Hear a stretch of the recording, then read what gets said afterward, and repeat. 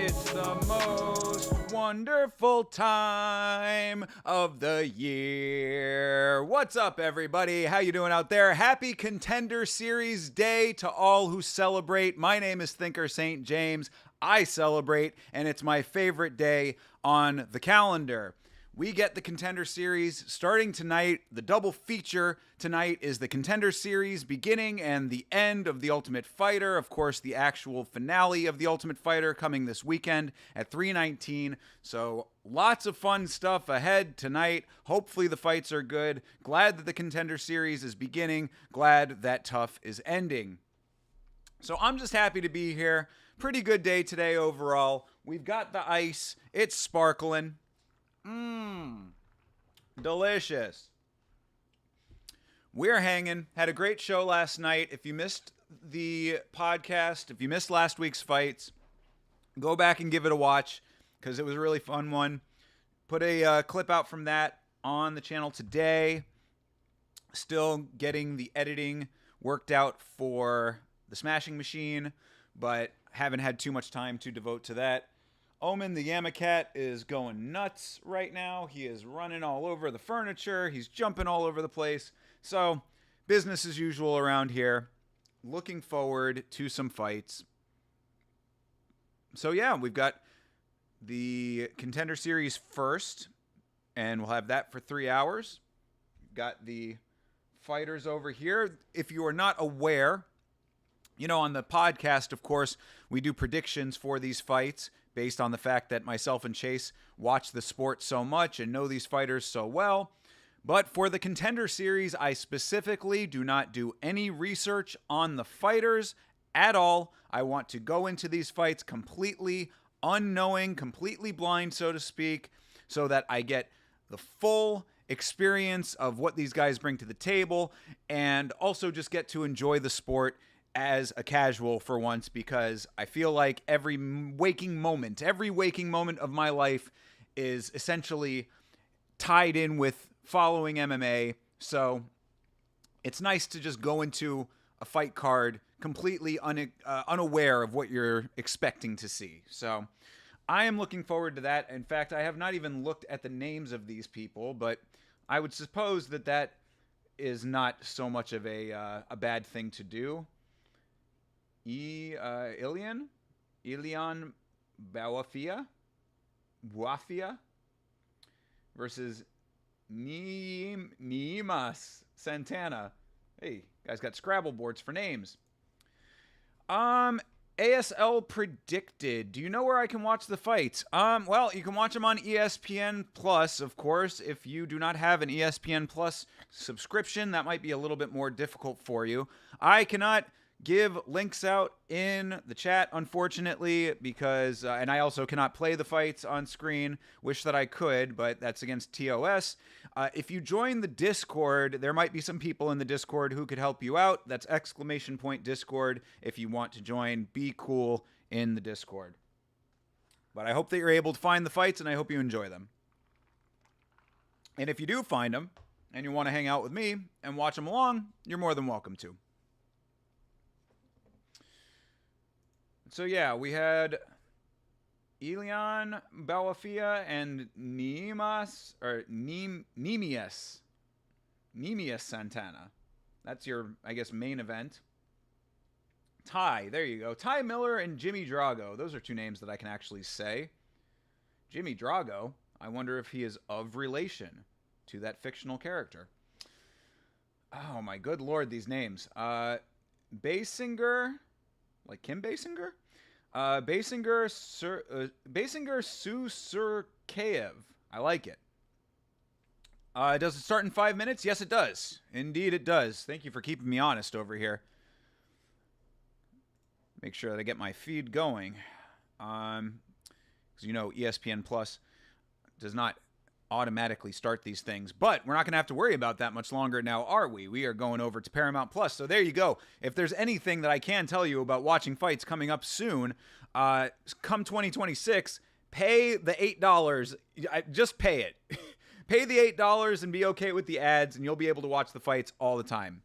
Where can I see the fights? You can watch them on ESPN Plus, brother. This is apparently everybody's having trouble seeing them, but ESPN Plus for now, Paramount Plus going forward.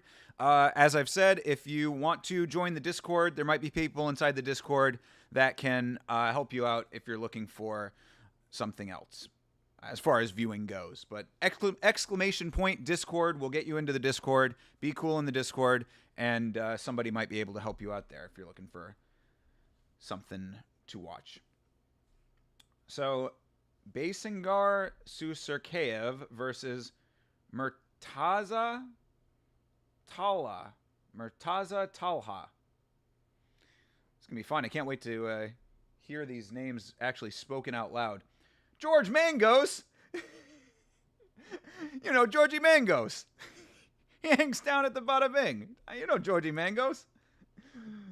Yeah. Jimmy Two Times and Georgie Mangos. That's the crew. Versus Radley De Silva. Chris Ewart. Oh, I know Chris Ewart. He fought in the organization, didn't he? Or maybe he was on the Contender Series already. Versus Yuri Panfarov. All right. So those are the people who are fighting. Again, I do not know anything about any of these people by design. I intentionally stay away from it. All information about these guys coming into it. If you know any of these fighters, oftentimes we get people in the chat for these Contender Series fights that know the fighters or have seen them fight before. If you know them, let me know what I should be looking out for with some of these guys. As we get started here in just 4 minutes.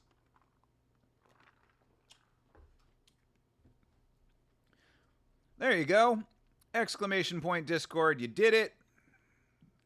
Chatbot is working correctly. Love to see that.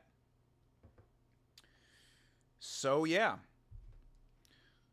I mean, you know, I generally stay away from betting on the Contender Series as well because I don't know any of these fighters. But on this stream, there is what is known as the Community Parlay. So if you have a strong opinion about any of these fighters, let me know, and I will consider placing a bet. Generally, the heavy favorites do end up winning. And shout out to Mank, because Mank did make a good point about the Contender Series. Basically, if you know a guy is a striker and he's a heavy favorite, bet him to win by knockout. If you know that a guy is a grappler, bet him to win by submission. A lot of times the competition level, you know, it's not so very even on the Contender Series. And a lot of these guys are trying to show out, make a name for themselves, get noticed by the big dog. So they're trying to put on a show. Generally, they're trying to win as effectively as possible. They're generally going to do it with the method that they feel most comfortable with. So it's very rare that you get the one-off odd Yanisi Dubins of the world who can come in at a, you know, plus 1,400 and pull the knockout off. I think I actually hit on that. I think I bet on that fight and hit on her winning that one. So good times had by all. But, yeah, we got 2 more minutes here.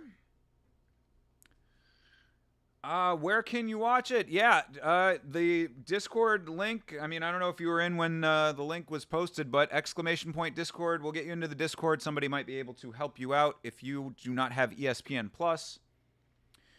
You bet the first match to not go the distance. That is, which one was that? That was Ewart and Panfarov. I mean, line is kind of close. I mean, it's not super close, but it's closer than, you know, crazy differential. Minus 250 and a plus 200. What made you think that that would be the case? I mean, generally picking fights to not go the distance on the Contender Series is going to be a safer bet if the guys are actually bringing it like they're supposed to. But nothing is for certain in this sport, of course. All right, we are coming up on the hour here, so hopefully we've got feed going. We get these shitty headphones on my ears. Do we have feed? I'm seeing a black screen. There we go. All right, we do have feed. Where in the Discord? Just asking the general, I don't know, just any one of the channels. Somebody, the Discord is all MMA people pretty much, so most of the people in there will be able to help you out. If they're watching. I mean, that's the other thing.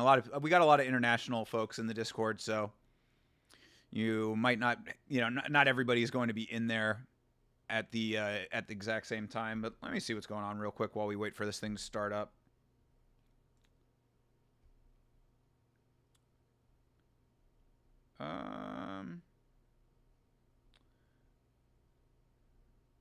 Let's see.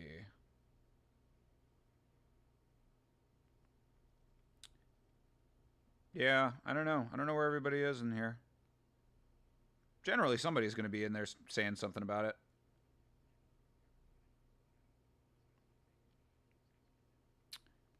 Yeah. I don't know. Sorry, but feed has started. I'll give you a sync point here in just a second. Seeing all these guys. Yeah, this is another thing about the Contender series that I don't really get too far into is like listening to all of the backstory and stuff, just because, I'll start caring about these guys once I need to. You know what I mean? Like, all right, there you go. So your sync point is the first shot of Outside of the Apex, the proper intro package here for the series. But yeah, I don't really, I don't pay too much attention to the backstories only because half of the people on this show, literally half of them, are not going to make it into the organization. So, the story might be interesting, but I've only got so much mental bandwidth to retain information, There's a lot of fighters in this sport.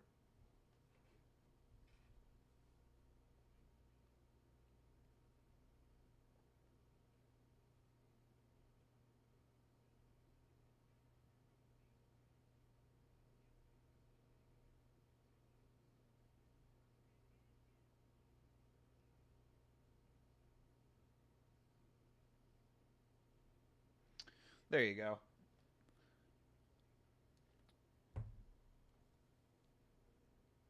Threw a little help in there. All right. There is the Contender Series logo. Who is our commentary team? Is Senko on this? The hardest working woman in MMA?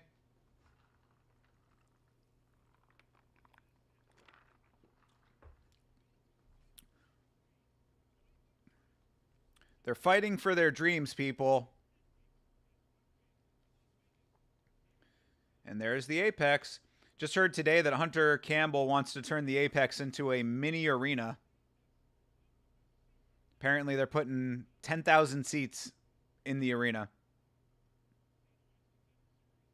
Like the new version of the Apex is going to have like 10,000 seats. It's pretty crazy. Hey, there's Senko. It's the dream team. Fitzgerald, Senko, and DC, who was so bad on commentary last weekend. Good Lord. He was making all kinds of crazy mistakes.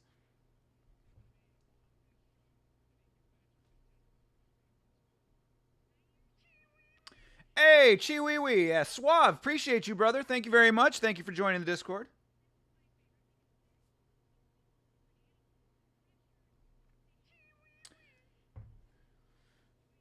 Much appreciated. Hope you enjoy these fights. Hopefully, we'll all enjoy these fights. I'm always excited for the Contender Series. As I said at the start of this thing, it is my absolute favorite time of the year. I get to sit back and enjoy this sport, not as the commentator, not as the comedian, just as the fan. And that makes me very happy. Wish I could be doing it with my pal, the Vitz King, but you know.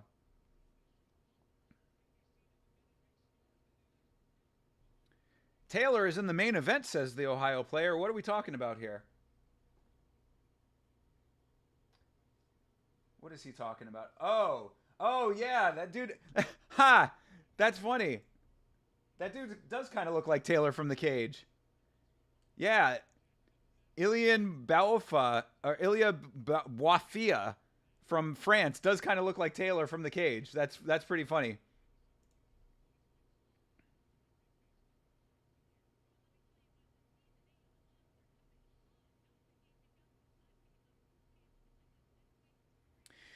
Of course, if you have watched The Cage Netflix series, myself and my good friend Chase Parton, who is also my podcast co-host, did an entire review. Every episode of The Cage is reviewed on this channel. So, youtube.com/@YamaShow if you're watching on a different platform, but go over and watch the reviews that myself and Chase Parton did for The Cage. It was a fun time. We went really in depth. Myself and Chase Parton did more talking about The Cage than any two people on the internet. That's facts. That might legitimately be facts. We have like 6 hours worth of talking about The Cage. No one else watched that shit. So we might be the preeminent authorities on the French series The Cage, myself and Chase. So youtube.com/@YamaShow. Go watch our reviews. Hey, Dime Dina, appreciate you. Thank you very much for following. Welcome. Chi-wee-wee to you. Of course, you cannot hear the chi-wee-wees right now, unfortunately, with the way that we have the stream set up, but I appreciate you. Uh-oh, Gordy Tones Quick, also following chi-wee-wees all around, homies. Jesus Christ. We got the follow train going on Twitch. I love to see it. Thank you all. Welcome, everybody. You're going to have a lot of fun around here if you stick around. Ohio Player, my co-host in the chat. Love the cut for real. I'm going to do it soon just like that. Hey, brother, appreciate you. Thank you very much. Yes, I did have to take the hair all the way down. You know, I'm like a sheep. Basically, the hair gets too long. I shave. That's what I do. Hello from Chile. Hey, hola. Hola, Chile. ¿Cómo está, amigo? Transmite mano... that's where my español is muy malo, so poquito, you know? Vamos Chile, there you go, I know that one. Hell yeah, shout out to Chile though. Who are the great Chilean fighters that we have right now? Ignacio Bahamondes is from Chile, is he not? Isn't Ignacio's from Chile? Yeah, hell yeah, Ignacio's a beast too. Todo bien. Bueno, brother. Sorry, like I said, I know muy poquito español, pero yo soy en La Florida, so, you know, más o menos over here. Hey, chi-wee-wee to you, J-Beef. Thank you for following. Man, Twitch is popping today. Let's go, Twitch. Appreciate you. Finally, Twitch, coming around to your boys over here. Stream fight, please. Yo, Carsoy cannot stream the fights. Me and Twitch are just getting tight, and Twitch will kick me off if I stream the fights. However, if you join the Discord, !Discord, somebody might be able to help you out in the Discord. Saw a couple people in there getting some information going. Shout out to all of my Spanish homies today. Yo, mi familia in the chat. Appreciate y'all. But yeah, I don't know how you say !, but !Discord. That'll get you into the Discord. You might be able to get yourself hooked up in there. Shout out to Chile, though. I would love to check Chile out. Man, there's so many cool South American countries and Central American countries that, like, are having fighters come into the sport now and representing. I mean, you know, we got Ecuador pretty well represented right now. Got a couple of homies from Ecuador. So shout out to Ecuador for real. Venezuela, of course. Chile now. No, we will. The fights will not be broadcast in the Discord, but somebody might be able to help you out with being able to find where to watch them. So, there you go. Gordito Nesquik. You are welcome. You are all welcome. Thank you all for being here. I appreciate all of you guys. I hope that you are all able to find and watch the fights. And if you want to stick around and hang with your boy while you're watching them, I'm going to be here. We're all going to be hanging out. We always have a good time in here. This is where you go to watch fights. This is where you go to talk about fights. We do it all over here. And if you are on YouTube, youtube.com/@YamaShow, right up there in the top of the screen there, that is the URL to the channel. You subscribe on there, you get even more content out of your boy, YouTube videos, shorts, all of that stuff. So welcome to all of you. Bienvenidos, mi amigos. So yeah, we've got. Oh yeah, we do have it. This, oh yes. So is it Edward? Is the Chilean? Gallon. Gallinite. Did I say that right? Gallinite. Hello. Oh, Panfroth is a dude coming back as well. I think Ewart had already fought though. If he didn't fight on the Contender series, I know that name. Gallinete. Cool, okay. You have to forgive my pronunciation of Spanish Twitch usernames. I already have enough trouble pronouncing English-based Twitch usernames.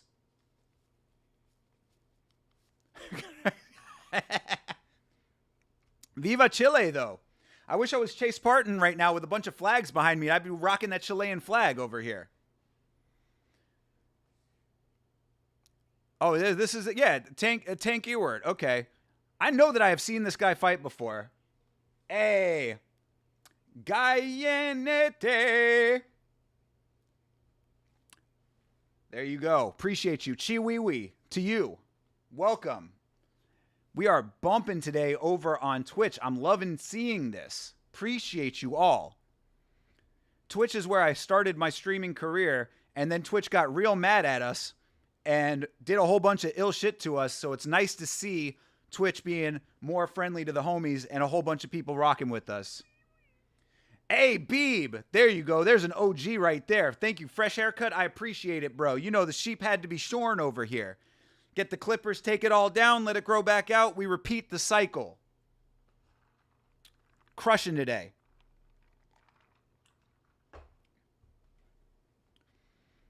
Oh, J Beef got the link. Okay. Hey, I don't see that. What link? But there you go. I appreciate all you guys. Yeah, hopefully everybody gets hooked up with what they need. Hopefully everybody's going to be able to watch along here. Fights will be starting soon. We're getting some backstories for these fighters. Sucio Crippy. Greetings from the Mapuche people. Okay, hold on, bro. Hold on.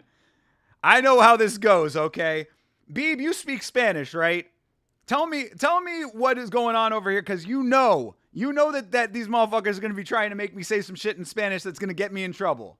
If I say that shit, is that going to be cancelable in South America and Central America? Because I got love for both of those regions of the world. So if you're trying to fuck with me, bro, you got to know that I got other... You see this chat right now? It's all South Central Americans right now, bro. They're gonna get on you on that. Be like, yo, you're fucking with my boy over here. So, careful. Tread lightly. Because I don't know a lot of Spanish, but I know a little bit. and La Tula, yeah, that stuck out to me. You know what I'm saying?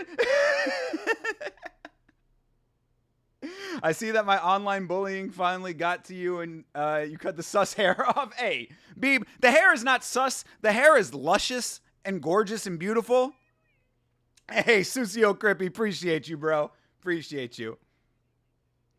The hair is a gift from God, brother, so I didn't cut it off because of some online bullying, even though you say that I look like Marv from Home Alone, okay? I know that that's the truth, and I know you believe that, and that might be very funny, but the boy just knows when the time is time, you know what I mean? Like, it's an internal clock. You know how women have a biological clock for when they have to have babies? The thinker has a biological clock that says it's time to cut the hair. It's saying take a part in yours? Okay, all right. Well, I mean, fuck it, I'll say it anyway then. Chántame un peo en la tula. There you go. That's because Susio Crippy followed, though. He deserved it. He deserved it. I don't know what it means. It's probably some really, really foul shit in some other country. I probably just said some stuff that would get me, murdered if I said it in a bar, but it's my stream. I feel comfortable saying it over here. Hopefully no one is going to take offense to that. What country are you from, Susio? So I know not to say that when I go over to your country. I'm learning in reverse. I'm learning reverse psychology learning.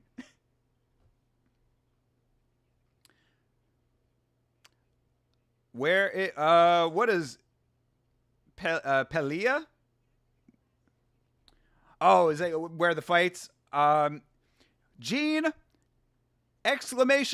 Discord. Scroll up through the chat. The Discord's got to be in there already. People have been posting some stuff already. You'll be able to get helped out. If you're hanging out, help the homies. But yeah, Chris Elwert over here. Chris from Chile. You know what? Since we got Chileans in the chat, I'm all in on Chile right now. Go Elwert. Elwert.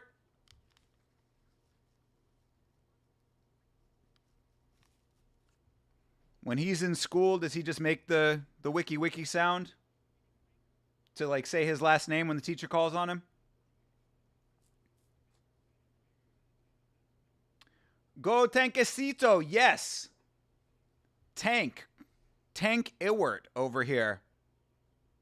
Training in America, but he is repping Chile. Yo, my Chilean people, tell me something though. Why does all the Chilean dudes all have the same hairstyle though? Because this dude's got the same short on the sides, little bit longer on top, combed forward that Ignacio has. He got the exact same hair as Ignacio, just a little bit less.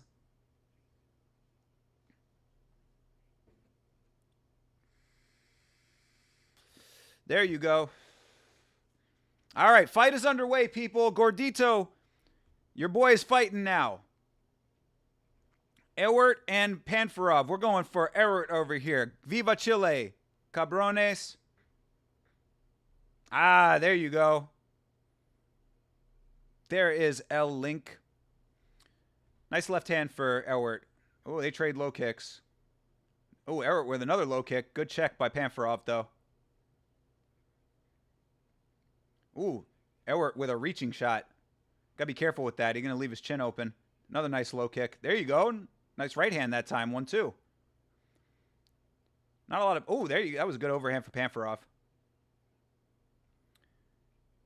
Hey, appreciate you, Beeb. Always, brother. You are the man, dude. Much appreciated. Muchas gracias, amigo. Panfarov is up in his face right now. Ooh, another nice one for Panfarov. Uh-oh. Damn, nice combo for Panfarov. Laying some hands on right now.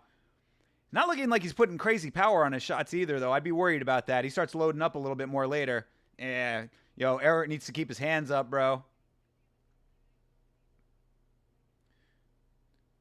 Ooh, there you go. Another nice one for Ewert. Nice knee. That was a good knee for Ewert there. But Panfarov, splitting the guard, too.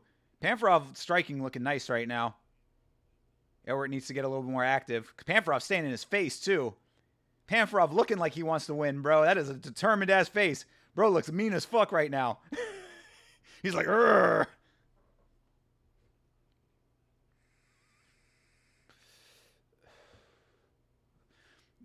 Yeah, Panfarov is he's putting some pressure on over here.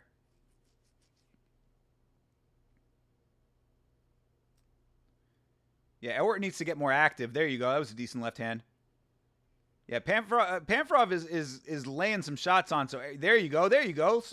Keep those knees going.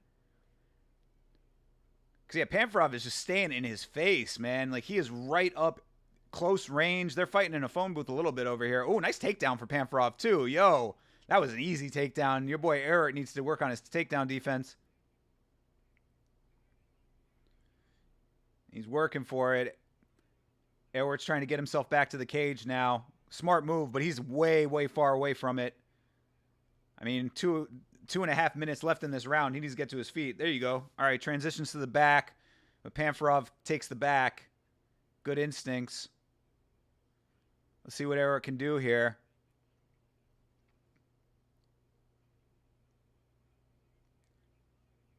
Elwart, yeah, Elwart's he needs to get out of this. These hooks are in. Nice roll, but he's maintaining position. Panferov's just doing a nice job of controlling right now. That's the problem. Oh.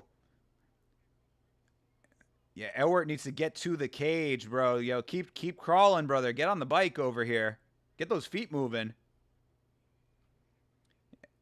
This is an odd position that Panferov, it's like a half guard, but he was on his side for a second there. This is a little bit better for him now.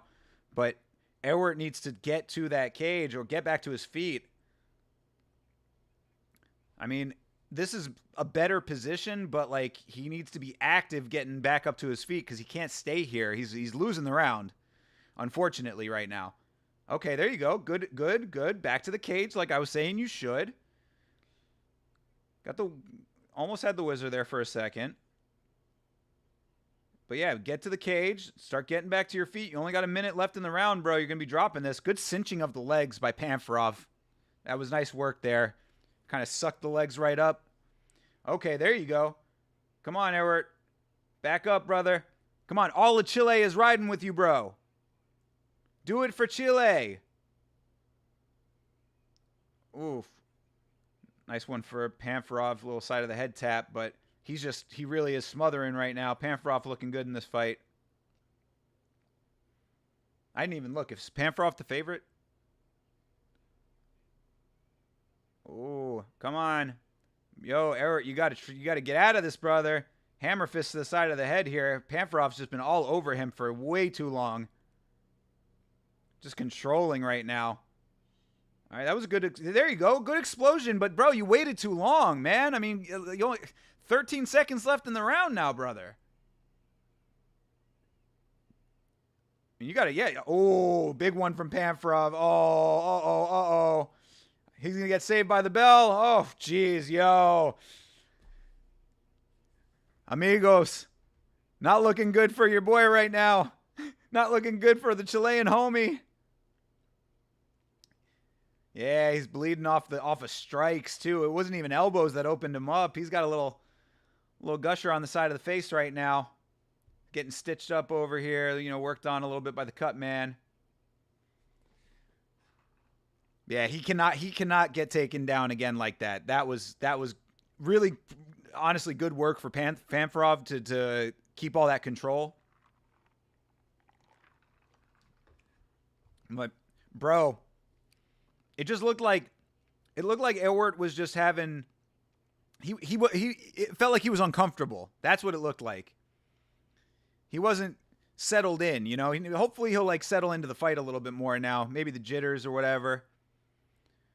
Whatever the case may be, he looked a little uncomfortable out there. And Panferov is a second timer on the Contender series, so obviously he's comfortable. He's smiling now, but he was looking real mean earlier, that Panferov. Brother. All right. Round 2. Panferov smiling. Not a good sign here. All right. Oh, Elwart's starting off strong, though. Okay. Nice left hands. Nice low kick. There you... Ooh, jeez. You got to keep that guard up, brother. He's taking clean shots. Jeez. Yo. Oof. Yo, Panferov he's got some nice boxing, bro. I'm not going to lie. This dude's boxing is not bad. Oof. There you go. That was one for Elwart. Evert.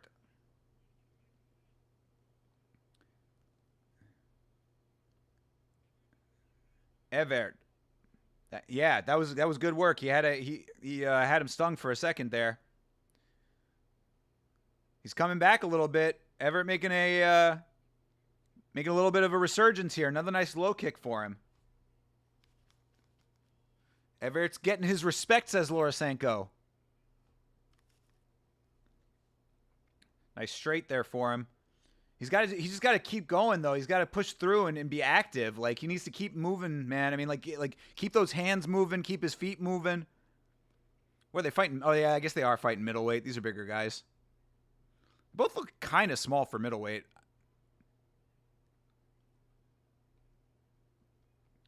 Oof, there you go. Oh, why didn't he throw the knee? He was tie clinching for the knee. He didn't throw it.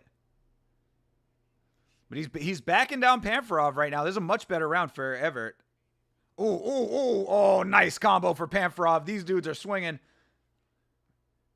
Now he's reaching for shots, though. Everett, that's exactly what I had said earlier in the fight. Everett can't reach like that, dude. He's going to get countered. Okay. Panfarov gets the takedown again. Everett needs to get the fuck up quickly. Tries to roll through. Bad move, dude. Yeah, you were not going to be rolling through that.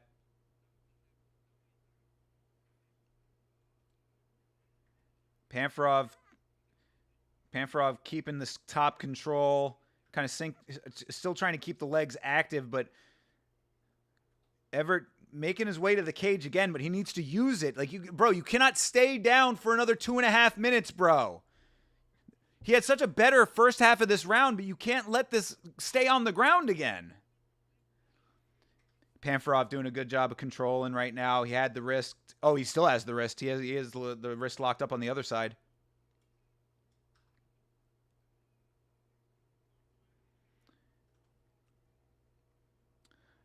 Yeah, Gordy Tones, I appreciate you helping everybody out in the chat. Holler at Gordy. Yeah, Panfarov just full mount now. This is terrible. This is terrible looks right now. I don't think that Everett has great cardio is the problem too. That he's looking real gassed right now, and it's only halfway through the fight. Hey, Chiwiwi. Matthias Tula Larga. Tula Larga? Yeah? Es verdad?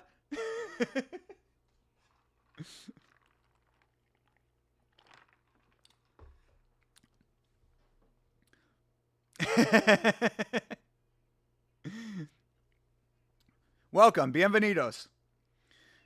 Yeah, this is not great for Mr. Everett here.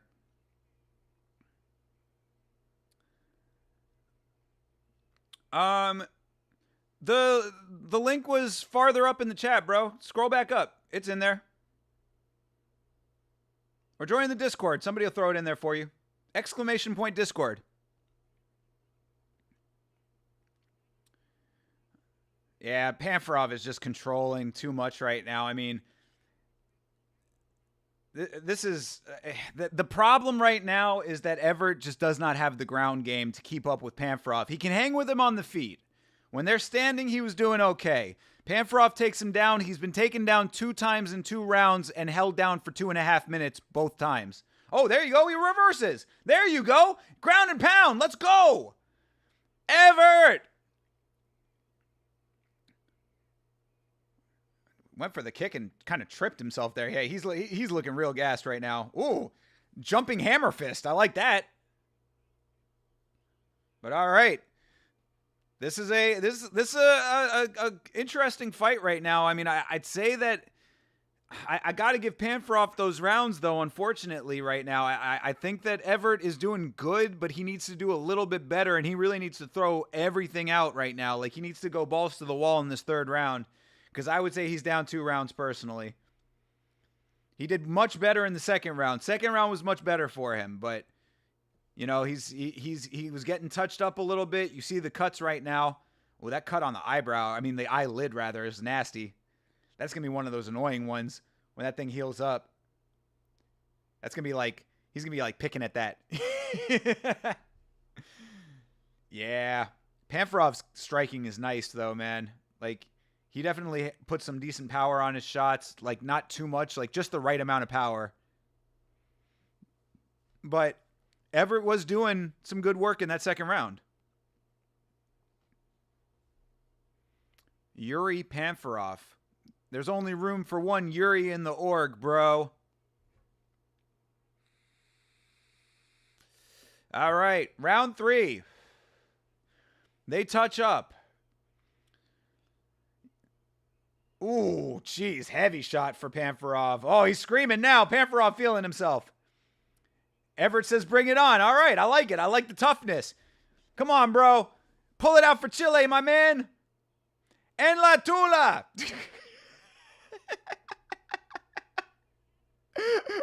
Oh, good Lord. I'm going to get canceled in Chile. Yeah, I mean, Everett he's welcoming it. He's saying, let's go, but he's got to go, though, if you're going to do that. You want to try to go tough for tough, you got to be tough, my man. Shout out to him, though. He definitely has a good chin. I will give him that. Tank Everett over here is, he's a tough dude. Because he's been touched a lot in this fight. Oh, Panferov's going for another take. He gets taken down too easily, though. Bro, you cannot get taken down that easily at this level of the sport, my guy. You're just trying to get into the UFC. You can't be taken down like that. This dude has gotten taken down in all 3 rounds off of some easy takedowns. That last takedown right there, Panferov just collapsed onto him. Like, all he did was just fling his body forward and then wrap his arms around him. Like, that should not be a takedown, my guy. Come on, dude. Panferov just gonna lay on him right now. Yeah, get back to your feet. There you go, Everett. He's back to his feet. But yeah, he's got to break this off and get back out to range and strike like his life depends on it right now, because it kind of does when it comes to his contract. Boom, there you go, there you go. Nice uppercut. Yeah, he keeps saying let's go, but you got to, but don't tell him that you want to go, just go. Don't tell him to throw down, motherfucker. Make him throw down. Yeah, reaching for those shots too. Like, Everett, there are good qualities, but I definitely see that like there are things that he needs to improve. Yeah, Panferov kind of showboating a little bit on him there. All right. Yeah, see, Panferov thinking that he's going to skate his way to a contract is dumb, though, bro. You need to, like, oh, there you go. All right. A couple nice more shots. I was going to say, if you think that you can just point him from the outside now, like, that's not going to win you the contract. It'll win you the fight. He's going to win this fight, probably. I mean, right now, Everett needs a knockout, unfortunately.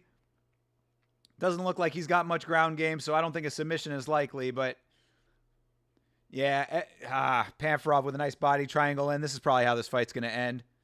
Oh, they're laughing at each other. They're having a great old time in there. You don't want to see that on the Contender series. Y'all need to be looking like you want to kill each other for real. Is he yelling at Dana? La Howla. Oh, yeah, I forget that Jason Herzog speaks Spanish. He'd be talking to them in Spanish.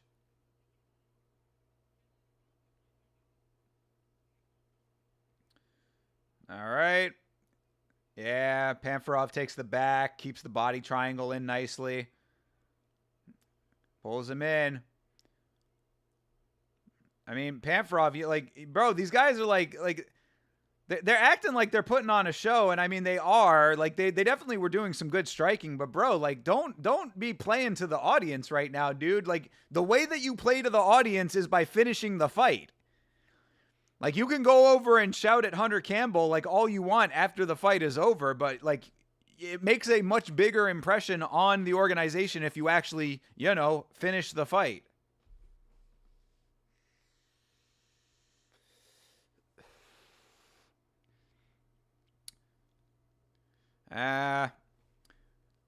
Not looking great for Chile, unfortunately. Shout out to Chile, though. Y'all are dope. I appreciate all y'all. I did not know that there were so many Chileans on Twitch. Shout out to all of you guys. I want to go down to Santiago sometime. Check y'all out.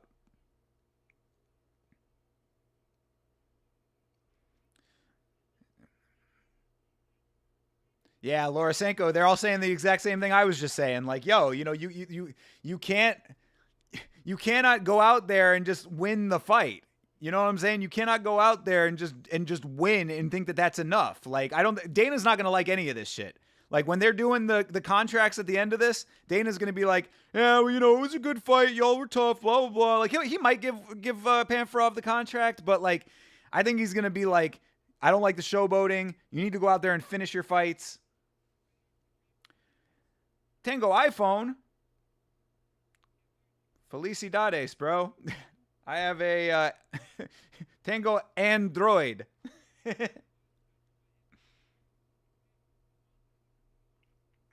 Yeah, shout out to all y'all in the joining the Discord. Appreciate you guys. Bienvenidos. Yeah, see, they're all saying the same thing on the commentary. Yeah, Dana giving little, like, consolation claps.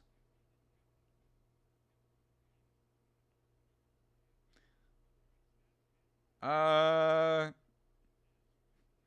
going to have to get the translator out here to translate some of this shit.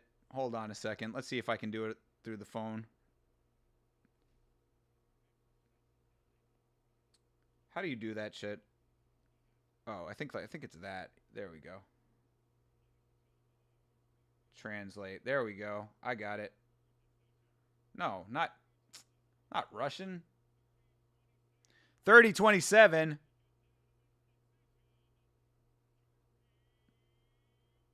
Yeah, Panfarov gets it. All right, I got the translator out.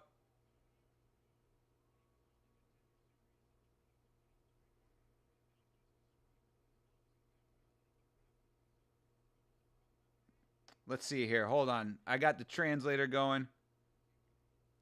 Whoa. Hey, Matthias. That's some strong language here. Translator just told me what you said. I guess you're talking about Panfarov. I feel you on that, though. Lo siento, amigos. That's the way it goes sometime. You know? Sometimes you win, sometimes you lose. Dobles y Ls. GG's indeed. Yeah, I feel you on that, Gordy. Gorditones. God bless you, man. Hey, God bless you. Much appreciated. I'm not a non-believer, but I appreciate the sentiment. Thank you very much. Very nice to have you.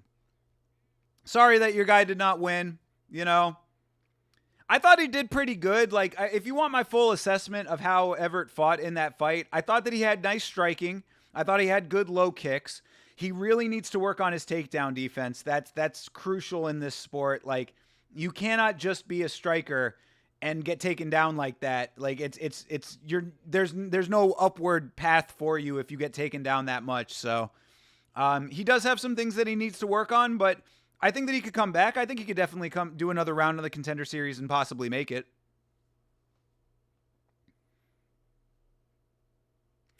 Motherfucker, Panfarov, you were not trying to finish the whole fight. You were sitting there smiling at Hunter Campbell. You're making kissy faces and duck lips at Hunter Campbell while you should be trying to finish, bro. I mean, like, I don't dislike this guy. He had pretty nice striking, but like, you should on this show specifically, you should always be going for the finish. You should not be out here trying to showboat, trying to grandstand. You should be focused, eye on the prize. Tunnel vision. One goal solamente.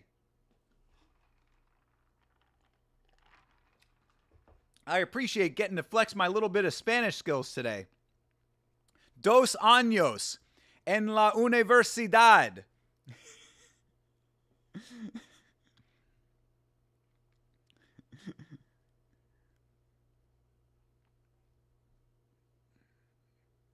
All right, excited to be here. Well, this is where you're going to stay if you don't actually finish fights, brother. This motherfucker's going to be in the next Torres Finney, having to come back for a third time because he was out here being a goof. He was being a little bit of a silly goose in there.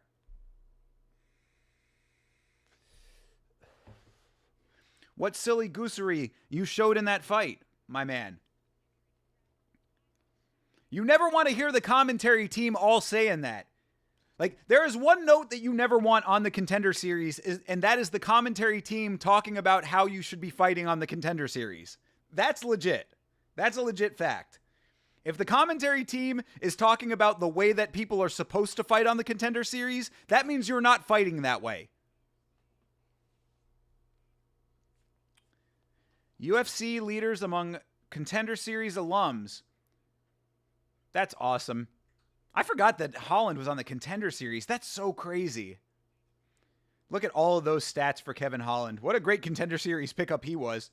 Obviously, Sean O'Malley, Ricky Simone, another fucking great fighter off the Contender Series. And then there's Jamal Hill. Shout out to Jamal.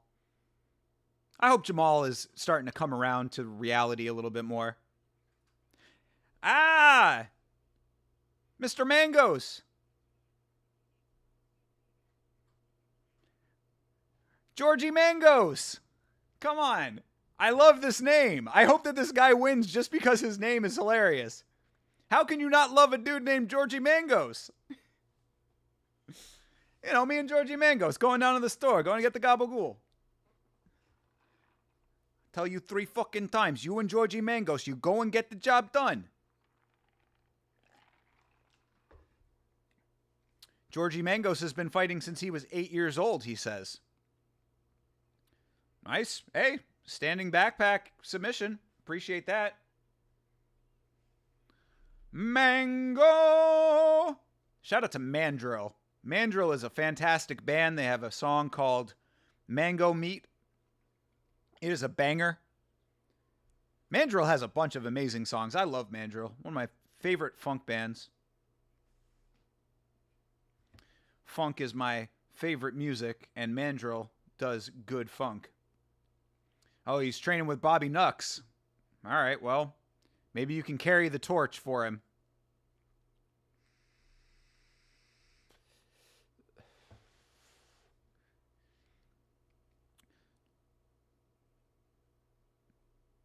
I do appreciate, though, that, like, Chile showed out for Everett over here, man. Whole chat of Chileans all showing up for their boy, you know? How do y'all know about it? That's what I should have asked while there were more Chileans in the chat. Like, how do y'all find out about it? Like, do you all just, like, is there, like, a mass email that goes out to the whole country? Is it in the newspaper? It might be in the newspaper. That might be legit. That might be legit. Like, they might just put that shit in the newspaper down there. In other countries like that. Like, hey, you know, local guy fighting on the Contender Series. I think they do that in New Zealand. I'm tuned into the New Zealand newspaper scene. I got the New Zealand Herald tuned in. You know, I follow the feed. Uh-oh. This dude's a capoeira guy. He's flipping. He's doing all kinds of Eddie G from Tekken 3 moves.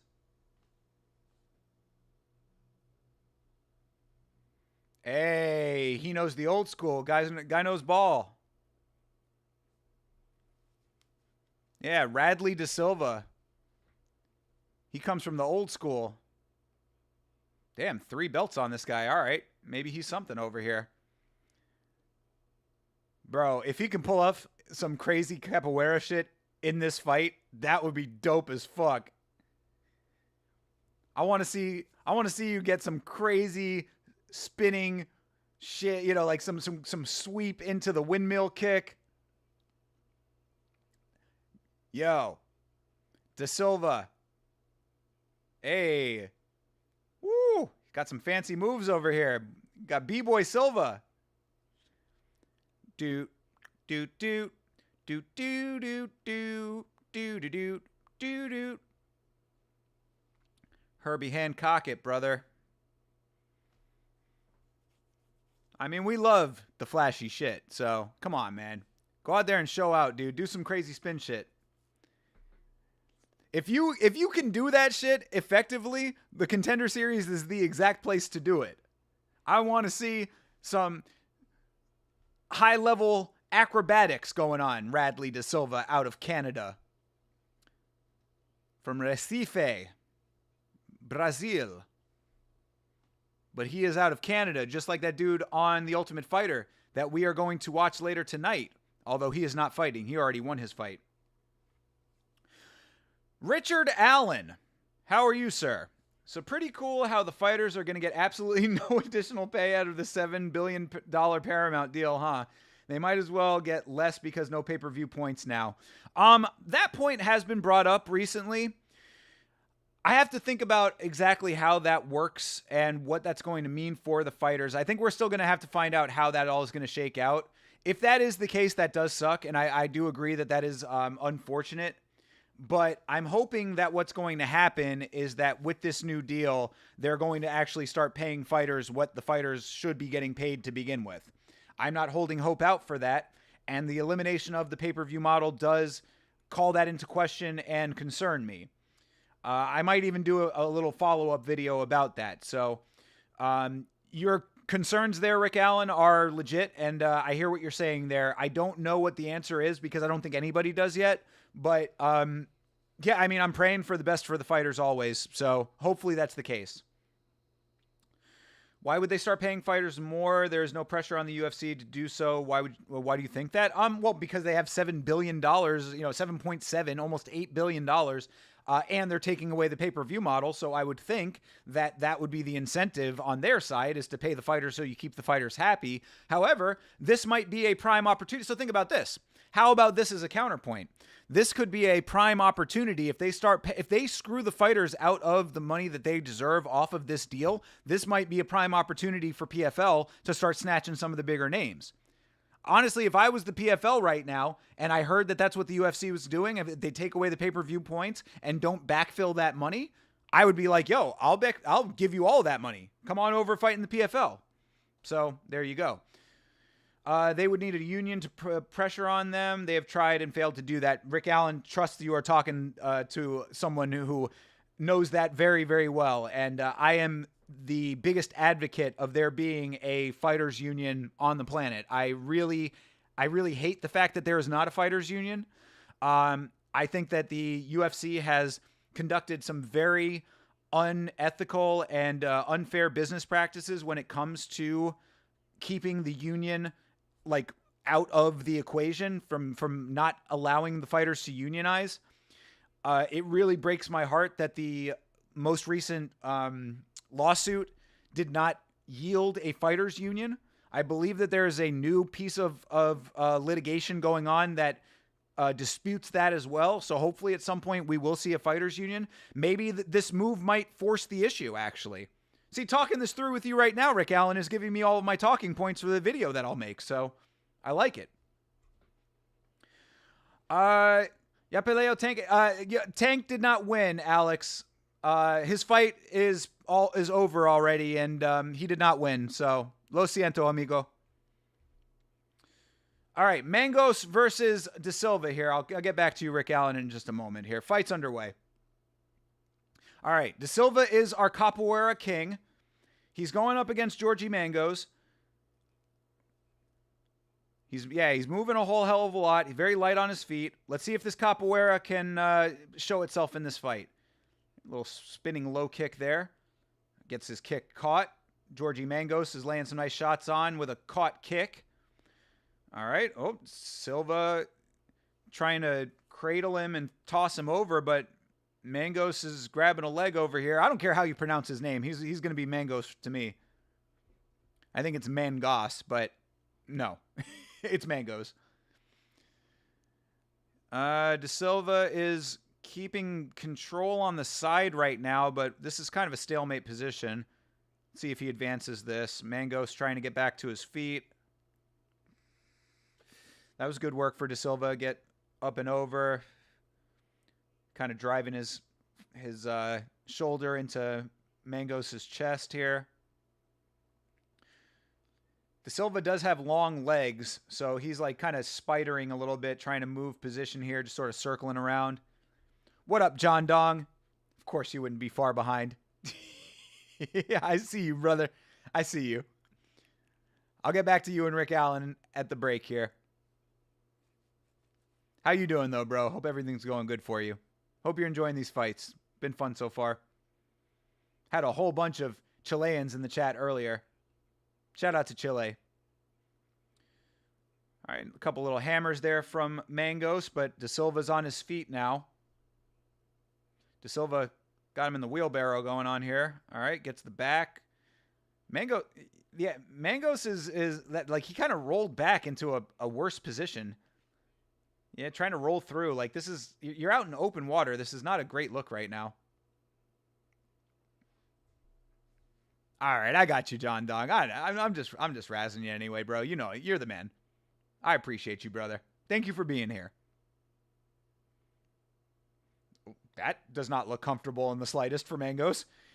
He was like posted up with his legs like dangling over De Silva's side, but like his back was braced, so like he was like kind of arching his back in the wrong direction. That looked very uncomfortable.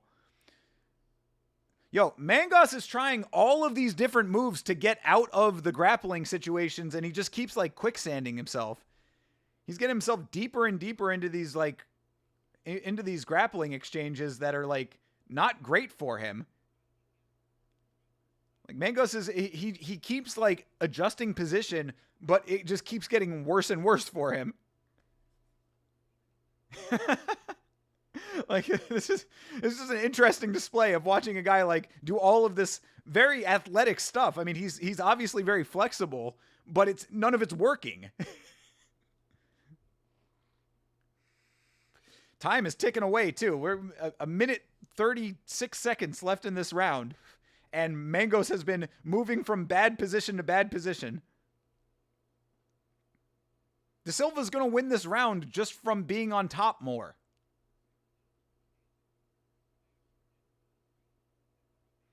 All right.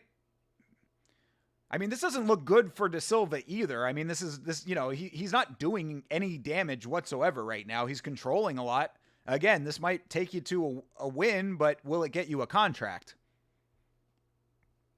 These are the questions.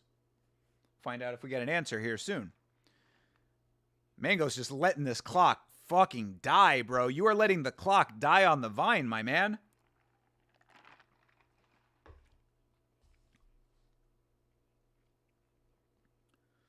All right. There's another takedown for De Silva. Mangos was on his feet for a second. He goes back down. This is terrible right now. First of all, this is just not very exciting. Second of all, Mangos is really doing so much work for nothing. All right, there you go. Finally. Okay, that's better. Finally, after all that, but De Silva reverses it again. Brother. Yo, Mangos. His corner needs to fucking scream on this kid, dude. If I was in Mangos' corner, I would be like, if you go back to the ground, I am kicking you out of the gym.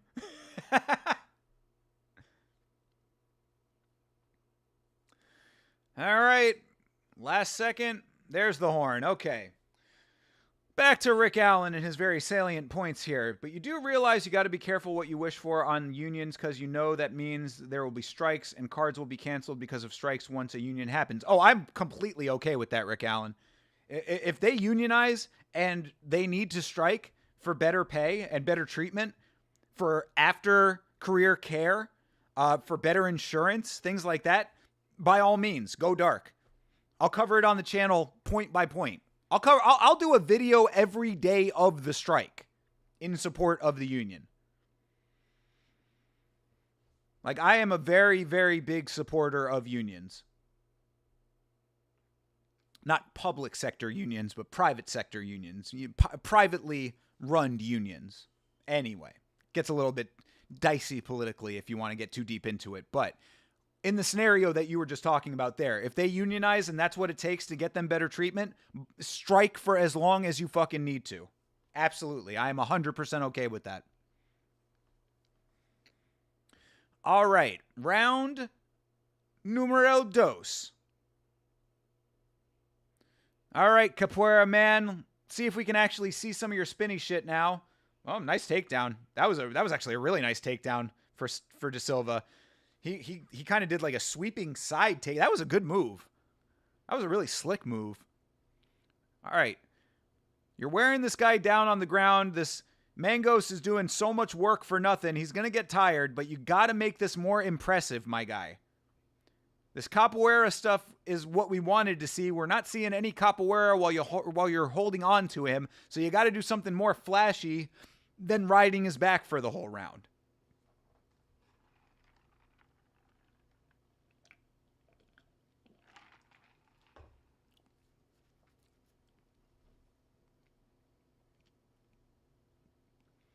De Silva just holding on.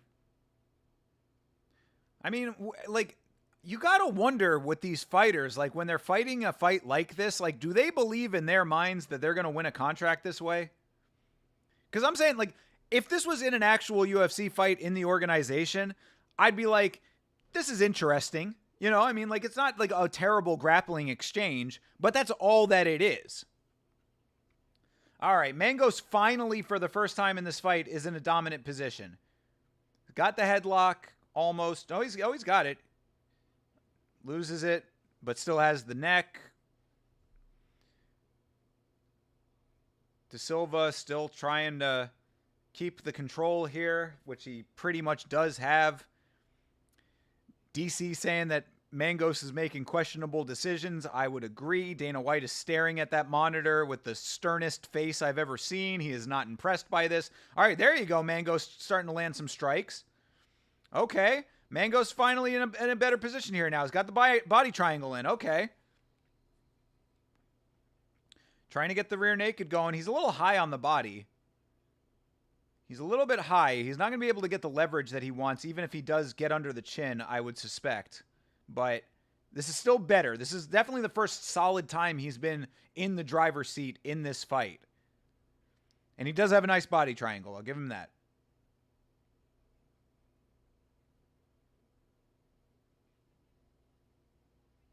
Oh, triangle. Uh-oh. Mangos with the triangle. De Silva goes further into the triangle. Oh, okay, yeah, so he can get his other arm in there. There you go. Smart move, actually, in the big picture. Breaks the triangle. Good work for De Silva. I take that back. I thought he was screwing himself, but he had the other arm in there. All right, De Silva back in the driver's seat yet again here. Mangos has had very, very, very limited success in this fight.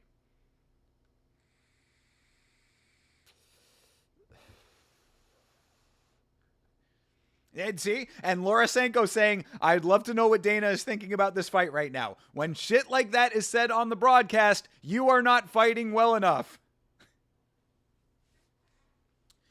Dun dun dun dun dun dun dun dun dun dun dun. I mean, there's really nothing going on over here.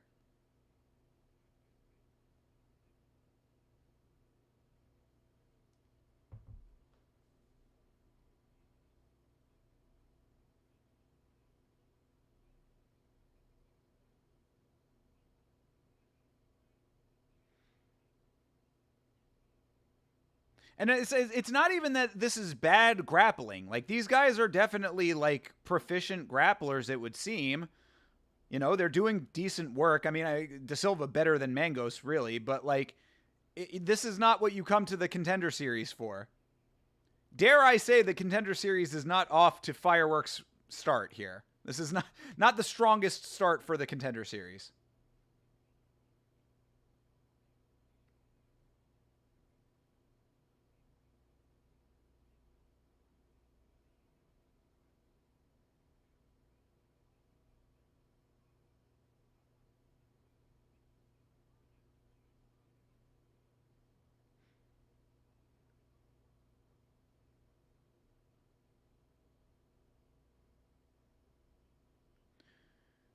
All right. Head and arm for De Silva, but he's not in a good position for it. If he moves over to the other side, there you go. Nah. All right. Okay. All right. I mean, that's a legitimate submission attempt, at least. Hey. All right. Well, man, we are off to a sputtering start, I would say.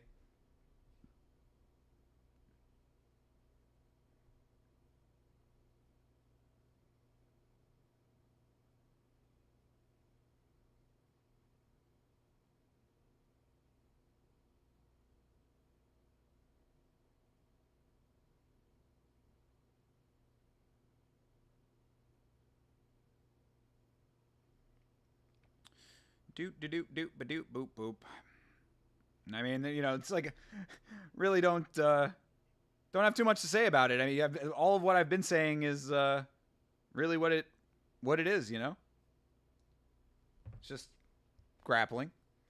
This capoeira guy has not shown off any of his capoeira. Mangos has been making some really dumb moves. You know, just not great. W Yama, hey TJF. W to you, brother. WTJF. Always. Good to see you, man. You enjoying the Contender series? You able to watch? I mean, I wouldn't say that, like, it's the greatest pair of fights that I've ever seen so far, but I'm having fun. Major influx of Chileans in the chat was fun. Shout out to all the Chileans.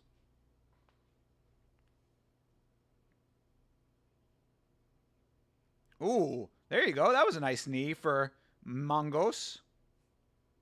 Mango.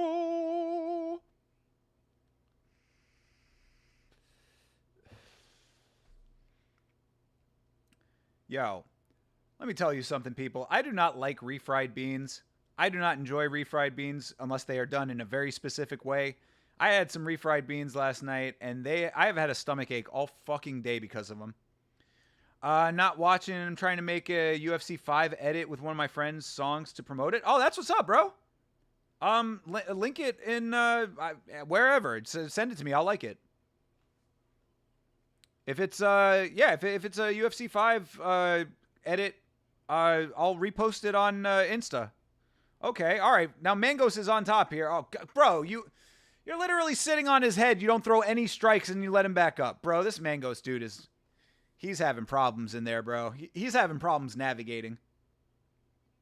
What kind of song is it, TJF?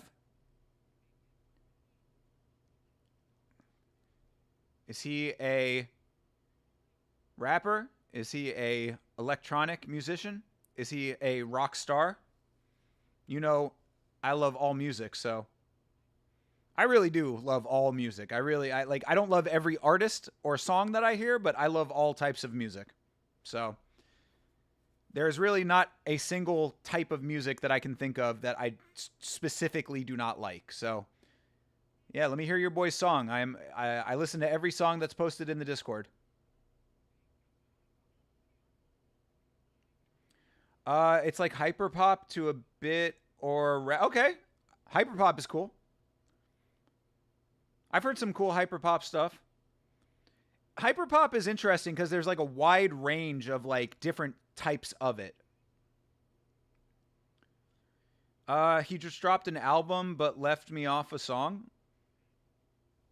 You were on the album?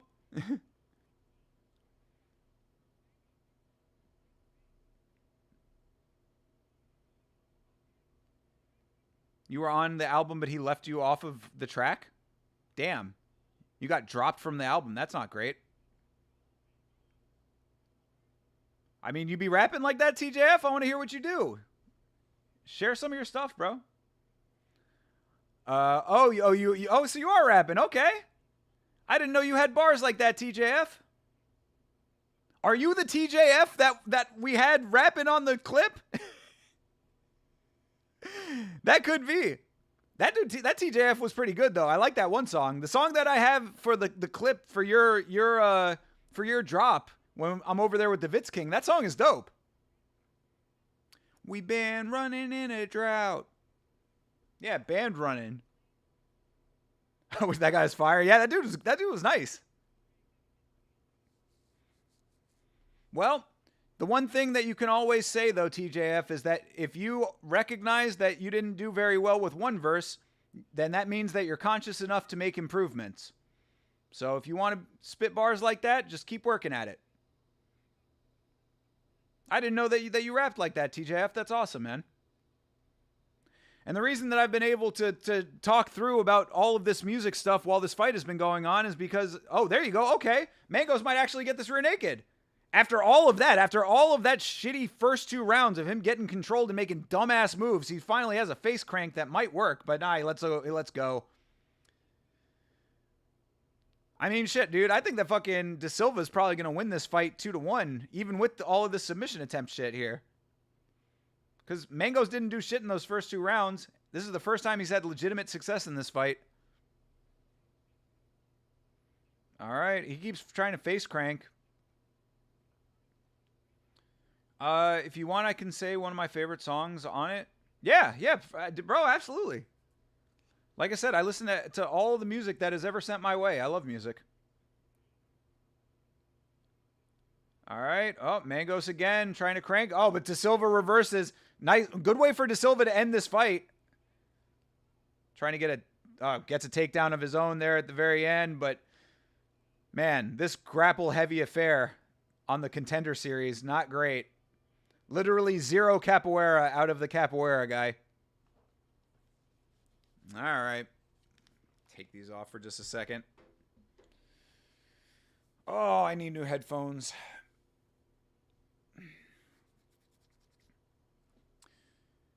Yeah, that was not great. I mean, it wasn't terrible. Like if that fight was in the UFC, I'd be like, "Oh, that was an interesting grappling exchange." But it was really pretty much just a BJJ match.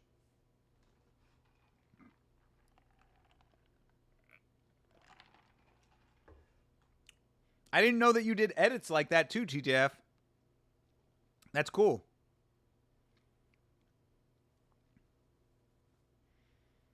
Do an edit of last week's fights. Just take like some video of me and Chase on the the little split screen that we have. Throw some music on it. That'd be cool. We really should get some like promo material for last week's fights going. I post the clips and everything, but like it would be cool to have just like an actual like promo clip, like some graphics and stuff. Last week's fights. Trying my best to edit more. Dope, dude. All three judges. 29-28. For you, winner by unanimous decision. All right, Bradley De Silva gets the nod, as I expected. Yeah, Bradley De Silva gets the win. It was a grindy affair. He almost got submitted at a point there. Showed good determination, but I wasn't super impressed. If you want, I can. Also, the song is Where My Head At by Dez Fam. All right, is that on YouTube? If it's on YouTube, I might be able to pull it up. I don't want to play the dude's song without, like, permission. I don't want to, I mean, unless he wants it for promo, but, I don't want to get copyright struck by your boy. But let me see if I can at least find it somewhere. It's on all platforms? Okay, got you. Where's my head at Dez Fam? Let's see here.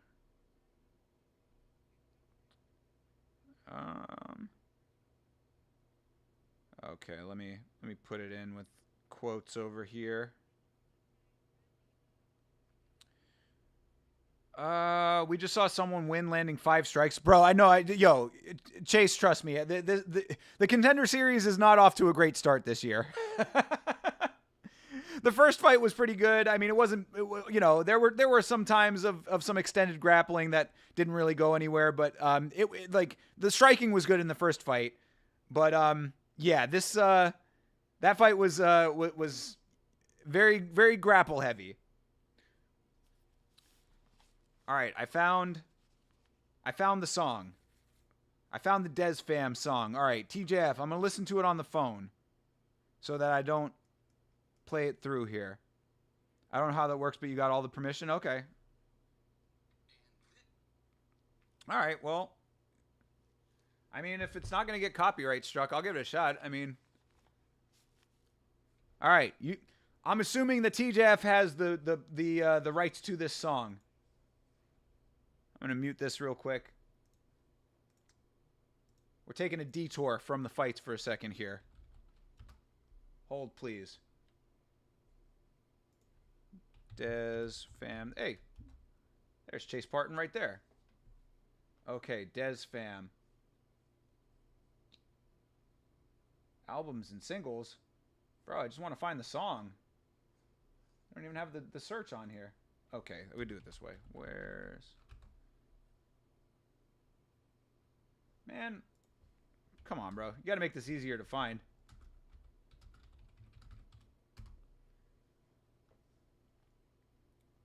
There you go. Okay, we got it. Oh, hold on a second. Okay, can I play it out? Yeah, all right. I'll play it out over here. Let me lower this just a little bit because it is loud. Ooh. Okay. I like the distortion. Reminds me a little bit of Sleigh Bells, which is one of my favorite bands. All right. Is that a sample or is that the...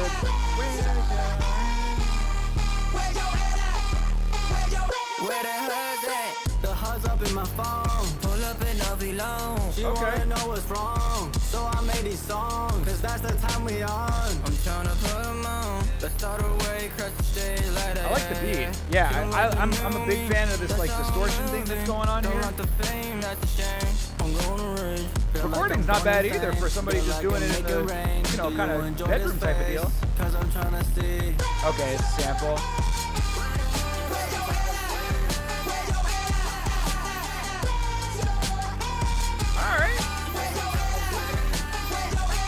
This is your boy then that's rapping over here, kind of doing the rap thingy thing.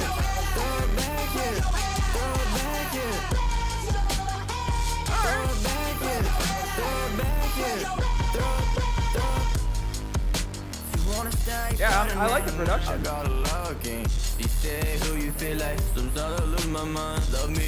His voice doesn't really like match up with the beat all that much though. Like he's doing kind of like that like lazy sort of sing rappy thing, but like the beat is hard though.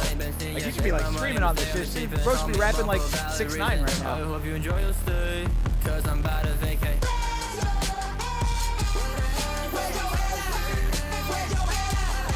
Okay.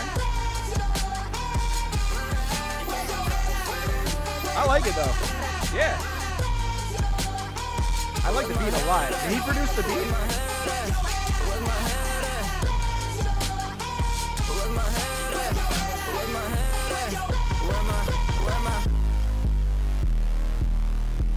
Yeah. I like it.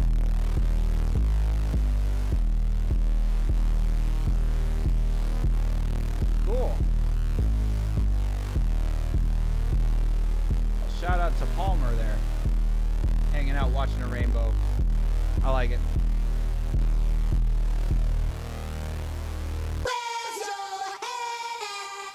Nice. I'm Mindy. Okay, Mindy, shut up. Yeah, no, I dig it.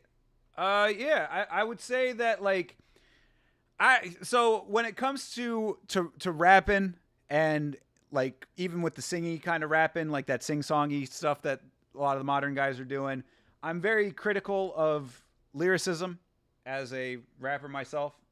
So I would say that if you want to constructive feedback, that I would probably put a little bit more work into what is being said. But I do know that a lot of people like kind of just go for a more like standard set of things to say nowadays, and that is cool with people. So maybe like, you know, a more broad audience will appreciate that a little bit more.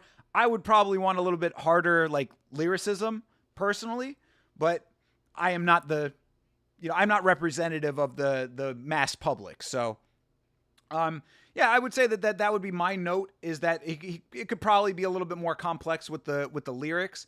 I really like the production. I'm a big fan of that distortion and like that caginess, you know, that's kind of like similar to the kind of stuff that I would be rapping on. Like I like that sort of like heaviness.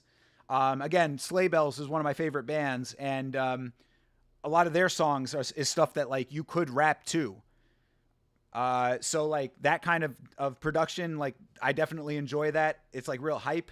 That's why I was saying that I thought that maybe there's a little bit of a disconnect between being like that, like sort of chill on the beat when the beat is that hard. But, you know, either way, if it's working for him and he's happy with the output of it, then that's all that matters. So, yeah, I dig it. Shout out to Des fam. I dig both lyrics and stuff. We just need more learning, but I really do appreciate it. Oh yeah, hey, bro, if you're just starting out, that's great. I mean, like, trust, man, it's amazing to me nowadays. Like when I was rapping, dude, like when I was like probably a little bit younger than you, but like more closer to your age, like we used to have to fucking jump through hoops to be able to record shit, bro. Like, you had to know a guy who had a 4-track. You had to, know a dude who had, like, the cracked Fruity Loops, and, the beats were always shitty because no one knew how to use Fruity Loops like that. So, like, it was such a different world now. So I do appreciate how, like, people nowadays, like, it's so easy to make stuff and make stuff sound good. Because that was the other thing I was going to note about that. Like, you could hear his voice really clearly. Like, the recording was nice and crisp. The beat, like, he sat decently on the beat, like, still able to hear all of what he was saying, but the beat was still, like, prevalent. Like, the mixing was pretty decent for, essentially amateur stuff. So I got a lot of respect for people who are out there doing it like that. So keep at it, man. Shout out to your boy.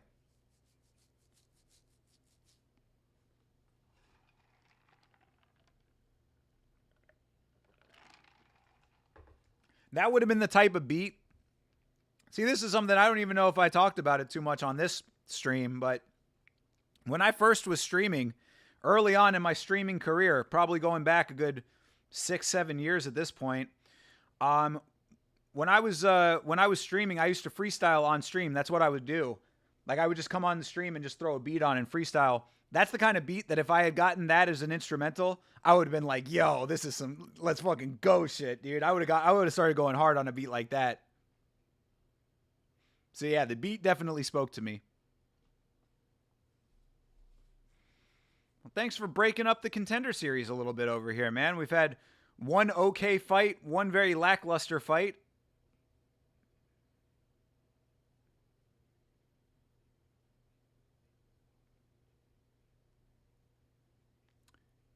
Six, 7? What does 6-7 mean?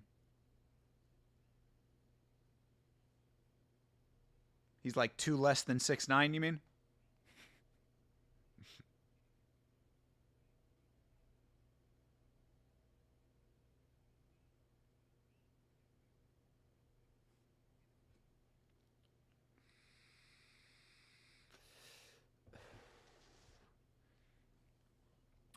Murtaza Talla.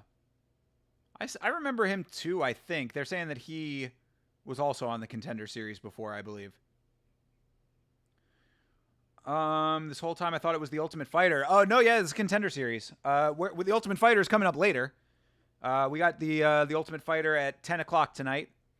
But the Contender series has started. This is the only week it's going to be starting at 7 o'clock. So next week and for the following 8 weeks thereafter, it will be at 8 o'clock. And I'll be here for all of it. So get ready, because here I come.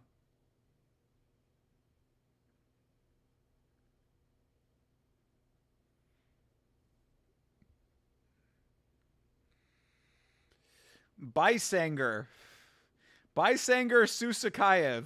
That is a name, bro. Bysanger. I actually kind of like that name. That name goes hard, bro. M. Bysanger.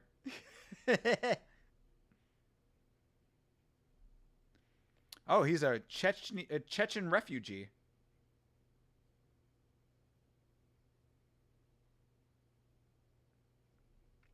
I had to throw something in Chase's chat real quick.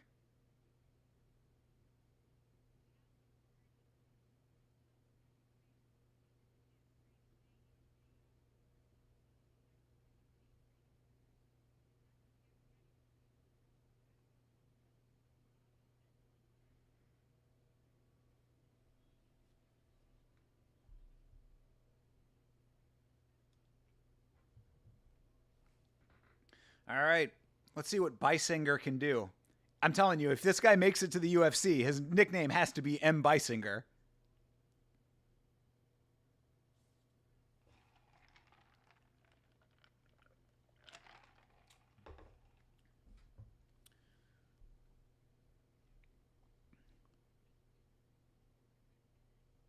Bro's been training since he was 10, they say. Is there any big names or recognizable names this season? Not that stuck out to me on this this episode, but when it comes to the Contender Series, I specifically stay away from all information. So there might be there might be a time, like we had a bunch of Chileans in the chat. They were all going for Chris Everett, who just fought on the first fight. Things like that will prop up every once in a while. Like when Lanier Kavanaugh fought on the Contender Series, the dude Am in the chat was one of his students.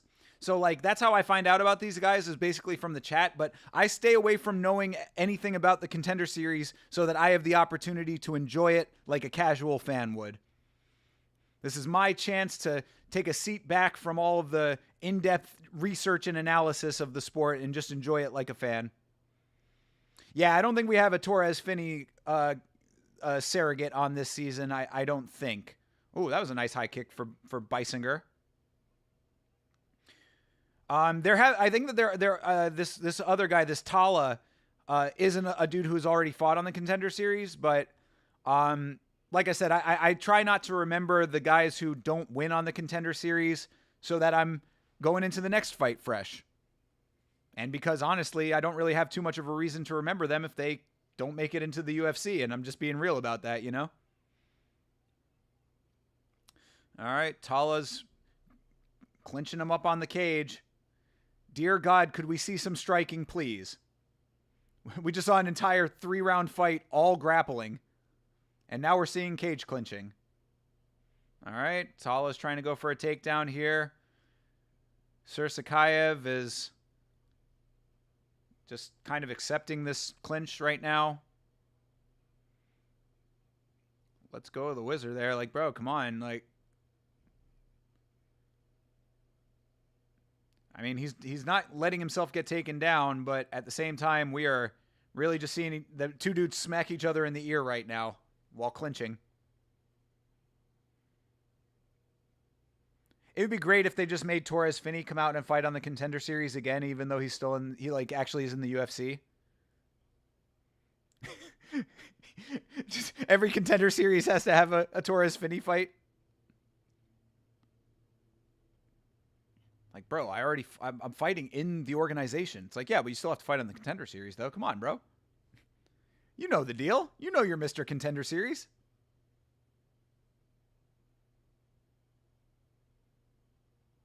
All right, nice knee for Sursakayev. Are you pumped for Abus Magomedov to beat Joe Pyfer? Sure. Yeah, I mean, why not? I think that Joey Pyfer might have a little bit of a shot in that fight, but yeah, Abus is probably going to win that one pretty easily, I would say. He'll be able to get the hooks in. He'll drag him around. I mean, I don't know, though, because Abus did lose to Sean Strickland, and Pyfer has a pretty similar style to Sean Strickland. You're Pyfer's biggest hater? Why is that? Why do you hate body bags? Is it oh, nice flying knee by Sursakayev there. There you go. That's something. That's something to look at. Do you hate Joey Pyfer because of what he said about Mexico? Oh, uh-oh. Yo, walk up. That was funny. Yo, walk off liver shot. There you go. There's a TKO finally. There we go. Sursakayev getting himself a contract, especially on this episode. All right. Damn, that was kind of nuts. So Sursakayev kicks Tala in the stomach. Tala starts going down, wincing in pain, and then he knew, like he realized that he didn't need to do any follow-up shots. But he was already in motion going forward. So he just kind of like walked over him. Like Tala was between his legs and he just kept walking forward. That was funny. Good for him, man. Good shit. Let's see this replay over here. Oh, yeah. Mean shot to the body. Actually, it wasn't even on the liver side, it didn't look like. I think it might have just been the ribs that he might have bruised one of his ribs or something.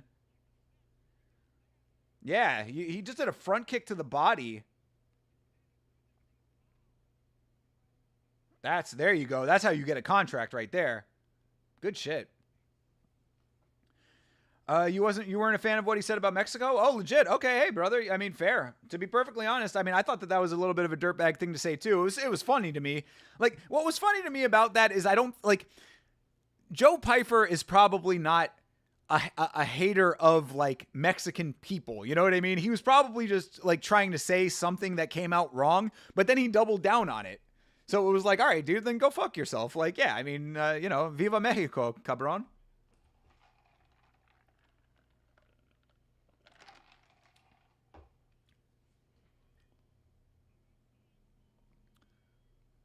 Beisinger. I coming for you, he says. All right. Beisinger, dude. M. Beisinger. I love it. The nickname writes itself. OC Dave P, what's good, my guy? Yo, Thinker, remember that time you clapped? Yeah, I clapped him. Fucker doesn't even know how to spell clapped. Claped by Osro.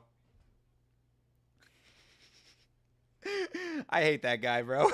I really do hate that guy. Every time I'm on that dude's team, I just hang back. I'm like, I'm not dapping this dude up. No emoting going on. That's funny, though.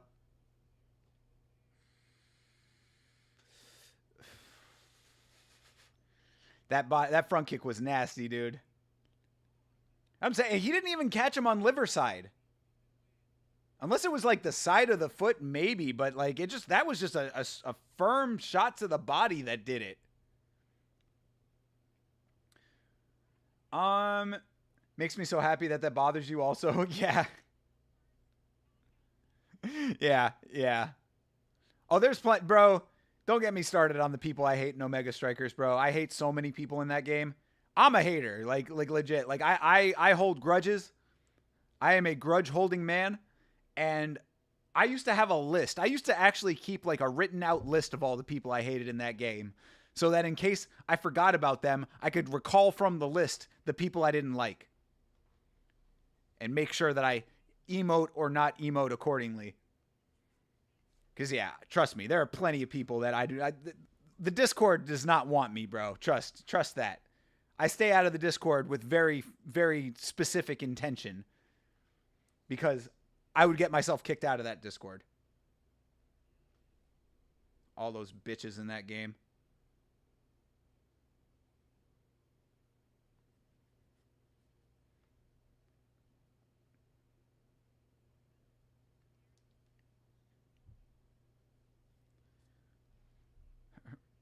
Release the list.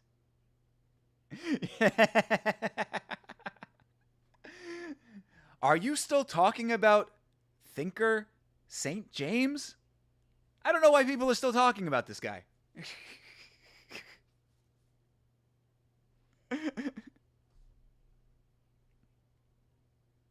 Hey, translator lady can get it.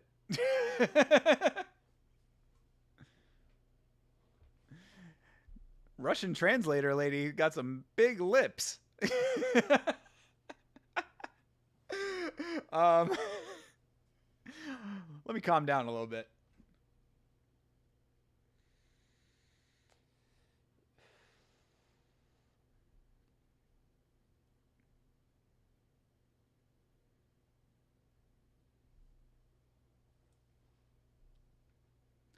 Brother saying that it's expensive to live in America. My brother, I feel your pain. Oh, this dude's definitely getting a contract. Are you kidding me, bro? There's no question at all. This dude, M. Beisinger over here.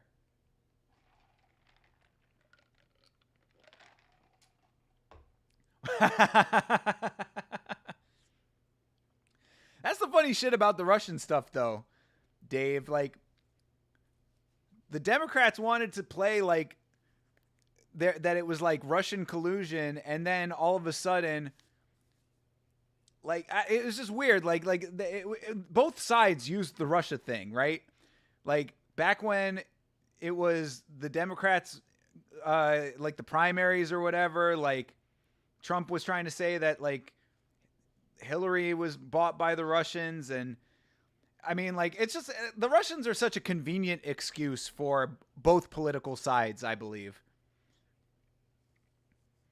You know, oh, it's Russian collusion, Russian bots.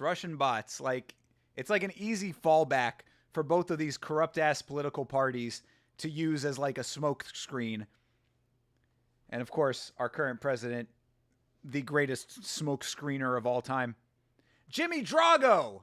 There you go. Another Russian connection, even though he is an American. 10 years sober. Always love when they give us the sobriety stats. It's important to know.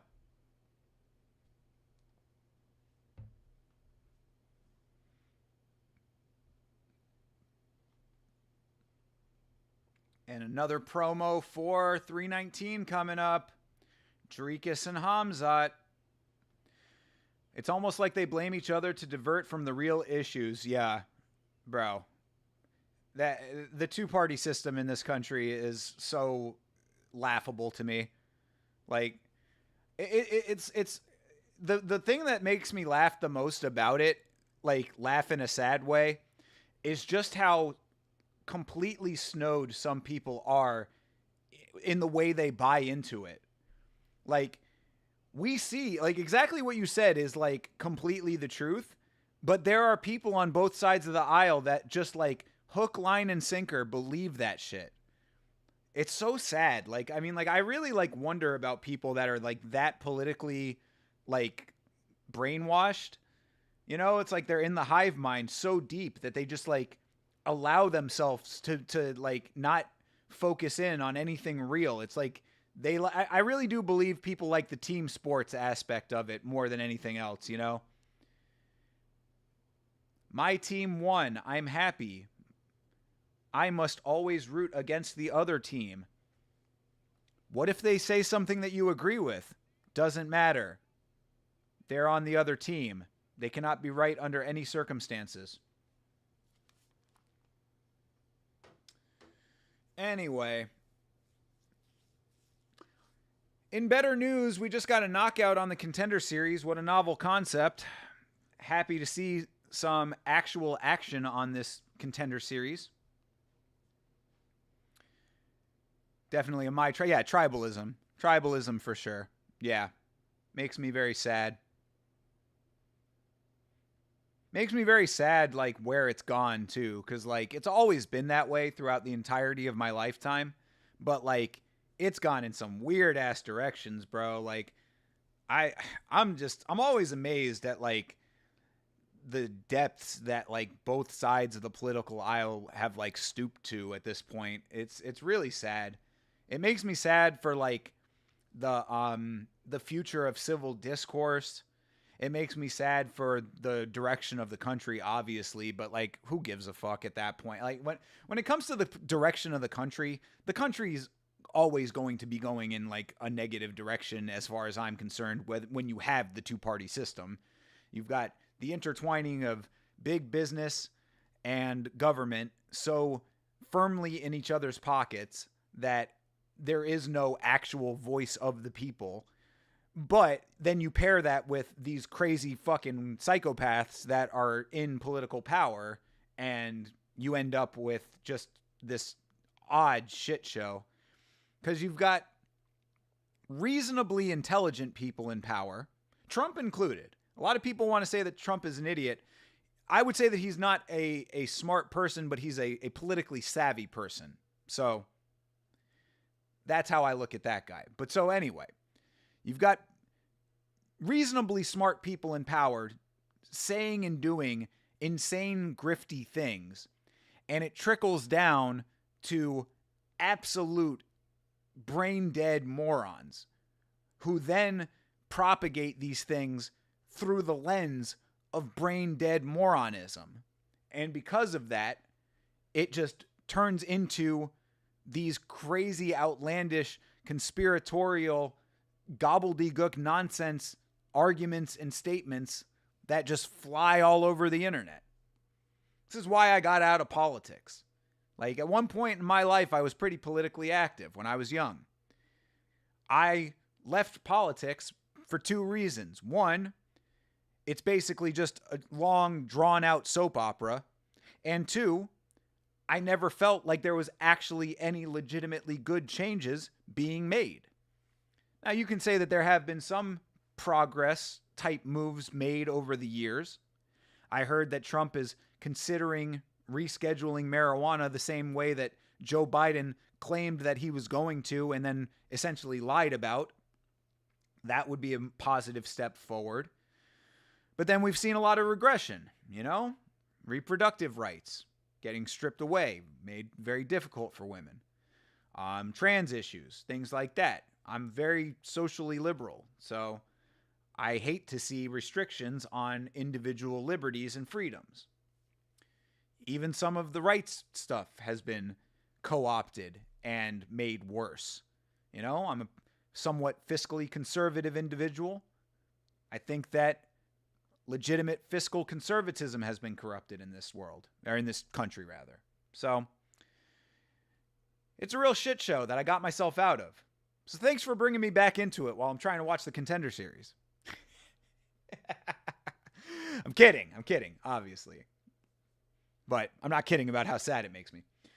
I can't fathom a world where they let someone make decisions for me, bro. Yeah, I mean, dude, that's, that's the unfortunate nature of the beast now, isn't it? You live in a representative democracy that's not that. Why is there an electoral college anymore? Answer me that question.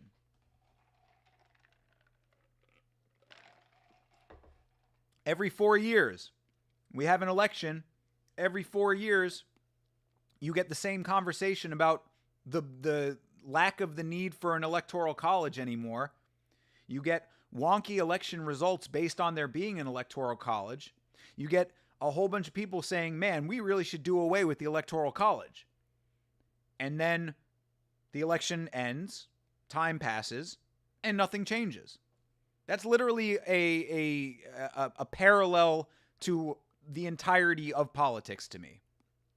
An issue gets raised, people have strong opinions about it, nothing legitimately positive happens, and then the issue goes away. Or on the flip side, people raise an issue about an issue, or raise concerns about an issue, and negative change happens. Very little positive change happens in this country. But there is some, it's some slow progress here and there. I am very much for the rights of the individual. And I feel like this representative government of ours does not represent the people very much. I guess I'll leave it there. I'll get off my soapbox here. Soapbox St. James, they call me. Now get your fucking shine box. You motherfucker. Jimmy 2 times, because he said everything 2 times. Showing a highlight of Ty Miller. Ooh, that was a nice knockout. Damn. Put bro down in the LFA. I would like to watch more LFA. I'd like to watch more Invicta. I'd like to watch more Cage Warriors. This is why I cannot have Fight Pass. I would just watch fights all day, every day. In fact, that's what I'm trying to make my life at some point. In a perfect world, I would just be on stream all day, every day, watching fights until I fell asleep. Maybe one day.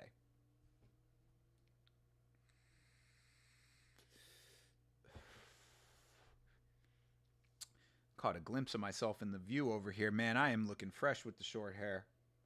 Hell yeah. I don't like shaving my head down. Not my favorite. I like having my long hair. I like having the fro, but if it has to happen, I think I look pretty good with the short hair too, so I'm all right. All right, Ty Miller versus Jimmy Drago. Drago, they call him. Jimmy Drago has a tattoo of Michael Myers on his forearm. Must be a big Halloween fan. Wonder what he thought of Rob Zombie's Halloween movies. Or what he thought about the most recent ones, where evil dies tonight. All right, fight's underway. Miller is noticeably taller. Miller is just way bigger in general. Good Lord, Miller is towering over him. Towering over Mr. Drago.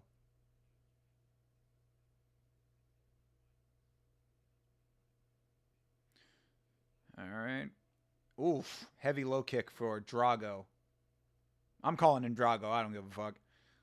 Miller is fucking massive. Good lord, this guy is big.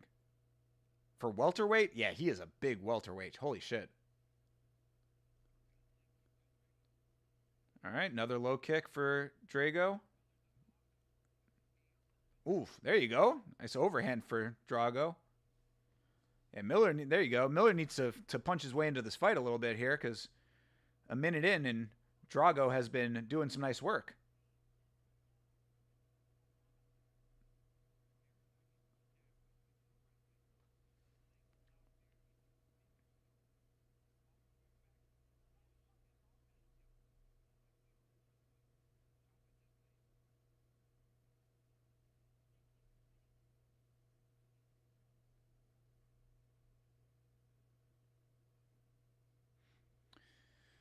All right. Just waiting for somebody to actually make a real deal engagement here. Miller has such length on this guy, too. Like, Drago's going to need to get himself in close range. I mean, he can keep throwing those leg kicks out there. He's landing all of them. Miller's not checking any of them. All right. Miller trying to throw a couple of strikes out there, but Drago's looking pretty good so far.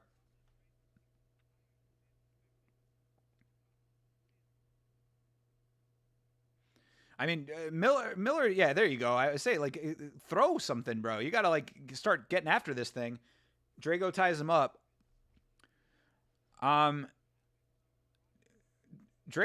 like, can continue to spam kicks on that lead leg when he gets out of this clinch, if he wants to, because that lead leg seems to be wide open. Miller not doing too much to protect it. And Miller is also being clinched up on the cage right now, but he pushes his way back out, and they do-si-do a little bit there. All right, they break off. Nice clinch defense for Miller, using his size to his advantage. Ooh, another nice looping shot for Drago. Ooh, nice high kick for Drago there. Good lord.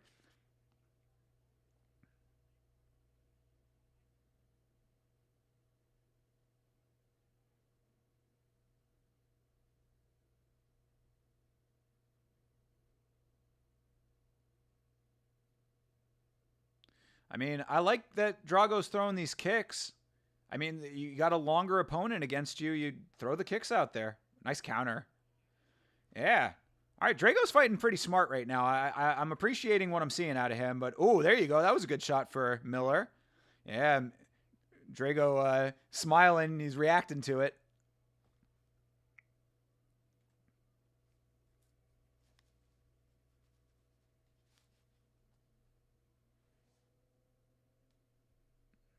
All right, a couple jabs for Miller. Looks like a little bit of redness on the nose of Drago here. Another nice low kick. Oh, uh-oh.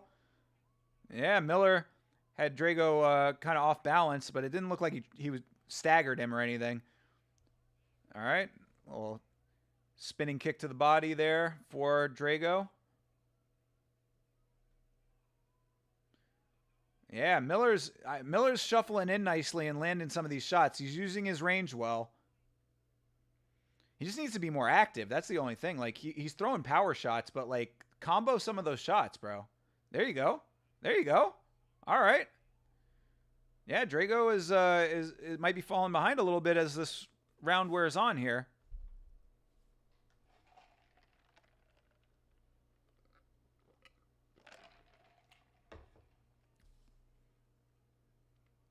All right. A little kick up top for Miller. A little shovel shot for Miller. Yeah, maybe Miller was just a little bit of a slow starter, but he's definitely pulling away now. Yeah, jabs there for Miller now. That was good. Ooh, another nice heavy one for Drago at the end of the round. All right. Good. Yeah, this is pretty good. That was not, they weren't going like crazy heavy to start, but they both started to pick up towards the end there, or Miller started to pick up towards the end, and Drago answered back. So this is a pretty competitive fight right now. Hopefully they continue to ramp up the action. Oh, he's got Michael Myers on one forearm and he's got Leatherface on the other forearm. This guy is a horror movie fan.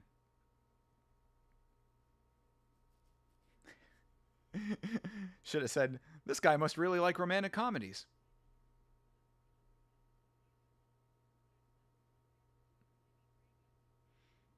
Yeah, good fight so far. That is a commitment that you have to your entertainment to get a pair of horror movie icons tattooed on your skin.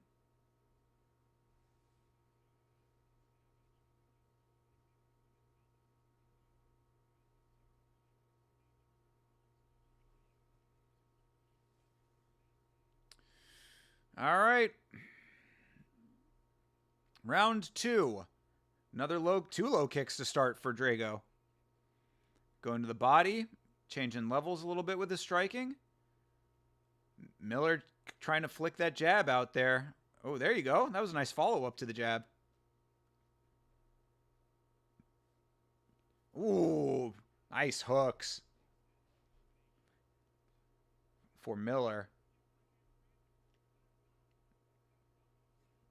Oof. Yeah, Miller's got some decent power. Oof.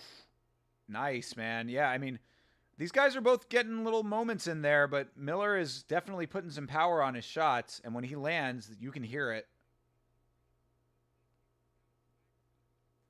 Ooh, ooh. Ooh, another one. Hey, Drago with a couple nice shots. They keep having moments of striking on both sides. Like, this is a pretty, like, it feels pretty even, but the power is definitely more on Miller's side. That was a nice knee. And Drago, oh, nice takedown for Drago. Got him down to his knees at least, so not full takedown, but that was nice work. Kind of imposed his will, just sort of whipped Miller's body around him.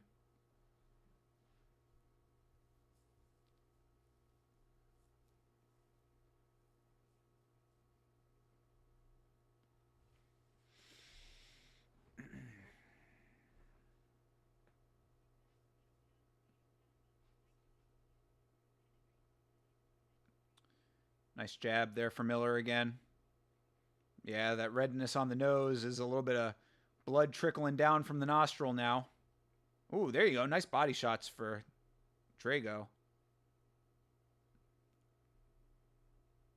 Oof, oof, ooh, there you go. Drago laying some shots on. But Miller just, it feels like all he needs is like a good heavy single. We're going to see if Drago over here has got a chin on him.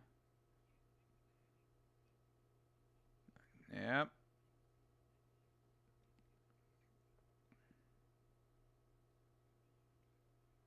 Ooh, ooh. There you go. Yeah. Drago getting buckled over there.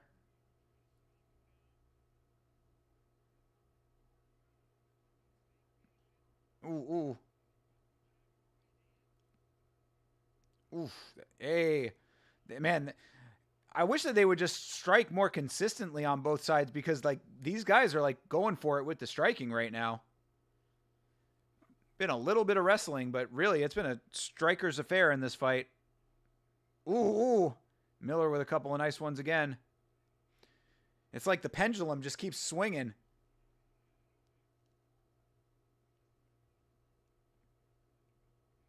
Cannot get over how much bigger Miller is than Drago over here, man. This guy is massive. Oh, Drago looking a little wobbly again. That was a good combo there for Drago. Threw the kick in there at the end. Nice counter for Drago. Goes for another takedown, but dude, this guy Miller is too tall to take down, my guy.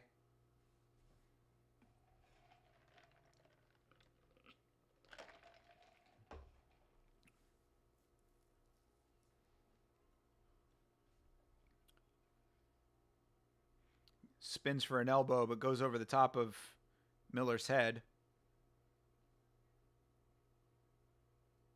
Ooh. Good step-in shot for Drago. Nice elbow for Miller.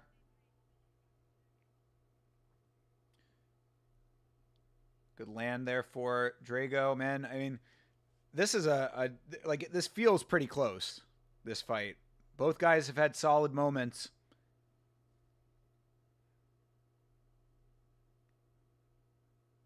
Be interesting to see what the judges say if it goes to judging. Hopefully, someone knocks the other guy out so we don't have to hear the judges.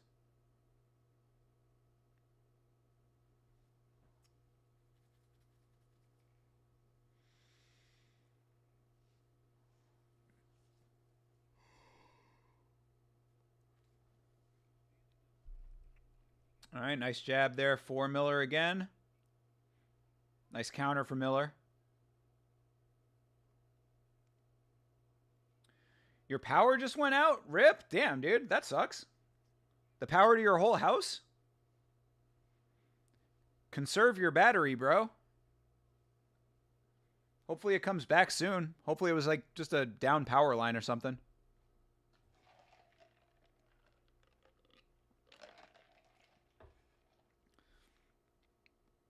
Sorry that that's the case, though, TJF. Rip your power. Hopefully it resurrects like the Phoenix as soon as possible.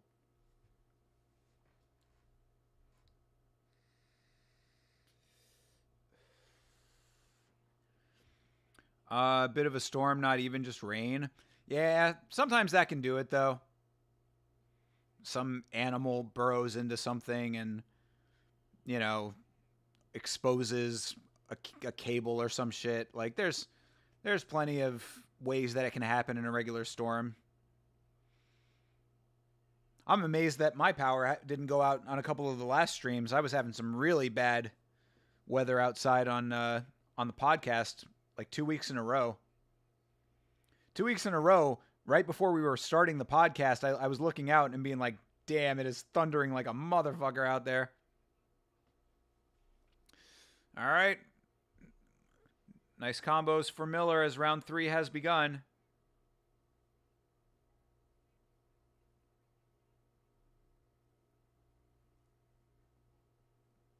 Ooh, nice uppercut for Drago.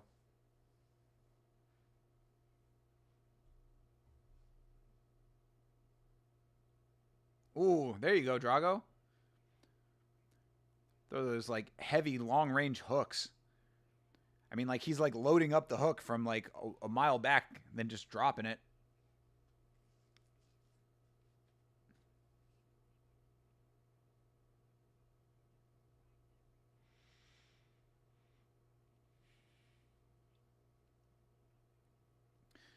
Commentary saying that Drago's having trouble with the length. Oh, gets dropped again. I wonder if they can count any of those drops. He just, like, kind of flash dropped again. But, yeah, I agree. I mean, Drago is definitely having problems with the length of Miller. Because Miller is fucking massive. And long range. Long limbs.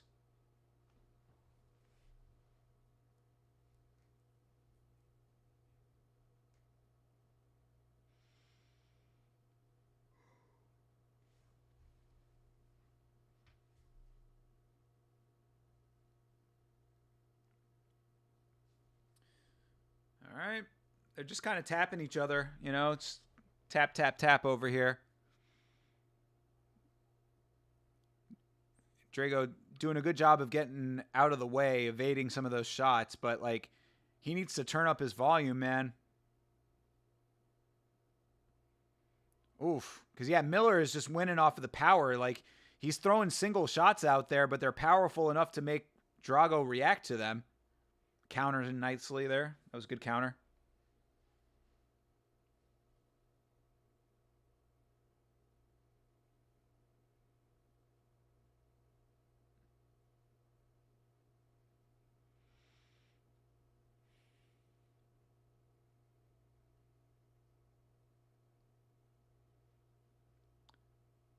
I mean, we are halfway through the third round. I really hope that these guys, like, turn up at some point.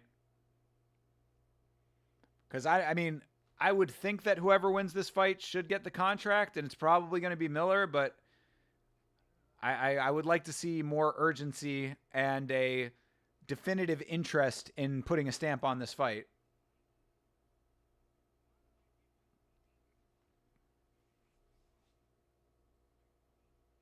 Ooh. Oof. Another knee.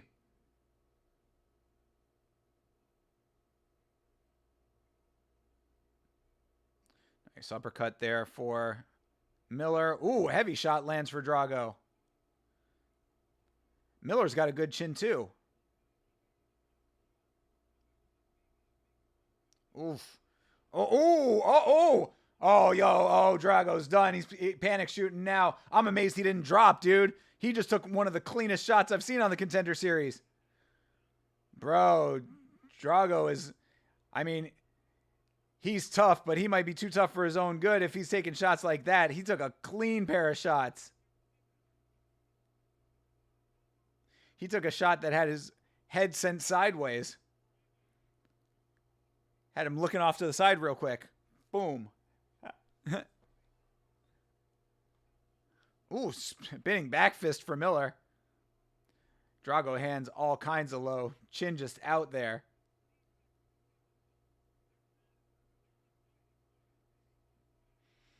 Ooh. Body shot for Drago. Headshot for Miller.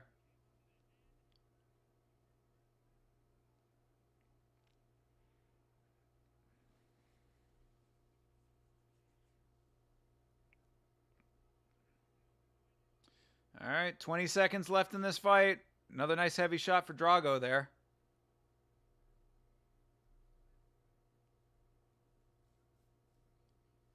Ooh, another one for Drago.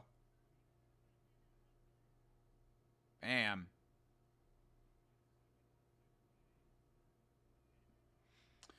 All right, not bad. No finish. See what the judges say. Always unfortunate when a fight like that, where both guys really were going at it, does not end in a finish, because both of them had some pretty good shots landed.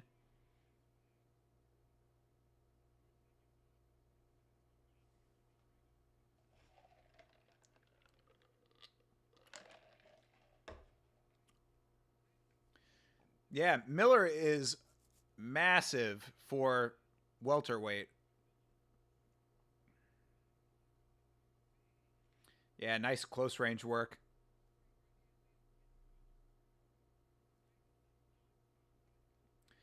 Does Drago have a UFC octagon tattooed on his back? I thought that was a fire person logo. Maybe it is. Maybe it is a fire station logo. At a glance, it looked like an octagon.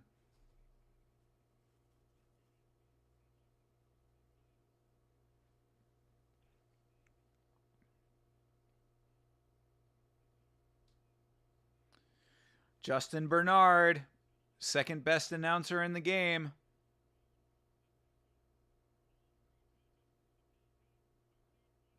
$30-27, my man. Damn.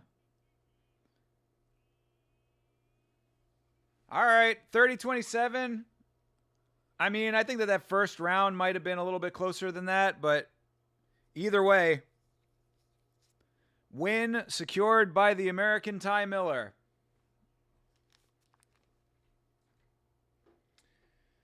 Of course, he will go and have his little Laura Sanko interview. Sanko, of course, playing double duty as she always does on the Contender Series. Again, no irony when I say she is the hardest working woman in MMA. Cute Asian commission lady. Shaking the boss's hand.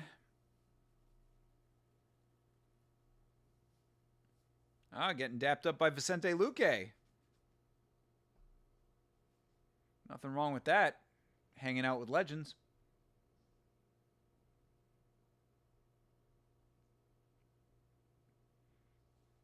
Nice work for Ty Miller. See what the judges have to say here, and I think I'll take my midstream break coming up on the 2-hour mark or so, 3 hours. Oh, wait. Yeah, we know. Yeah, unanimous decision for Miller. So we already know what the judge is saying. I got real tired real quick for some reason. I don't know what happened. You ever get hit with like just a wave of tiredness randomly? I was like feeling all 100% great, and then all of a sudden I was like, oh man, that's why I was yawning a whole bunch. All right, I'm gonna get up and stretch my legs a little bit here to keep myself locked in for the rest of the Contender Series and for the Ultimate Fighter. So don't go anywhere. I will BRB.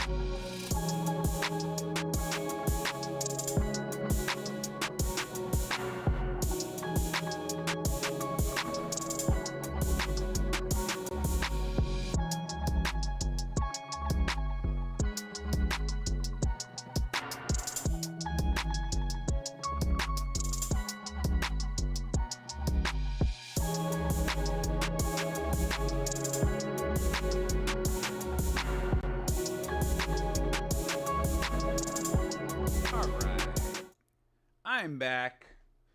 Legs are stretched. Your boy got the snack of champions. You know I had to go with the raisins. Always get the huge ass tub of raisins.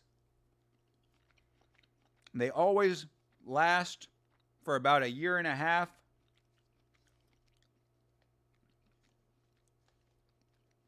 I eat raisins with my granola, and then I end up with about 3/4 of a tub of raisins left over. So, raisins it is tonight. Your boy is a raisin in the sun.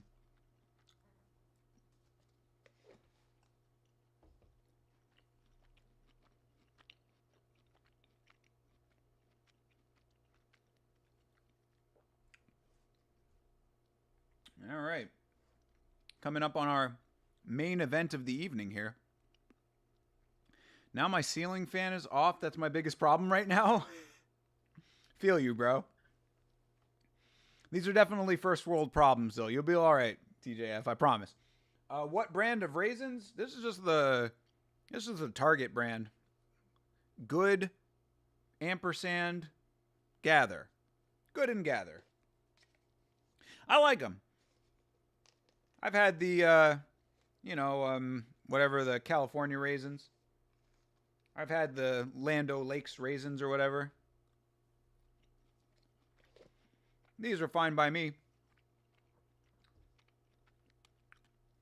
Good and Gather also has organic grapes that are really good. I did not go for the organics this time.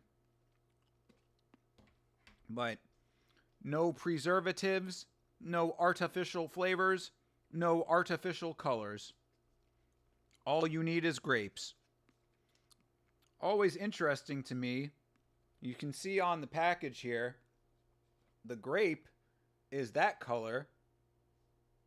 The grape is that color, but the raisin is that color.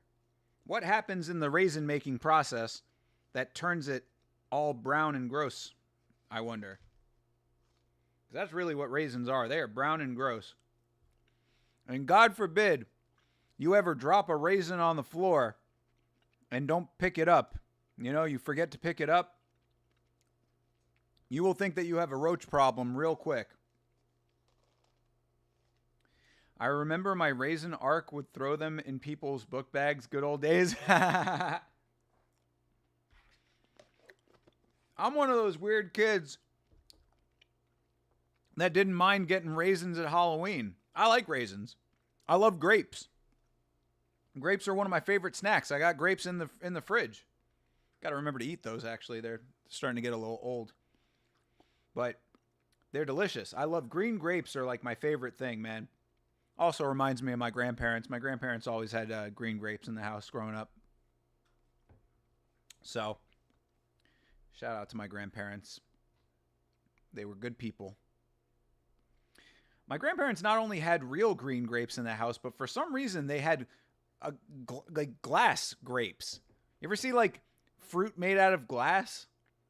They had like realistic, lifelike looking fruit that was made out of glass, and it was grapes.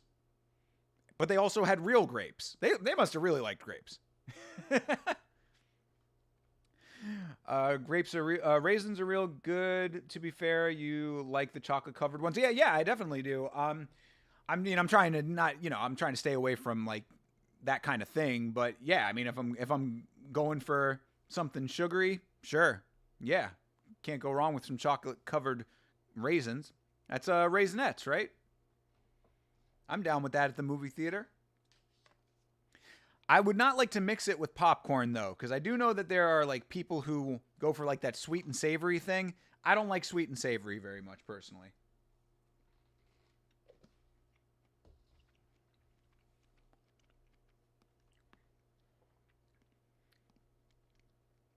This dude looks very very erudite with his glasses. Bro looking very regal with his spectacles in the pre-fight interview.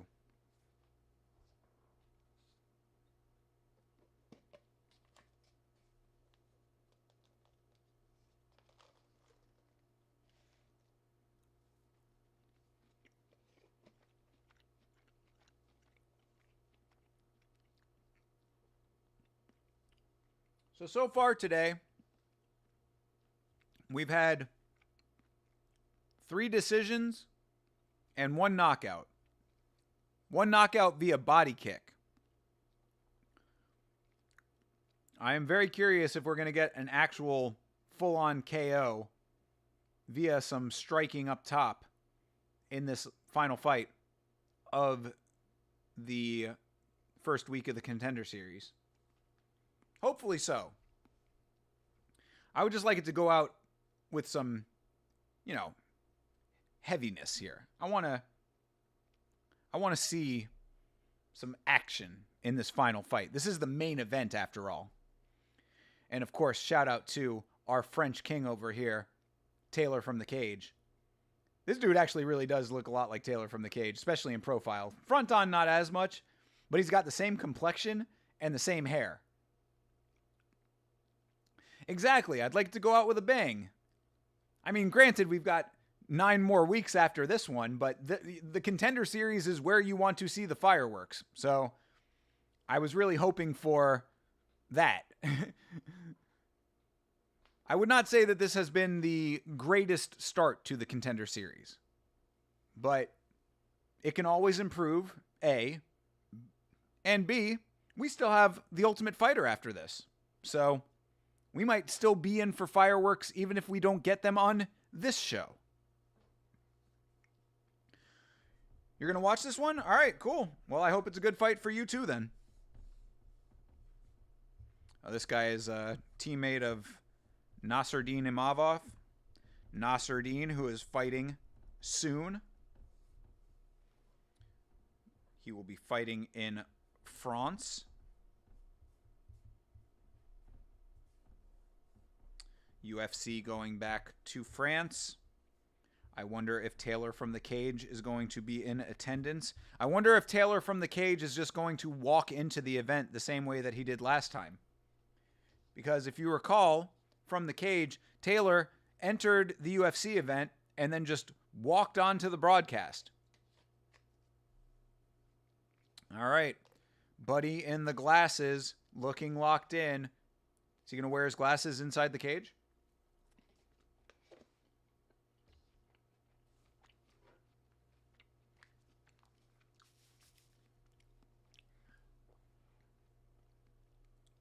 All right, he took the glasses off, everybody. Not going to be rocking the glasses in the cage. That would probably be dangerous.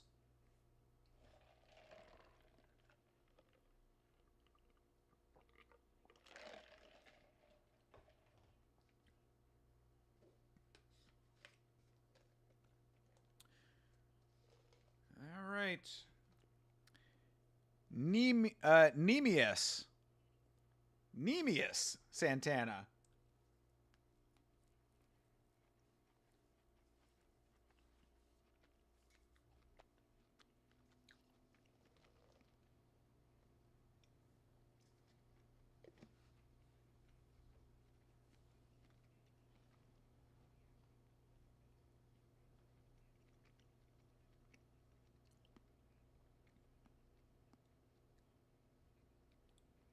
7 wins in the first 2 rounds in his career so far.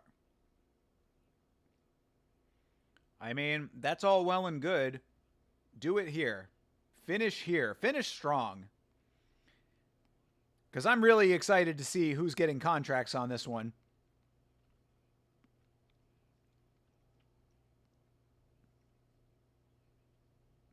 Ilya Buafia. Is that Turkey, his flag? I think that's the Turkish flag.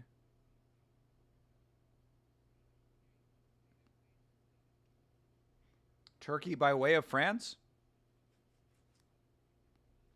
France by way of Turkey. He's undefeated at 6-0. Apparently he trains with Cyril Gahn, and maybe he's a Fernand Lopez guy.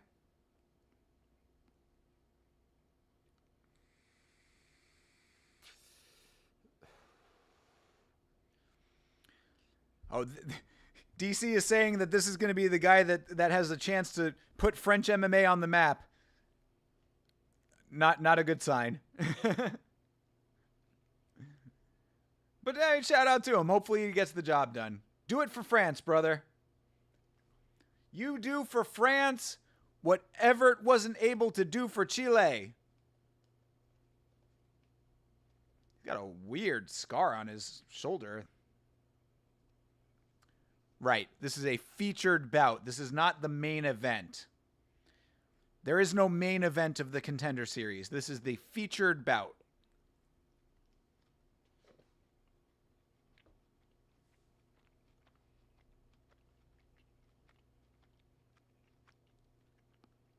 Well, let's see this featured bout. Show me something good here. 28 and 29.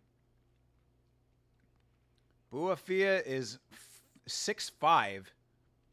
He is 6'5" versus 6'2" over here. Big guy. They're fighting light heavyweight? Or are they fighting middleweight? They are fighting middleweight. All right. Fight is underway. 2 middleweights over here. Shout out to France. Santana. First and second round finishes. Kick up top for Buafia. Santana turned that into a knee. That was nice.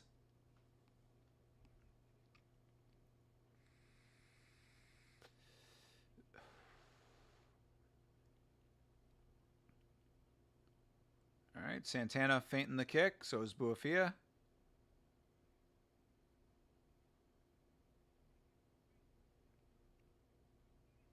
All right. High leg kick for Santana. Santana. All right. Feints a heavy shot. Engage, gentlemen. Somebody go after it.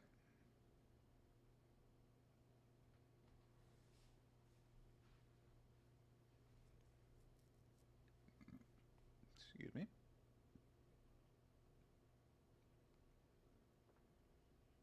Nice body kick for Santana.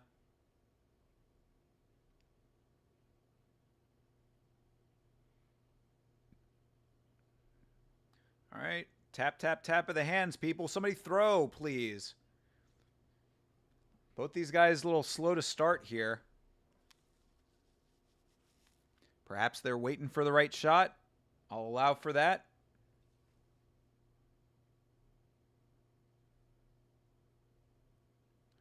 Nice leg kick for Santana. Buafia is the taller guy, obviously. He should be throwing some kicks himself here. Like, he's really just hopping around a lot. He hasn't really engaged much. There you go. All right. Jab got through for Buafia. Ooh, all right. There you go. Okay, now they're throwing a little bit. Ooh, Buafia goes for a kick and slips on it. Now Santana's on top. Yeah, Santana. Oh, headbutt. Headbutt. Headbutt on the Contender Series. What? Oh, yeah, he definitely headbutted him. Yeah, what, bro? Why did you do that? That was dumb, dude. I mean, I don't think he was intending to headbutt him. I think he was trying to just move inward on him, but he literally headbutted him. It was not it wasn't really very questionable. Damn, what a dumb way to not get a contract if this fight does not continue.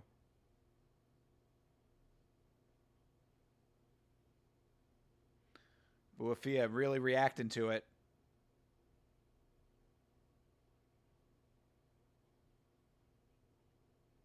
Yeah, this Buafia guy he is reacting like a French soccer player right now. I mean, I'm not trying to say that it wasn't bad. I mean, you get headbutted where he did. That I'm sure is not pleasant. But he's really feeling it. Yeah, I mean, bro, he really did just straight up headbutt this guy. That was a legitimate, that's the same headbutt that what's her name got disqualified for. Piera Rodriguez. That was a Piera Rodriguez headbutt. Yeah, they're talking about Piera Rodriguez on the commentary right now.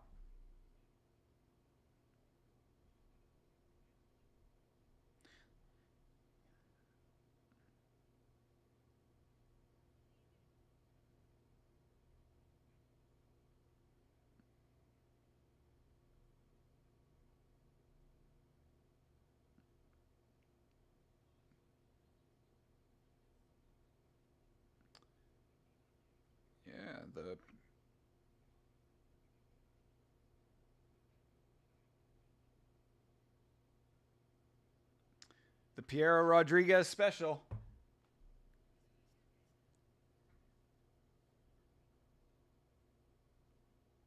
Shout out to the homie Chase, by the way, watching along as well. While we wait for this fight to resume, I guess it's a good time to say that there is a podcast on this channel called Last Week's Fights. Myself and Chase Parton break down each and every fight from the previous week's fights in the UFC. Had a good show last night.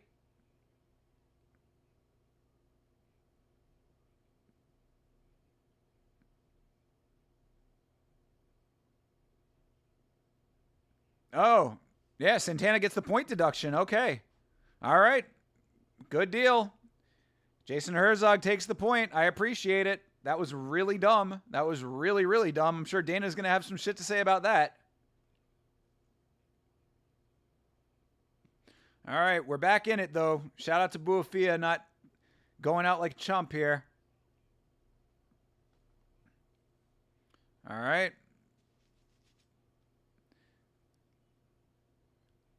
Whiffs on a high kick Santana did there. Ooh, a nice body kick for Buafia. Santana tried to take him down and ends up on bottom. That was sloppy. Sloppy.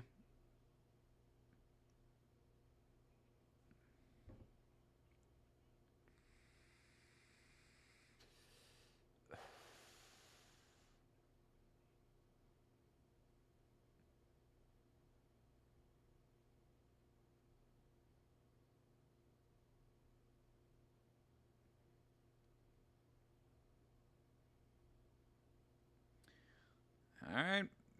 Buafia just staying on top now. Maybe he'll headbutt him. Headbutt him back. Exactly. Lorosenko saying some payback.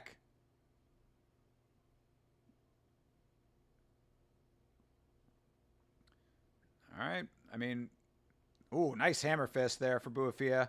Oh, Buafia getting some nice elbows in here. All right. Go Buafia. Viva France over here. All right. Santana rolls over. North to south. All right, back to the feet. Prime knee location, Buafia. Throw that knee, brother. Stop driving forward and throw the knee. Throw the knee off the back. There you go. There it is. Throw it again. Bro, spam that knee. What are you doing? You are, oh, come on, bro. That's just poor instincts. Ooh, nice head kick, though. There you go. That'll do it. Then Buafia somehow slips. He needs to work on staying on his feet. This guy slips a lot. That head kick was nice, though. All right, clinched on the cage again. Oof. Good shots, close range there.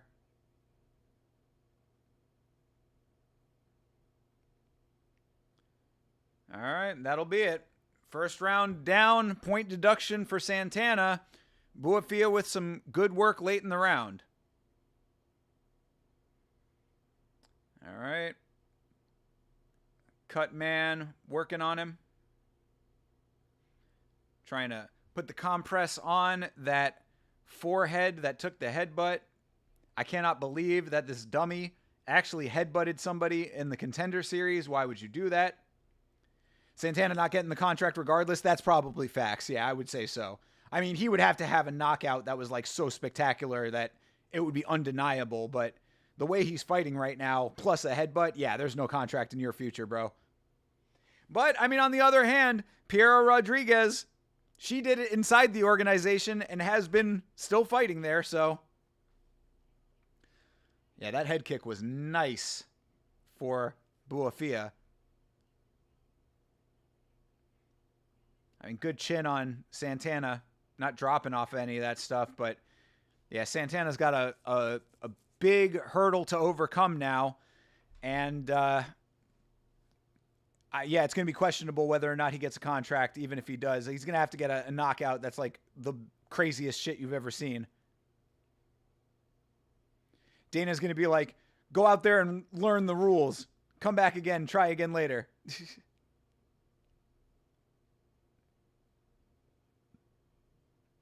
Fought a good fight, but, you know, you can't be headbutting people in there. Simple as that. Go out, learn the rules, come back, try again.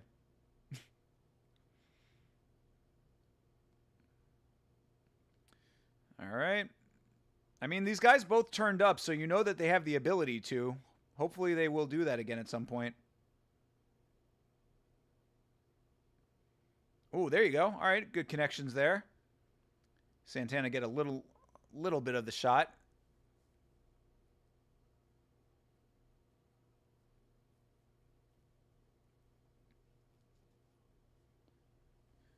Yeah, Lorisenko's like, yo, Buafia needs to throw shots. I mean, like, yeah, he does. Especially right now, because Santana's doing the better work right now. Like, Buafia has gotten very inactive, like, almost a minute and a half down. He really hasn't thrown anything in the second round. All right, there's a leg kick. Oh, all right. Jab gets flicked out, goes kind of high. Evading the power.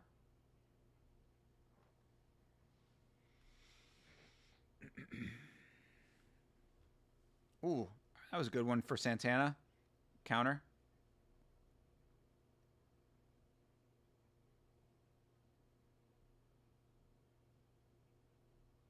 Oof. Another nice overhand for Santana. He is definitely swinging to knock this dude out. Buafia is going to end up winning this fight just pointing on the outside now because he took that first round, DC is saying anyway. I don't know. It's a close round for multiple reasons, but obviously Buafia with the no point deduction, it's at least even still. So really this is round one now.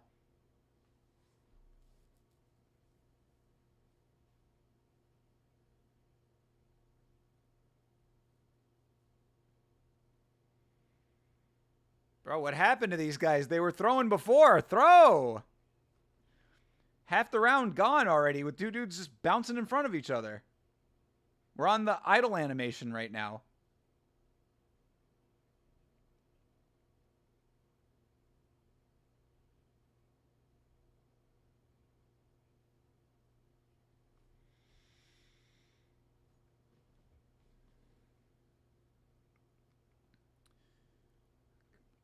All right, I mean, guys, please throw something for fuck's sake here. There we go.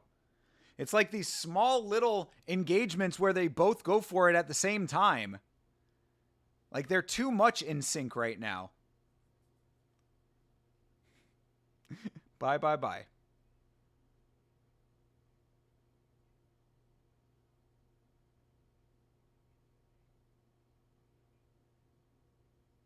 Yeah, DC is exactly right. Somebody has to go first. So please, one of you do that. Oh my God. I'm telling you, this is what was making me tired. I was like starting to fall asleep with these fights right here.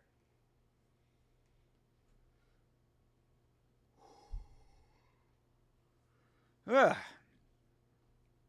I didn't get much sleep last night.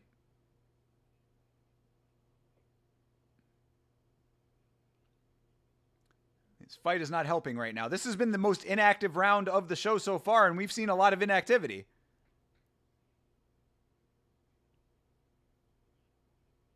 They're talking about all kinds of different shit right now on commentary. There's nothing to talk about in this fight. Motherfucker, somebody throw something.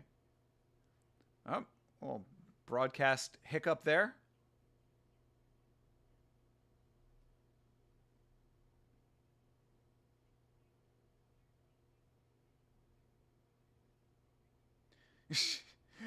They're having to justify these guys being here on commentary. They're like, both of these guys are very good people. Like, come on. Just believe us on this. Even though they are not currently fighting, just trust that they are good. Take our word for it. Oof.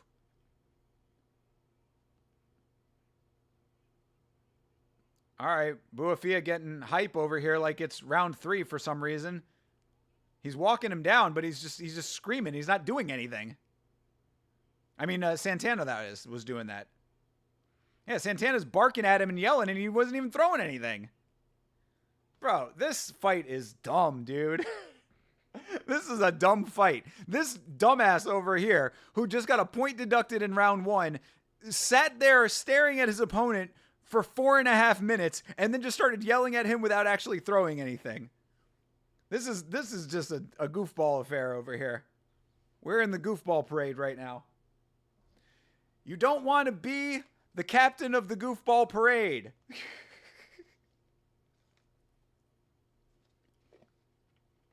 1918 right now. Yeah.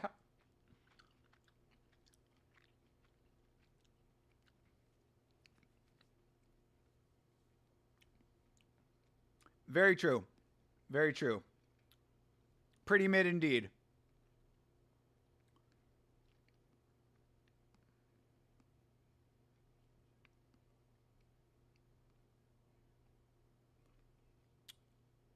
I mean, wouldn't that be... Yeah, well, I guess if he won that first round, yeah, 1918 makes sense. I mean, I don't know if you... Can you give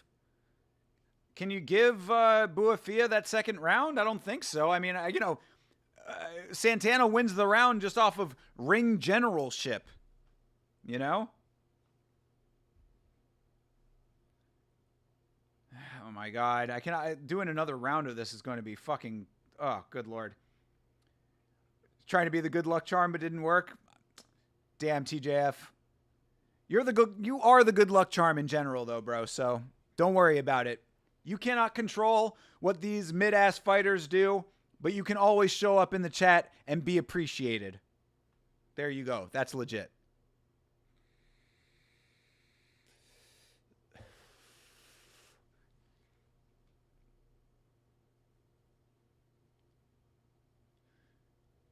Laura Sanko just said that this fight could be headed to a draw off of nobody doing shit for 2 rounds. Bro, this is something, man. This is really, they just signed a $7.7 billion deal for the content going over to Paramount. This is definitely the way to entice Paramount to take the entirety of the content package, including the Contender series.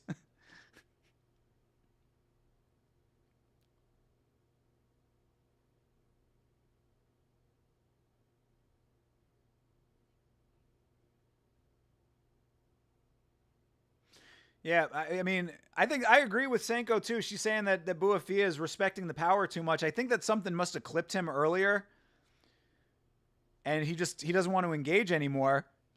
But Santana's not going for it either. He keeps screaming at him. Like, bro, get in there. Like, go fucking bum rush him if you need to. This is what bothers me with this type of fight. Because people will say, oh, Buafia is not engaging enough. Well, it's like Santana could be engaging more. That was a good body kick. Forgot it could be a draw also, but 20 cents on Buafia before the fight, so might be my fault. At least it's not a huge bet, but either way, I mean, we're all losing currently, TJF. So trust that yours might be a slight financial investment, but you know, I stopped there for a second because Buafia, I guess, thought he might have gotten poked in the eye, but Herzog said no. That was a good body shot. Good fucking overhand to the sternum. This guy Santana is goofy, bro. That's they're saying the same things. Like, I mean, I'm telling you, it's like the commentary is echoing me right now. Like, they're saying that this dude is screaming out here, hooting and hollering, but he's not doing anything. Like, yeah, dude, you look real cool yelling at your opponent. There you go. There's an overhand. Go in there and find the shots. Aren't you glad you tuned in for this fight, TJF? Think of all this time that you could have been spent editing shit. What is going on, bro? What is this? Brother.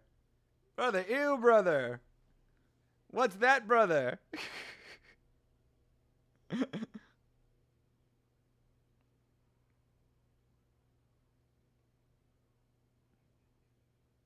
Santana winging these shots that are not landing. Buafia has landed 3 significant strikes in the 3rd round, brother. This is ass, dude.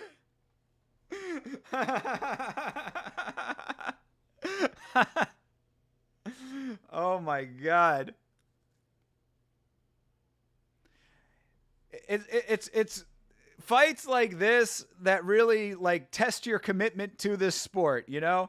This is how you know that when you come to the Yama channel, you're getting a true fan of mixed martial arts, because who the fuck else would be sitting through this right now? All right, Buafia. That is the 3rd time Buafia has slipped in this fight, bro. This motherfucker has taken himself down. He has taken himself down 3 times in this fight. Bro has slipped on a banana peel 3 times. Y'all ain't know Donkey Kong was in the ring right now. He's not fighting. He's just eating. What the fuck? Oh, illegal up kick? Illegal up kick? With 10 seconds left in the fight, we're going illegal up kick? Oh my God. All right. 10 seconds left. Very good job for Jason Herzog to continue doing his job all the way to the end. Not letting this thing come to a merciful conclusion. Good Lord, what a fucking shit show that fight was. You're guessing majority draw? It very well might be. It very well might be. I mean, it really depends on what they do about round 1, because if Buafia took round 1, which he probably did not, then it would be 9-9 round 1. That would be 18-18, well, it would be 19-18 round 2, and then another 28-29? Could be. I don't know. Yeah, we'll see what they say over here. Don't listen to me try to do math. Math is not my strong suit. You didn't hear that. You didn't hear that poor addition. You'd really think that a grown adult could do like basic addition in his head, but not this one.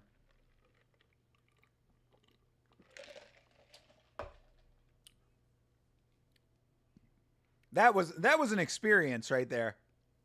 I'm so glad that I went to the bathroom and stretched my legs before that fight, because if I had not done that, I very well might have fallen asleep on stream.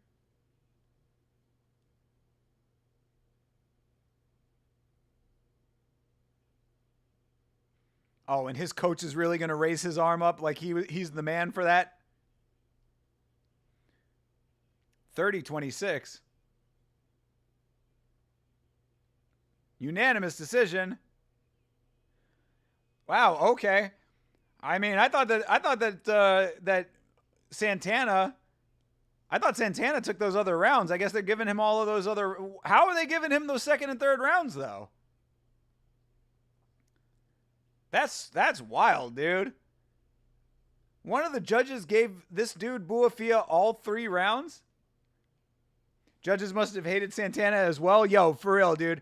All of the judges were just like, bro, you really going to start barking in there and acting like a fool? Fuck that. Neither of y'all did shit, so I'm just going to pick the guy I like better. That's probably legitimately what happened, too. Nobody gets a contract? Well, nobody in that fight gets a contract for real. Definitely not. Definitely not. I would say that the people that are going to get contracts tonight are probably Panfarov from the first fight and M. Bison guy, Susakanov or whatever. I forgot what his last name was. But yeah, those are the two that I think will get contracts. I don't think that Ty Miller's getting a contract personally. They might give it to him because he's a really huge welterweight, but I wouldn't. I'm like DC. I'm pretty rigid with my like criteria when it comes to the Contender Series. Like, this is where I'm telling you, the Contender Series is where I go into like full on casual mode. Like, you need to come to the Contender Series and show the fuck out. So like, if you don't do that on the Contender Series, to me, you don't earn a contract. Like, this is where you are supposed to put on a show.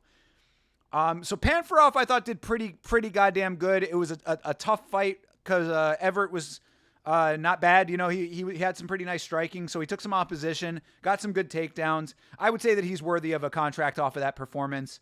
And then M. Bison is absolutely getting a contract off that body kick knockout. This dude fought like a real Frenchman.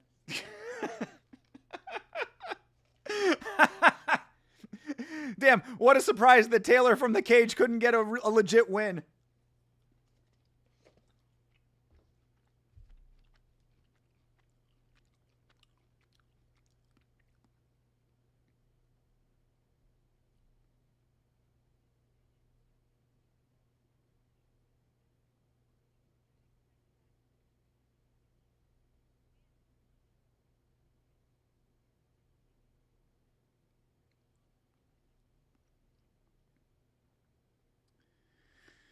Whew, man.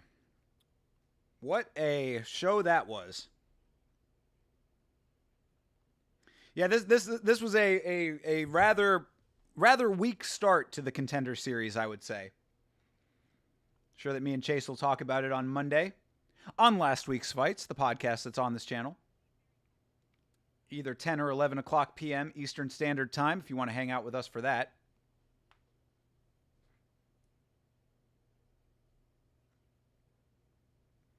Lorisenko, like, do you feel... Lorisenko's pulling the Joe Rogan right now.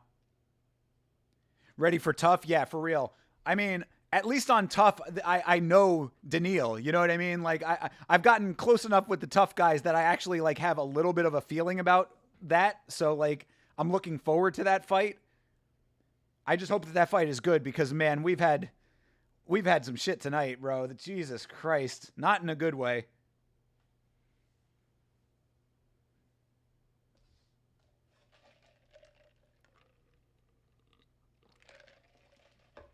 Lorisenko pulling the Joe Rogan, do you think you did enough? Joe Rogan with the greatest question of all time when it comes to asking people, or like, not asking, Joe Rogan with the greatest question of all time when he's telling somebody that they did not do enough. You think that was good enough? That's basically saying, you know that wasn't good enough, right? All right, well, we're going to hear what Uncle Dana has to say about things here in a moment.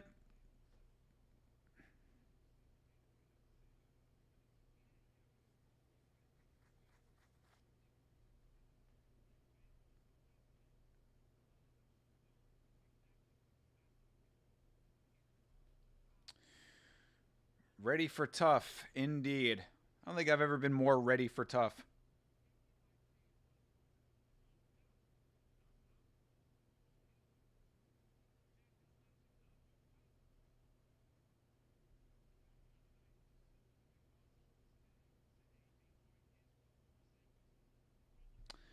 All right, here we go, folks.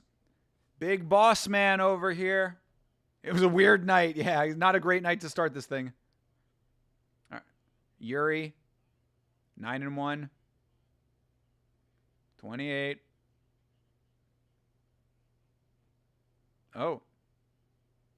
Didn't show me anything, huh? Oh, all right. There you go. No contract for Yuri. Yeah, Dana's not happy tonight.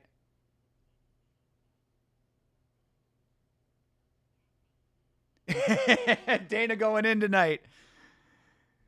Yeah, De Silva not getting a contract either. I'm surprised. I thought he would have given it to Panfarov.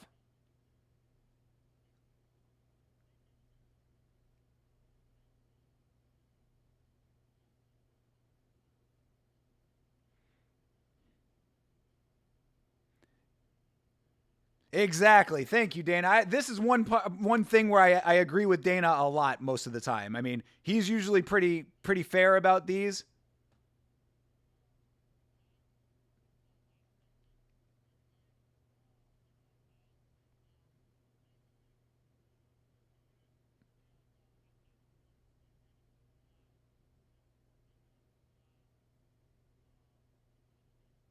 Oh, he is giving Ty a contract? Damn.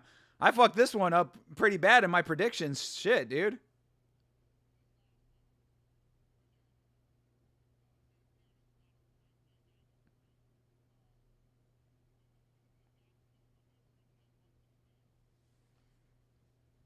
Wait a second. What happened to the...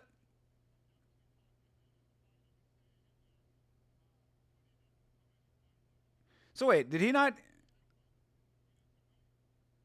What happened to the one, the... Yeah, he's talking about Santana, but what was the one, the middle one? Where'd he go?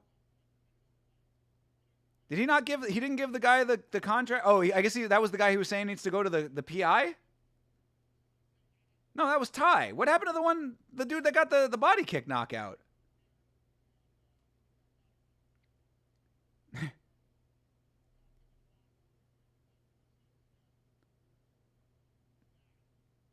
Oh, okay. He was just saving it for last. Okay, thank God. I was like, what the fuck? Hold on a second. Yeah, for real. Thank God. I was like, I thought I was losing my mind for a second. I was like, you cannot tell me he's not giving M. Bison a contract. Who got the contract? Sigma, what's up, brother? Who got the contract other than the knockout guy? Ty, what was Ty's last name? Ty Williams? Ty Miller. Ty Miller got the contract. I was surprised by that, honestly. I didn't think that I thought he looked good. I did say that I thought he might get a contract off of being a big welterweight, but I didn't think that he looked amazing. So I am a little bit surprised by that, and I'm also surprised that Panfarov didn't get it.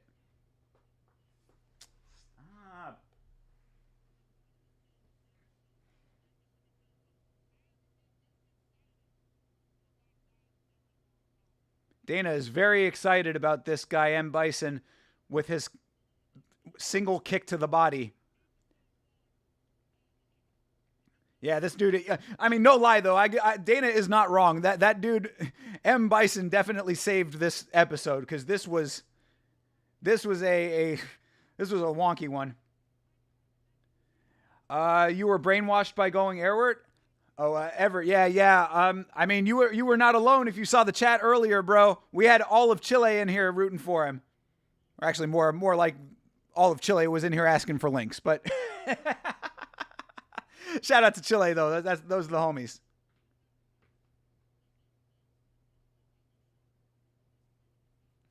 Yeah, there you go. Dana's spitting facts right now. Come out here and put on a goddamn show for the people. You know what we expect here. You know how it goes around here. Don't want this bullshit. Irwin did fight a decent fight, though, I was saying. I thought that he had some good power in his hands. I thought that Panfarov fought pretty well. I thought that he had some nice power, too. So I was a little surprised that he didn't get the contract. The other guys that didn't get contracts absolutely did not deserve them. And Bison is the man. 4 for 5. For me, keep it rolling. Appreciate it, bro. Good for you. You're putting money down on those. That's a tough one. Betting on the Contender series. That's a big crapshoot, I would say. You went Silva. Pretty sure he was the dog. Yeah, I think Silva was the dog. Well, we can check it out right over here. Don't they have it on here? Yeah. Silva. Yeah, Silva was the dog. And, yeah, Beisinger. M. Beisinger. Susurkayev. Yeah, he's the dude who got the knockout. And then this Ty Miller is the dude who got the contract also. 6-0. Very, very big welterweight. Dude's pretty massive, but I didn't see anything overly special in him. Mangos too young. Yeah, I was not super impressed with Mangos until the end of the fight, and by then I thought that he was, it wasn't enough. Like, I agreed with the decision. I thought that it was a pretty fair decision because he was making some really, really dumb moves early in the fight. And like what I was saying about that is that he kept like getting himself into worse and worse positions in the fight. Like, or early on anyway. I mean, he almost had the rear naked at the end there, but didn't get it. So did not get it, and he might be too young. He might be able to come back and try again at some point. But for now, I think it was better that he did not win that fight. It sucks though because I did like the name. Georgie Mangos. Me and Georgie Mangos. Gotta go take care of a thing. All right. Well, that is the Contender Series. Listen to Laura Sanko and interview some people. We've got about 15 minutes before the Ultimate Fighter concluding episode here. Episode 12 coming up in a minute. That chick looks like Elon Musk. That is a lady who looks exactly like Elon Musk in the face for real. I think they'll bring him back though because the hype he got in Australia. Yeah, I mean, fair enough. I think that like my thing with that fight was that if that had been a fight in the organization, it would have been a decent grappler's affair. You know what I mean? Like, it wasn't like a bad, like a terrible fight. It was a little bit boring compared to what you'd want to see out of something on the Contender Series, but like as far as just straight grappling goes, there were some good exchanges. There was like a lot of good scrambles and stuff. So I wasn't like super dissatisfied with that fight altogether. And I do think that there are things in Mangos that's probably like that he can grow with.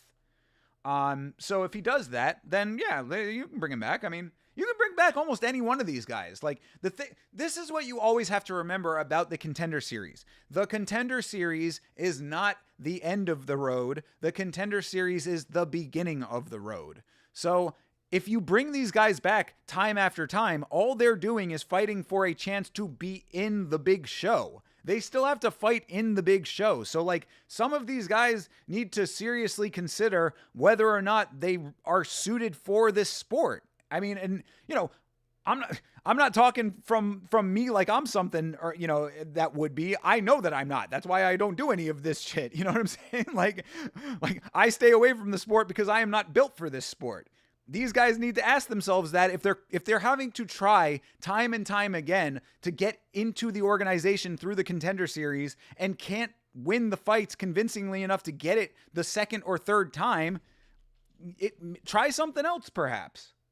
All I'm saying.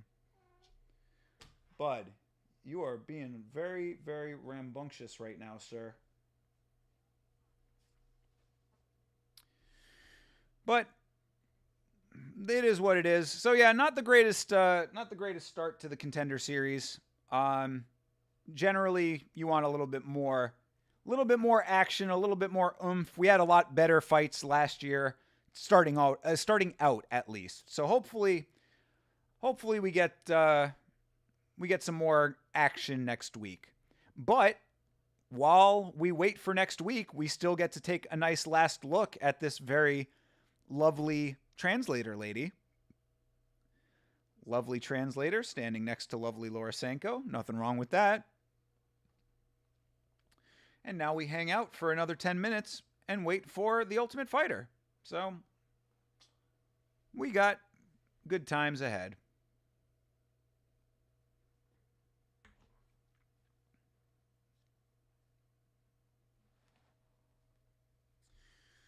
play with Omen the Yamacat here for a minute. There you go, bud.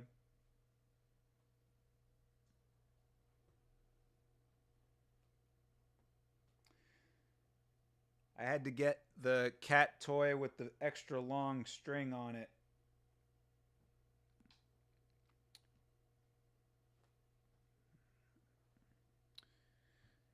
So it's got like pastel colors. The other one was a straight rainbow long string, and I was like, man,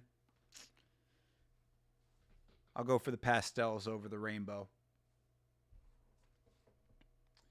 But in the meantime, let me change this over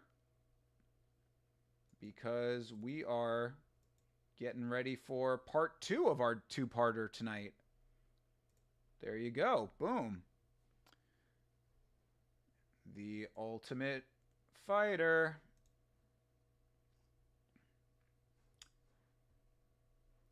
Coming up in just a few minutes. All right, go back to the start screen here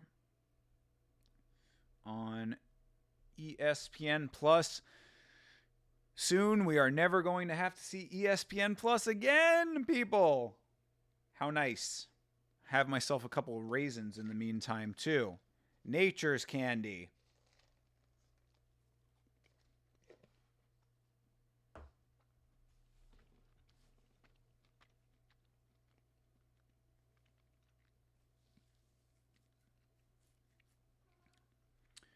Yeah. So, what else is going on while we wait for the Ultimate Fighter? I mentioned it earlier that apparently Hunter Campbell wants to turn the Apex into a 10,000 seat quote unquote boutique arena, which is interesting. It's certainly going to be a lot larger than the current Apex. I don't know how to feel about that. I mean, on the one hand, I do think that it's, I've never had a problem with the current Apex. I guess it'll be better to have more people in there for Apex shows. But I kind of like the intimate nature of the Apex currently. So I don't know. I'm a little bit torn. We are all going DDP, right? I know that I am.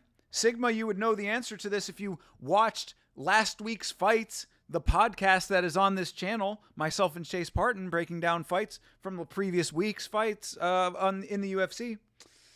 We also do predictions on that show. Talked all about it yesterday. I'm just joshing you. But yes, I am going Drekus. I think that Drekus will be able to figure out some awkward-ass way to weather the first round onslaught. And then he's just going to, point his way to a decision, I would think. That's at least the conventional prevailing wisdom is that it's either Khamzat by first round finish or Drekus by decision.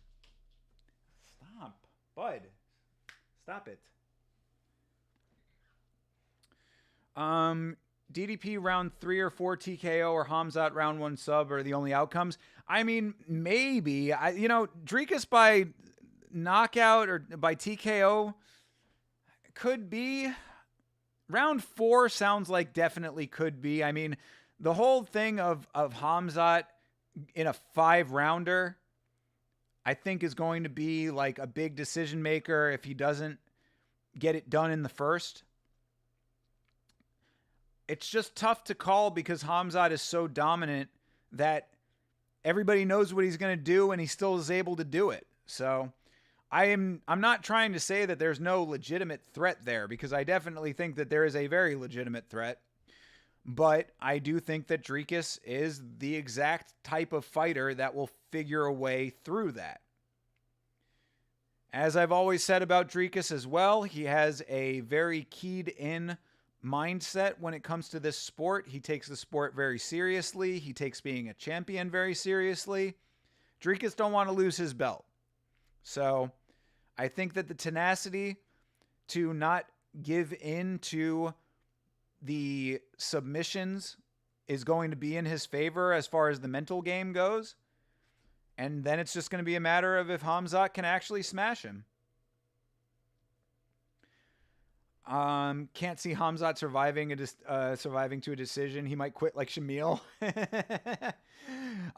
Maybe. I don't know. It's going to be a long 5 rounds for him if Dricus is able to get out of the first one. Is really what it comes down to. So yeah, I mean TKO is not out of the question. And yeah, I mean, there is something to be said for Hamzat getting TKO'd just by exhaustion alone because he puts so much into the first round. Actually, shout out to my boy GK. The homie GK made a video a long time ago about Hamzat, and he used an analogy that I thought was very astute. He said that Hamzat Chimaev is like a sports car with no gas. Like, you know, or like the gas tank is like on half a, you know, like just above empty, where it's like you go 10,000 miles an hour and then nothing is after that. You put all of the gas into that initial onslaught and then it's just done. Why y'all hating on Hamzat? He's the best pound for pound right now? Bullshit.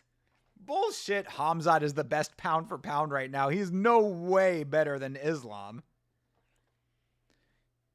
We need fucking Makhachev to come back and remind everybody why he is at the top of the heap. Give me a break. Islam is way more well-rounded, I would say. Islam is someone that you don't worry about going 5 rounds with. I mean, or somebody that you don't worry about going 5 rounds.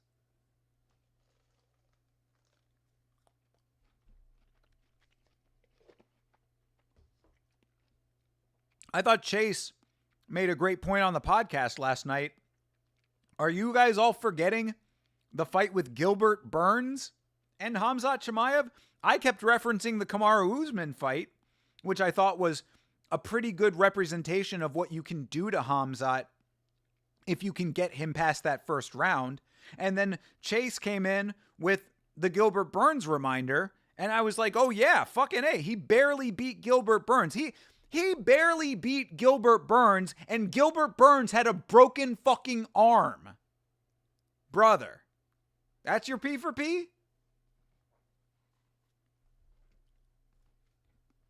I wonder if Hamzat will retire if Dricus TKOs him like TKOs him like Nickel. Bo's not retired. Bo Nickel is just nursing his ego right now. Bo had to go kick some rocks real quick. I wish Islam would go back to 155, bro. I cannot tell you how much I agree with that. I do not like all of this weight class moving. I don't like it. I don't like that Ilya moved up. I don't like that Islam is moving up.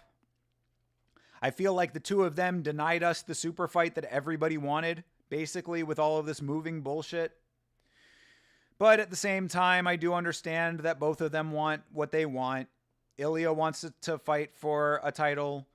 Makhachev wants to fight another title. You know, they both wanted to move up, and they both want titles at different weights. So they might have tried to make Topuria fight somebody else at lightweight, and he wasn't feeling that. So,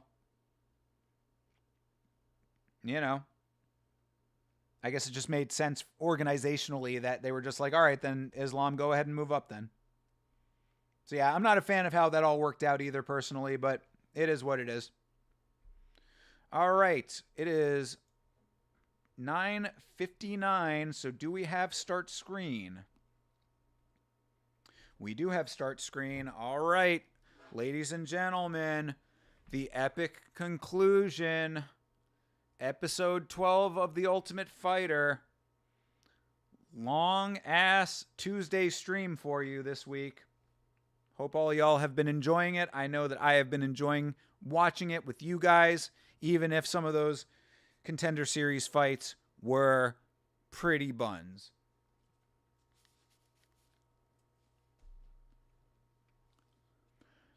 Ahora o nunca. on ESPN Deportes. You know what that means, people? That means now or never. I didn't think that the first fight was bad. I thought the first fight was pretty good. Second fight was not great. Third fight was the one with the knockout. That was good. Fourth fight was okay, but really not that okay. And then fifth fight was just absolutely terrible. You really have to go out of your way. Like, it takes a special type of fight. Or, like, no, let me take that back. It takes a special type of people. Two people. Oh, shit. Forgot the timer was going. All right. We've got feed. I will start the timer here in a moment. But yeah, it takes a very special pair of fighters to make a fight that bad on the Contender Series. Because you have to find two guys who both don't know what they're supposed to be doing on the Contender Series and both really commit to that game plan. Matt Dixon versus Daniel. No O. Chase is going for Matt Dixon. I am going for the dark horse Danilo. Hey, Sugar Rashad Evans is here to hang out with everybody. Show off his very manicured dreadlocks.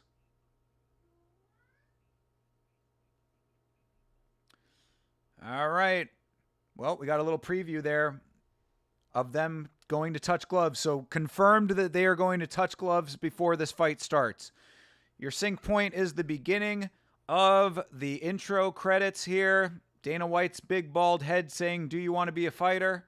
That is your sync point. We're watching The Ultimate Fighter, people. The Ultimate Fighter is on. Danilo Danchenko versus Matt Dixon. Rashad Evans coming in to talk to people about the flat earth for a little while. Maybe do a little bit of training.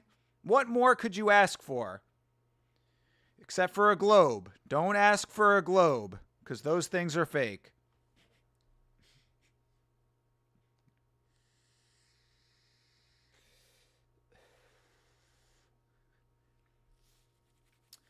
All right. 20 years of The Ultimate Fighter.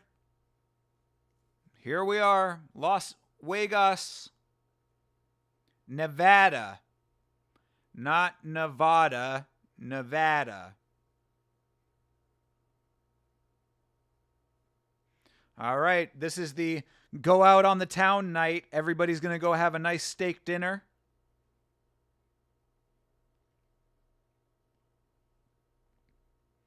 Oh, they're not doing steak dinner. What are they doing over here? Oh, they are doing a dinner. Okay.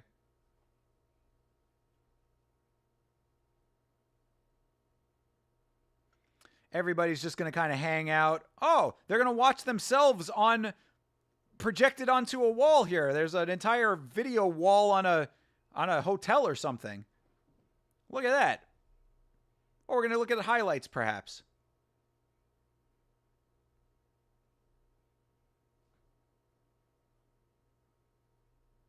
DC giving a nice little motivational speech. All right, Chael has to jump in here.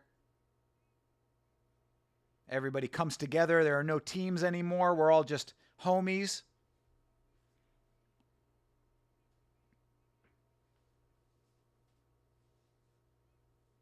I like this. I think that this is nice. You know, everybody kind of coming together as fighters. No teams anymore.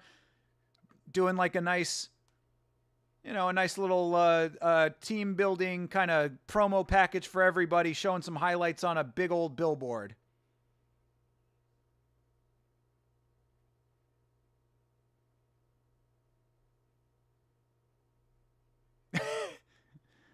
Oh, they're not actually going to show any highlights on this thing? It's the billboard is just Chael in DC. Are you kidding me right now? You gotta put these guys on there.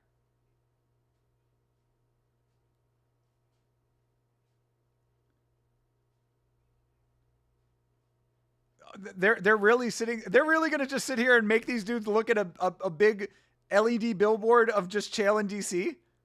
Come on, they're not gonna play any highlights or anything. Are you kidding me? That's all that it is. What?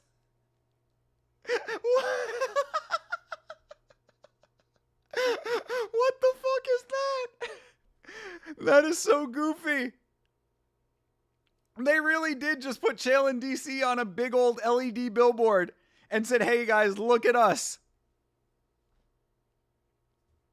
That's so goofy. I really thought that they were gonna like show like some clips or something of like, you know, all of their training or, you know, just them working out or whatever. They were gonna show clips, but no, it really was just a big old billboard of Chael and DC. That is so goofball. That is some dorky shit. Man, wow. They really have outdone themselves on this year of The Ultimate Fighter, bro. This season it's been something else. Yeah, I feel bad for Daniil right now. Everybody's having their big old dinner, and Daniil is like having to sit here not eating. He's going to have to eat himself some salad.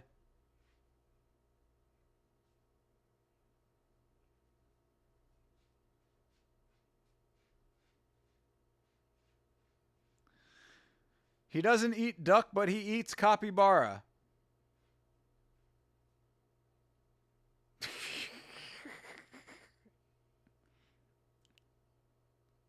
Oh, duck is so good. Why would you not eat duck, bro? Nice, well-prepared duck. That's some good eating right there. I enjoy some nice duck. Take a bite out of John Jones. Ha!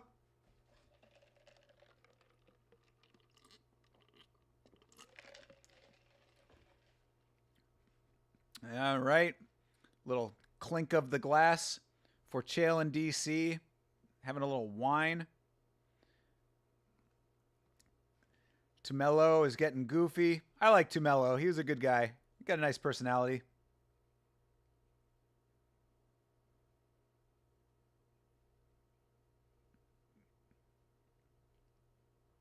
Yeah, nice. Nice that there's a camaraderie built with these guys. I always like the team dinner. I feel bad for Danilo right now. Matt Dixon is, of course, as well. Not getting to partake in all of this food and festivity.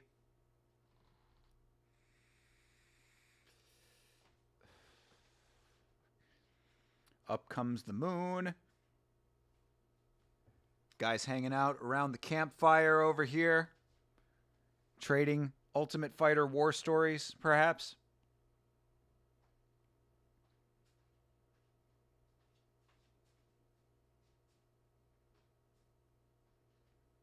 Oh, these are all the losers of the Ultimate Fighter over here. Wah. Womp womp. That's okay, though. I would never clown any of these guys.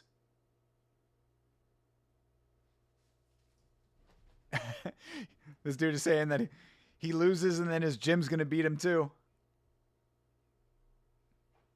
You know. It happens, man. This sport is brutal in that way. There has to be a winner and a loser.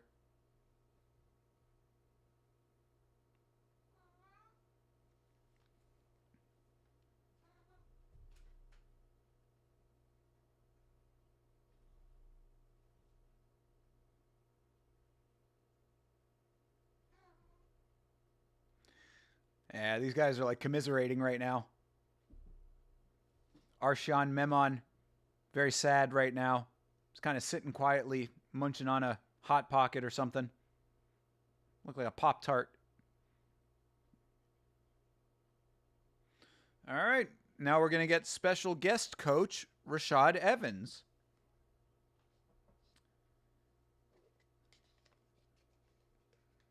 I like Rashad, but him being a flat earther is just wild to me. Anybody who's a flat earther is really crazy to me, but anyway.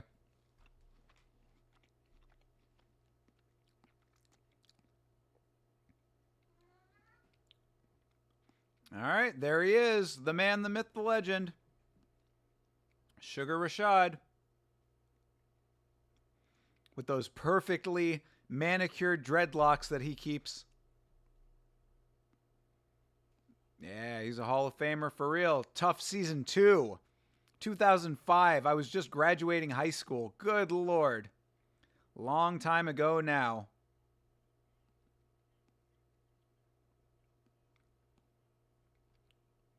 Oof. Yeah, Rashad was a beast back in the day too, bro. Rashad Evans used to fucking drop bombs, man. Yeah, knocking out the Iceman. That's some wild shit. You know you're a beast when you're knocking out Chuck Liddell.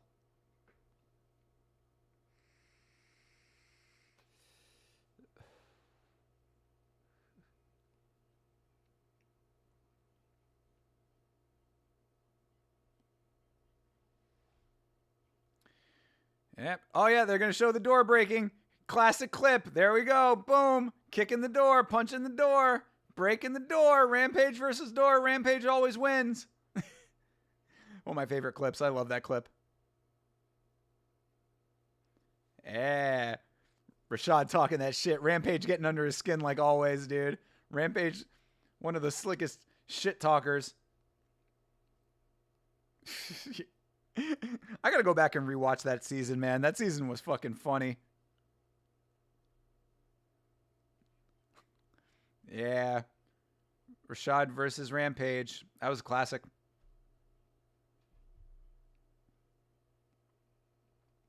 Yep, Rashad taking that decision win over Rampage Jackson. This is a nice little walk down memory lane with Rashad here. Hall of Famer. Hall of Famer.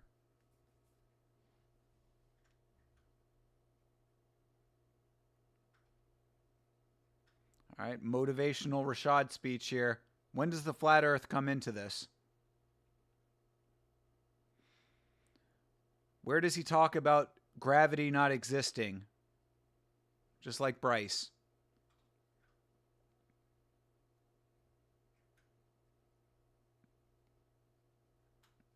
All right, we're tapping into savagery over here, says Rashad. Let's see some savagery in this training.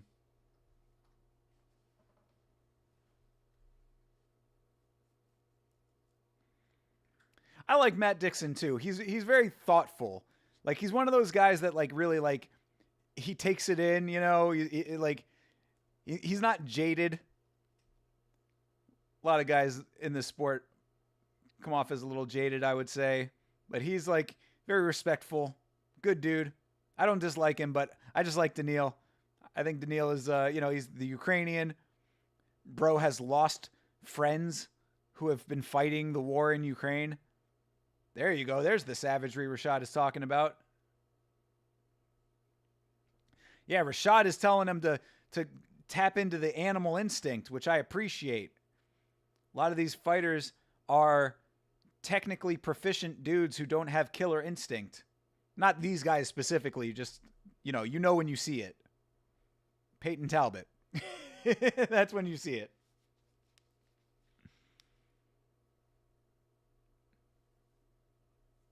Practice the violence. There you go, Rashad. You tell him.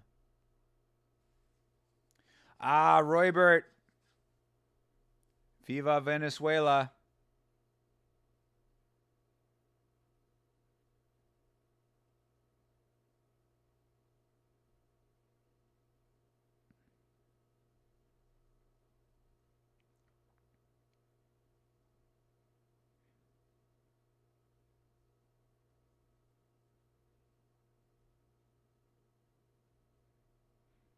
Yeah, Rashad laying down some knowledge on these dudes here.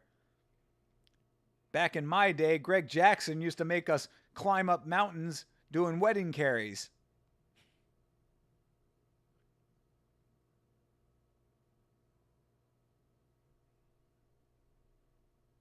I like it. Not a single word about the shape of the earth, unfortunately. You have to do it for the disc that we're sitting on right now. All right. Commercial break number 1.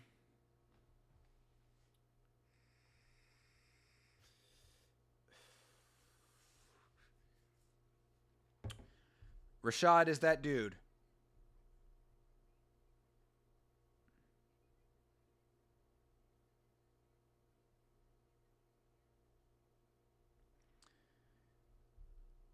Chase is posting something in the Discord.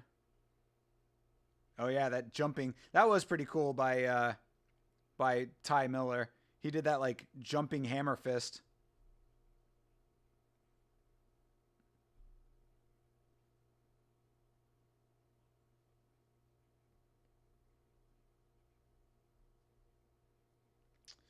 Oh yeah, we got confirmation that the White House card is taking place. So cool.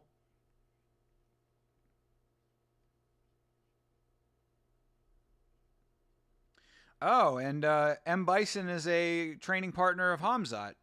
All right, there you go. Good for him being the one guy to actually get the contract. Well, not just the one, but the one who actually like got the knockout. So that's cool.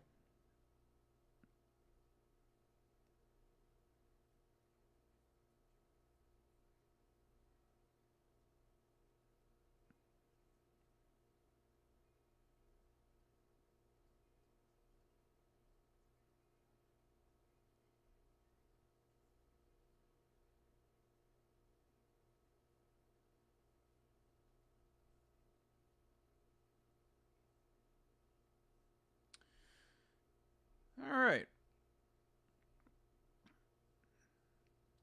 Let's get to this fighting already, man. It's been a weird night with all of the stuff on the Contender series. We're pulling double duty tonight. Extra long stream. I want to see an action-packed fight on The Ultimate Fighter to close this thing out strong.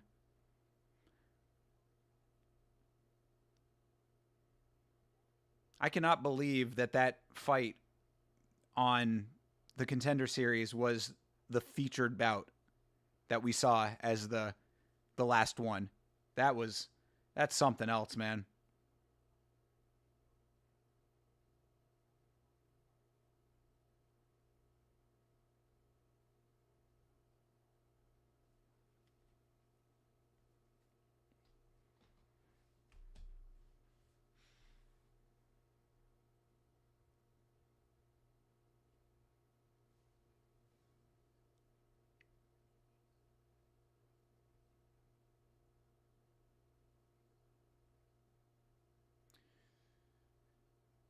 These dogs are eating better than your boy over here. Look at that dog food.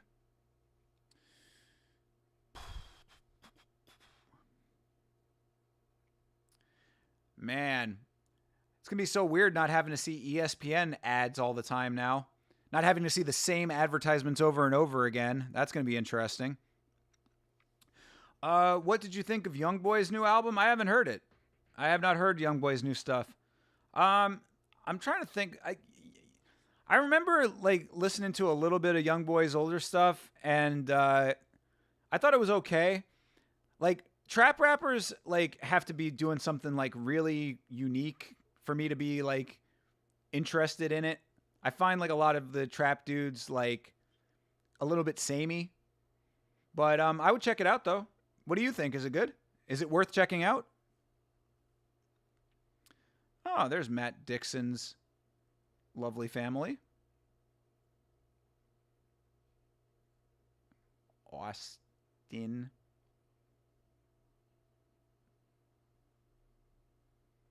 Oh, his lovely wife and I guess his mother there and his little baby. Matt Dixon calling home.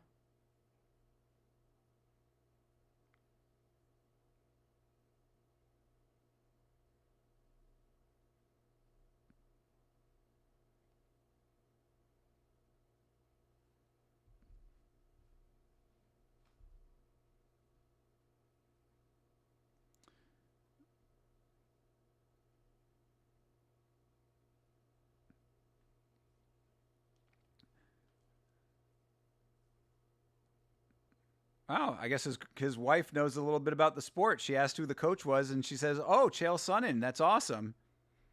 She might just be, just saying that, but it would be kind of cool if she actually did know who Chael was. I often wonder about that, like how many of these fighters, like if their family actually like know about the sport, or if it's just like, oh, he just does that fighting thing.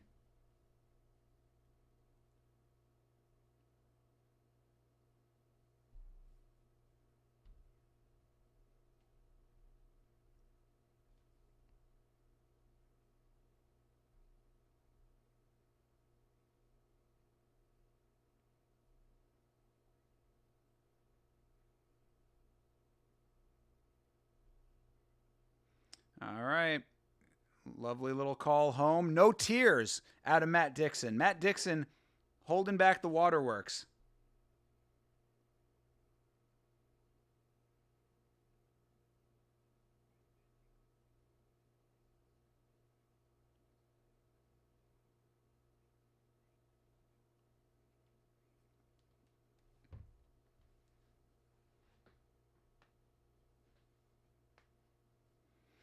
But Daniil is who we are going for.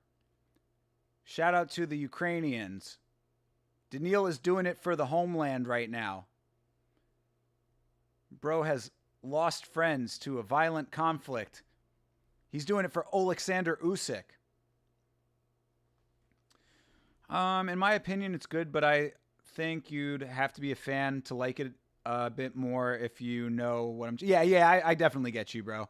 I definitely get you. I mean, trust, and like even if it's not something like I like all the way through, there's often sometimes things that I could find that I like about it. So I would definitely give it a shot. I mean, I'm never gonna like turn down listening to music. Like I'll listen to it. Not everything's gonna resonate with me 100%, but there's only been like a select few couple of rappers like in recent memory that I was like, man, yeah, I like that. Like I liked Roddy Ricch. I like Suicide Boys a lot. Other modern rappers that I've heard, I'm trying to think. Yeah, I mean, there's like, I like NLE Choppa. Thought he was pretty good. G Herbo. Yeah, those are the guys that I like. I thought that King Von was pretty good before everything went down with him, but he's a he's an interesting case, obviously. Kind of like showing a UFC fight to someone who doesn't really care about it. I feel you on that. I definitely feel you on that. But no, I mean, I can certainly appreciate certain things about it, and I'll always listen objectively. I'll always try to go into it without any preconceived notions.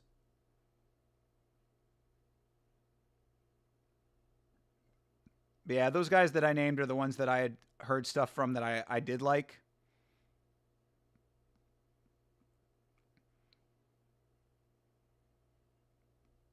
Hard to keep up with some of these dudes, though. It's like all these guys releasing mixtapes all over the place. I'm like, who are the ones to actually like keep an eye on, I remember going into the gas station one time and dude was playing some music and I was like, who is this? And he told me who it was. And like the guy's name was like 504 Ace or something like that. And I'm just like, bro, all these guys got like fucking cheat codes for nicknames. Like all their rap names are like a bunch of weird letters and numbers. Oh, he got a little fish. He got a little fish. Is he alive? I hope that fish is alive.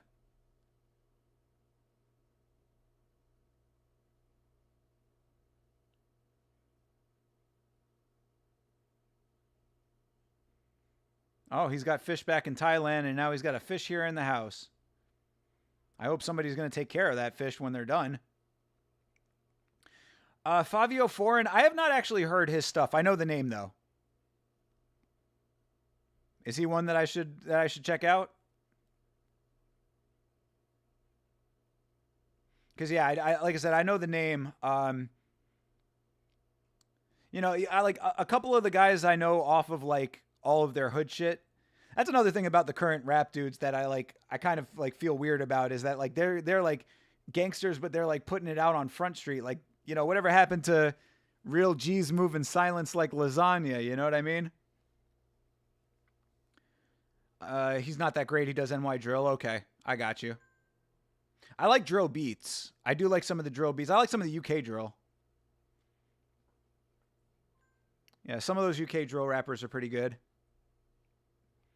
But yeah, a lot of these guys I know off of like the Trap Lore Ross documentaries, you know what I mean?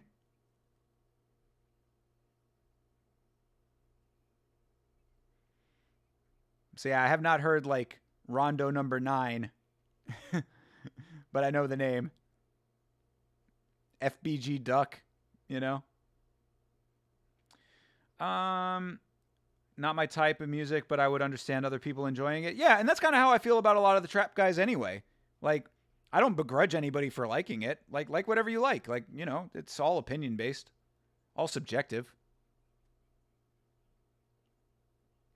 I sometimes don't understand why people like certain things, but even if that's the case, I don't have any real like negative opinion about it. I know you probably don't mess with Kanye right now, but he was featured on a song with him, and that one was fire. I mean, bro, Kanye is one of the most conflicting artists of like all time to me, really, because on the one hand, I recognize the genius in Kanye West. Kanye West has made some of the most classic music of a generation. He is a generational artist. Also, he is a person who has allowed his ego to warp his mind to the point that he lost his mind and allowed himself to sink into a psychosis that was unchecked by the people around him. I feel bad for Kanye West. I pity Kanye West in a way, because I feel like the world is kind of robbed of what could have very well been like a genuinely great person. You know, like obviously greatness comes in many different forms, and Kanye was an amazing artist. I mean, there's still Kanye music that I listen to. I mean, fucking the other day, I mean, you know, shout out to the Vitz King always, of course. You know, Vitz and myself both very big fans of the Diplomats. I was listening to Cameron, and you know, Down and Out is a song that was produced and features Kanye West. It's a fucking brilliant song. It's a great song. I mean, all classic Kanye is Power is like one of the best songs of the last like 100 years, I would say. That's like a top 100 songs of all time kind of contender right there, you know? So I mean, Kanye West is very conflicting to me. I feel, like I said, I feel bad for him, because I mean, like there was a time that Kanye could have been like, if he had stayed on the right path, could have been considered like one of the great humans that is remembered by history. Now he's just going to be a dude that's like has basically the exact conversation that I'm saying out loud is like how you're going to remember Kanye West, a guy who made really great music and then went crazy. Like, I don't really even give a fuck about any of like his dumbass views when it comes to Nazism and all that shit, because it's just dumb shit. It's just static. It's noise to me. And it sucks that a person of Kanye's stature like was reduced to that. So, Runaway is definitely one of my favorites, but it's not. But it's unfortunate. Yeah, exactly. Bro. You can name a million songs. I mean, fucking. Graduation and College Dropout are like two amazingly classic records. 808 and Heartbreaks had some good stuff on it too. There's so much, like, that's what I'm saying. Like, you know, Kanye could have been like a generational artist that like really made his mark on history, and now he's just going to be a conflicting figure that has all this dumb conversation surrounding him.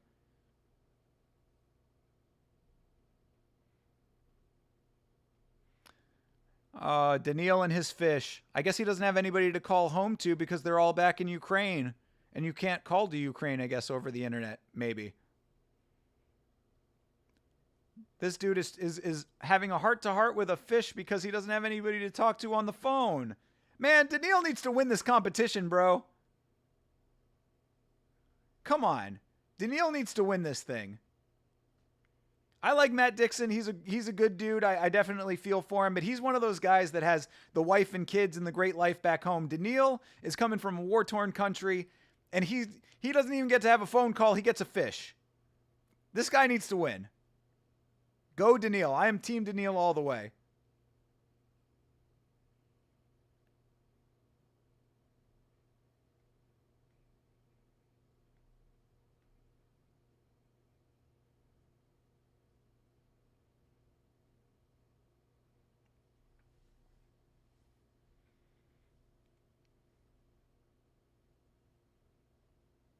TJF, I actually even thought that the HH song was a bit of a banger. You know? That's how good Kanye West is at making music.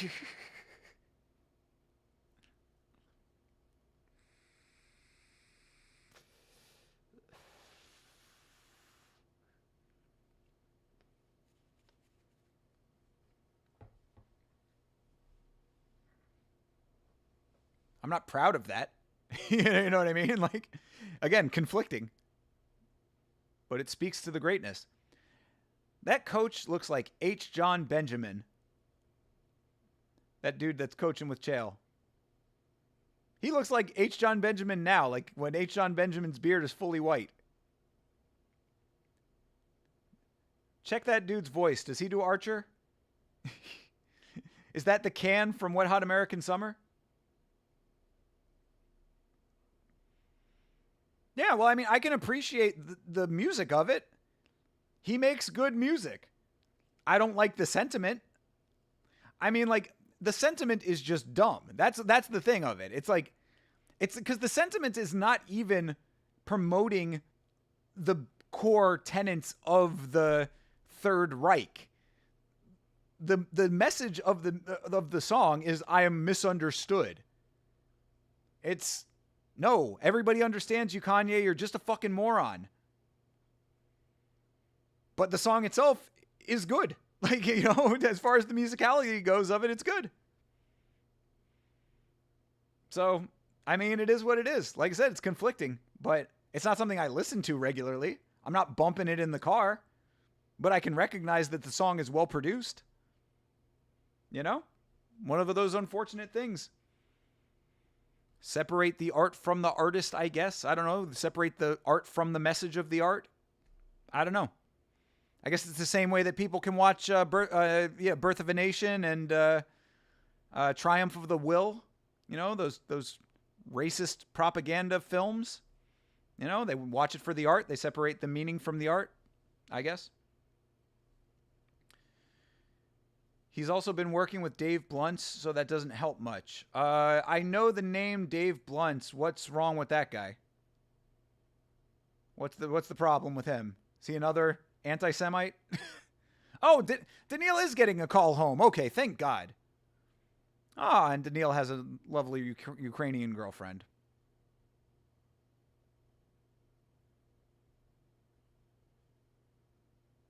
She got some big old lips. Jeez, Ukrainian lip filler.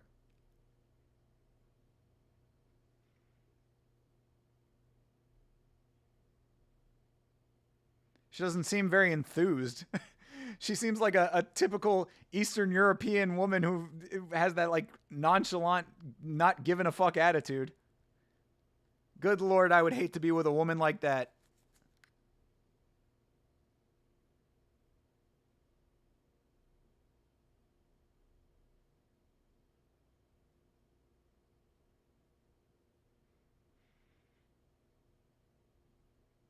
Call my mom and tell her to pray for me. Come on, Daniil, you got to have more confidence than that, brother.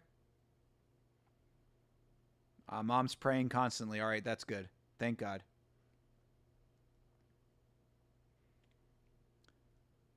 All right, everybody back in Ukraine is asking about Daniil. Wondering how everything's going. She's got braces. Stuff must not be that bad everywhere in Ukraine if you're getting braces put on. Maybe she got the braces put on before the war started. That would suck. Think about that. You got braces put on before the war, and then a war breaks out, and you just have to be stuck with the braces forever?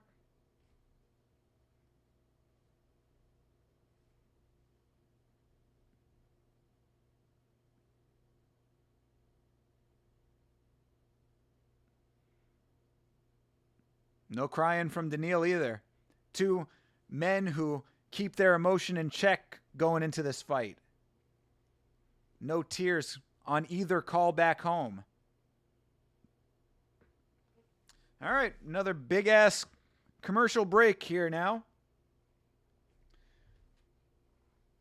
So yeah, now I'm curious about Dave Blunt.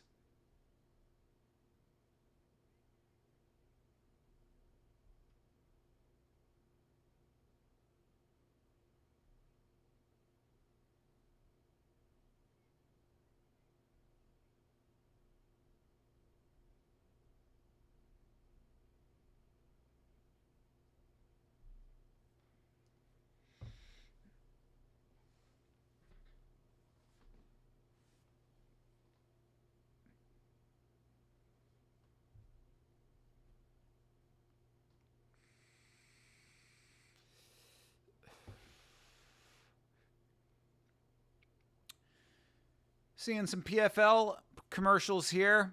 Get ready to never see another PFL advertisement when Paramount gets the UFC rights. Think about that. This is really going to test people's commitment to the sport. How many people are going to actually still have ESPN to keep up with PFL? This might actually really seal the fate of the PFL. I didn't even think about that until just now, saying it out loud. That's funny, though. So that means this is the last time Tough in the Contender Series will be on ESPN. Not necessarily. So we don't know exactly just yet what's going to happen with the peripheral products like Tough in the Contender Series. I think that everybody is assuming it's going over to Paramount, but they have not made a firm announcement about that. So there have been some rumors. I mean, I think it's just people talking. Nobody actually knows, but there have been some speculations, let's say, that ESPN might try to hold on to those properties, but I would highly, highly doubt that. I think it would be very, very unlikely that ESPN wants to shell out any money for those kinds of offerings when all of the bulk is over on Paramount. I think it makes a lot more sense to just put everything on Paramount, but we don't know about that just yet, so we'll see. I certainly hope that that is not the case and that everything does go over to Paramount, but we're going to have to find out. Is the UFC the only thing you watch on ESPN Plus? Oh, that's a good question. No, I watch hockey occasionally when I have the time to. I don't really have a lot of time for it, but I am a big hockey fan. Hockey was like my first sports love. So I'll try to catch a game every once in a while when I can, but it's rare. It's rare that I do. And other than that, I watched a couple of the 30 for 30s because I find those documentaries interesting, but once I got through the ones that I wanted to watch, then yeah, that's pretty much all I was watching. Like there's not that much on ESPN Plus, like unless you like college sports, I guess. Like I don't really care about college sports. Yeah, I mean, like what else is there really, right? I mean, like lacrosse, don't care about that either. Like there's a bunch of stuff on there, but like it's just all stuff that I don't really care about. So yeah, there's nothing tying me to ESPN Plus. I mean, the only thing would be if they kept The Ultimate Fighter, but I guarantee you I'm not paying $30 a month for the ESPN direct-to-consumer product. There's no fucking way. No way in hell I'm paying $30 a month for ESPN. Not happening. So if they're trying to keep the Contender Series in Tough, then RIP. All right, Matt Dixon is weighing in, people.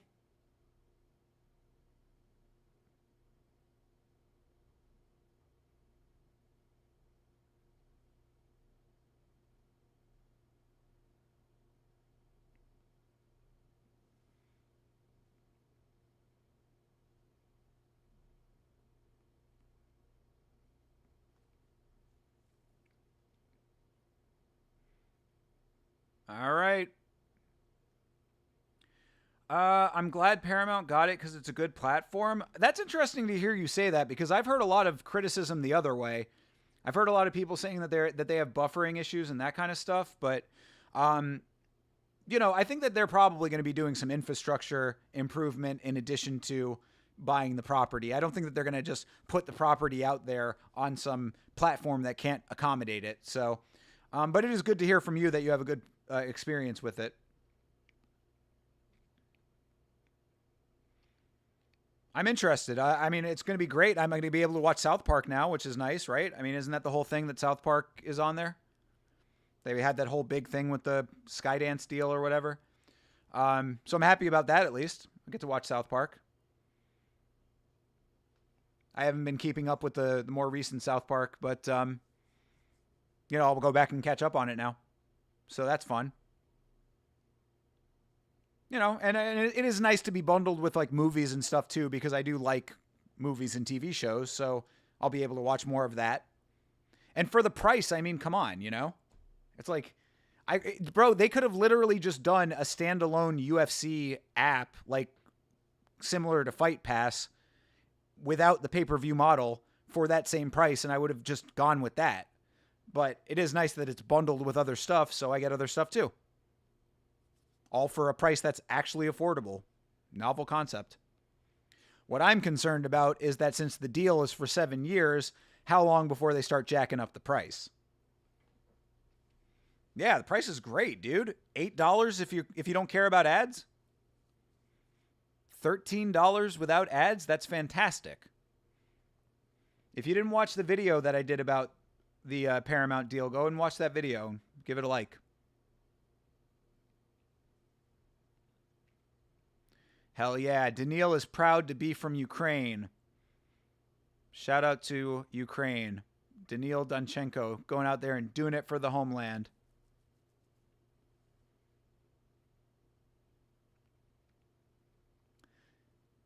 Yeah, he put yellow in his hair because it's Ukraine.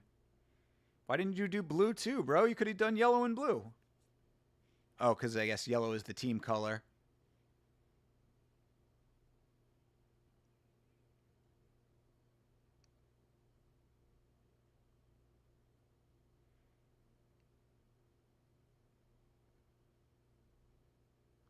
All right, Matt Dixon. Matt has a little cut on the side of his eye already, unless that's a birthmark, but it looks like a cut. Oh, maybe it is a birthmark, actually.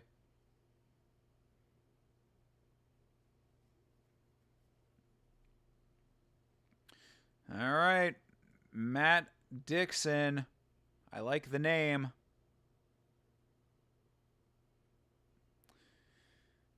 Making his way to the octagon.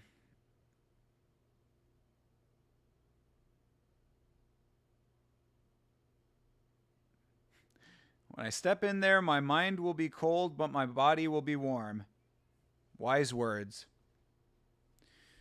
Wow. We only have 15 minutes left in the show. Somebody's getting knocked the fuck out in this fight. This fight is... There's going to be a finish in this one. Come on, Daniil. Daniil. Real deal Daniil. Daniil wants to be a Ukrainian superstar in mixed martial arts.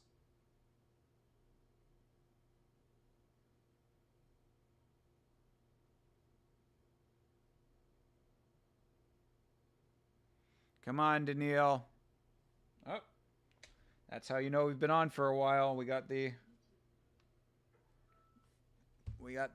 lights out over here. I don't know why that thing does not accept the command. It shuts itself off even though I tell it not to.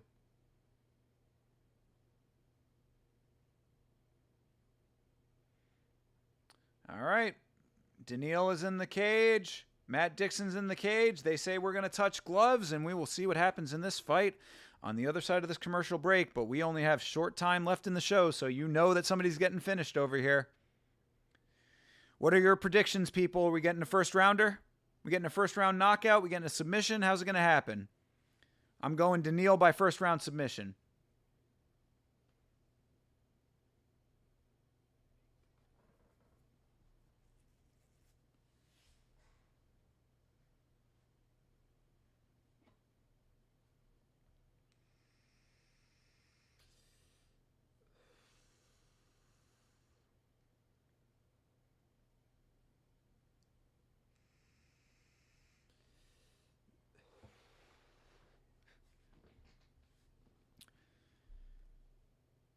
Who has money to buy a house? I see advertisements for like home buying things, and I'm like, man, must be nice to be paid. Soon I will be there. PayPal.me/Raincake Productions. I'm gonna get the Patreon going soon.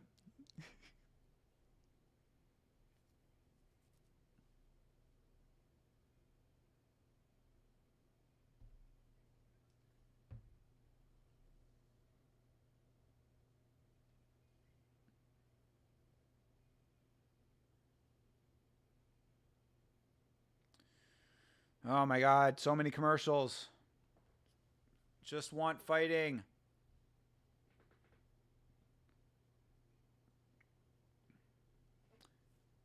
If Chase is correct and the premium Paramount Plus, which does not have commercials, has gaps for where commercials would go, I wonder what their screen is going to look like. What is their commercial break happening right now screen look like on Paramount Plus? Guess we'll find out. All questions will be answered. All will be revealed. We're going to be going into 2026 with no more pay-per-views, $13 a month for fights, and a fight card at the White House. 2026 is going to be a wild year in MMA. Very crazy.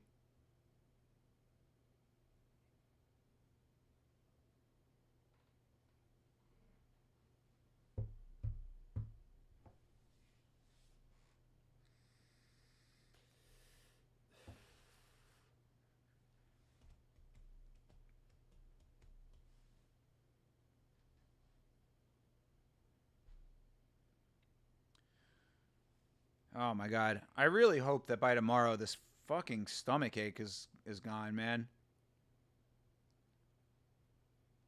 Crappy Mexican food will do that to you. Not that it was crappy. The food itself was not bad. But sometimes the ingredients not so amazing, whatever. I don't know. Whatever it is.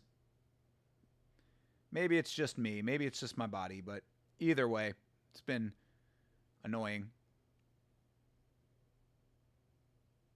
All right, finally, we're back. Let's go. All right, we got a fight underway here, people. Right in a moment. Anyway. Where's our ring girl? Daniil is 23. Matt Dixon is 29. 5'11", 5'10 for Matt Dixon. Weight is the same. Didgery Dave, good morning, sir. Good day.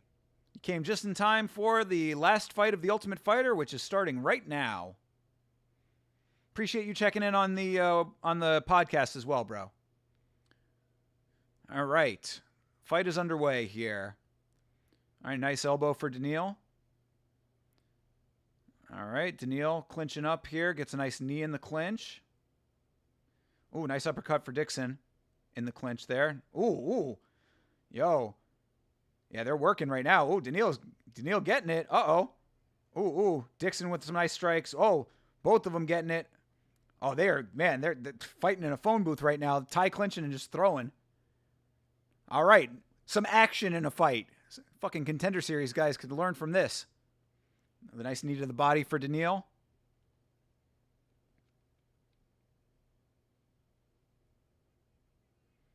Ooh, another nice step-in elbow for Daniil. Love that. Yeah. Chael saying for Dixon to touch him up. Daniil's the one doing the better work right now. All right, there's one for Dixon. Saw your stream, so always stop by to say good day, Kaba. Appreciate you, bro. Much appreciated, man. Always love seeing you in the chat. Ooh. Yo, Daniil. Bro, Daniil. What are you doing? Daniil. Brother. Back of the head strikes. Are you kidding me right now? Bro. Come on, man. He was touching Dixon up. Dixon has a huge gash on his eye right now. He might have been able to finish that fight if he hadn't have done that. Been buzzing about like a blue-assed fly all morning. Some Australian slang. I like it. Are they taking a point?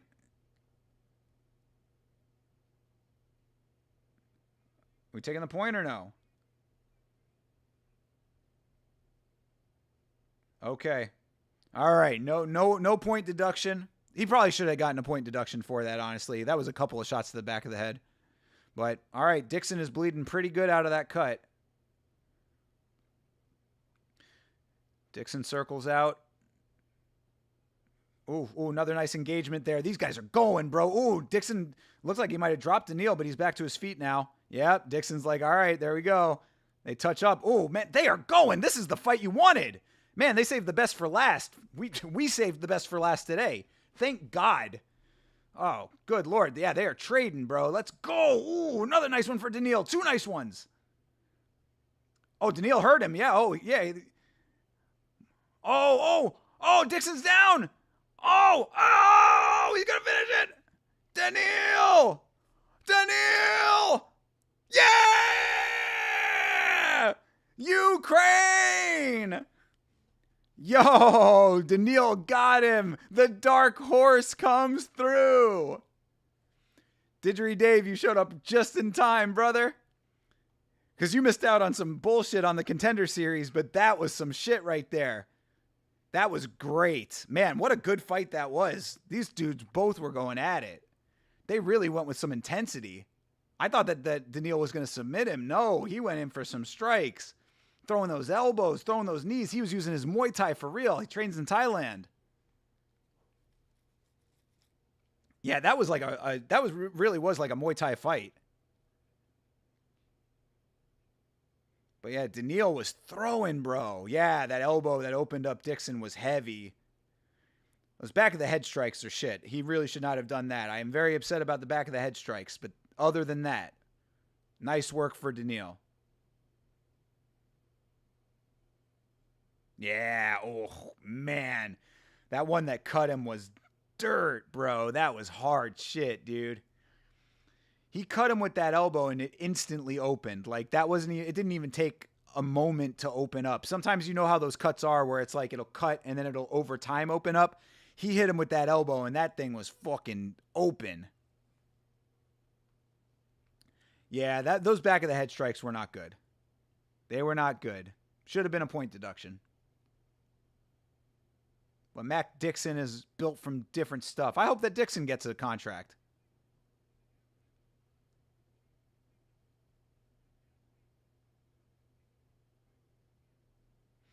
Yeah, Dixon could have taken the easy way out. He did not do that. Oh, man. Yo, that cut is gnarly, bro. Damn, the cameraman had to get up deep on that cut. Open him up like a can of beans, brother. Yes, indeed. That's a can opener for real. That close, they just showed a close-up of Dixon's face in slow motion. That thing just kind of sucking up on his forehead there. Ooh, good Lord. Oh, that cut is gnarly, bro.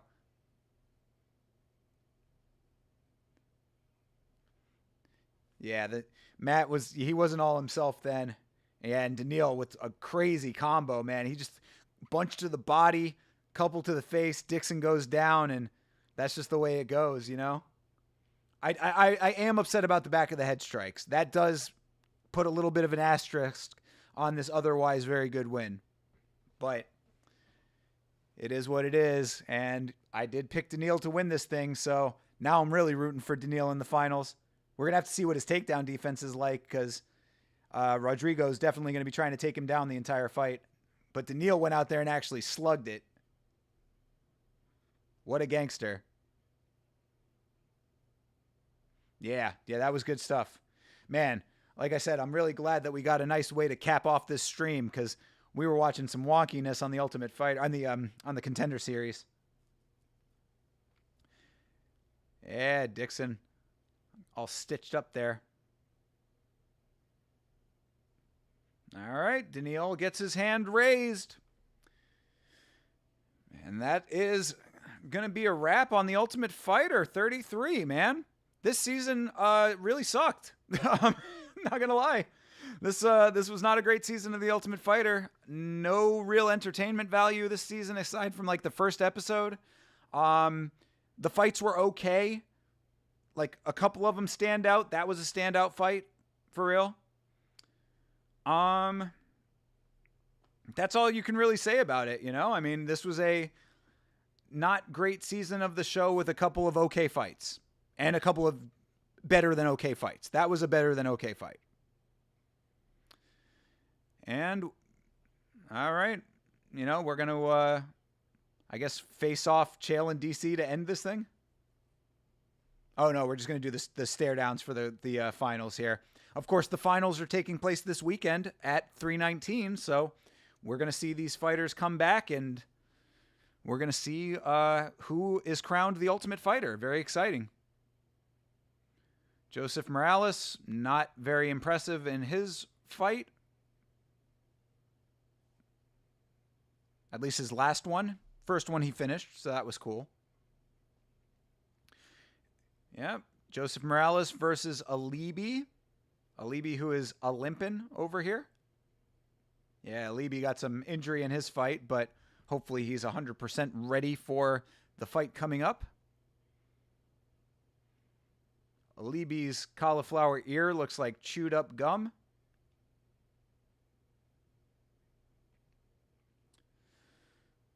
All right, Alibi versus Joseph is the first of the two fights for the Ultimate Fighter, and the other fight we're facing off right now. Rodrigo versus Daniil.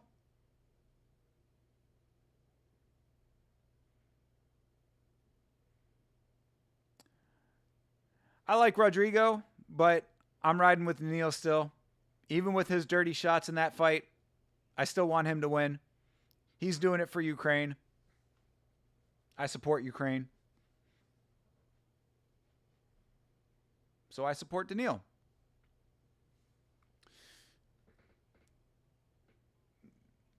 Yeah, Rodrigo likes to fucking wrestle fuck his way to victory, and Daniil wants to strike your head off.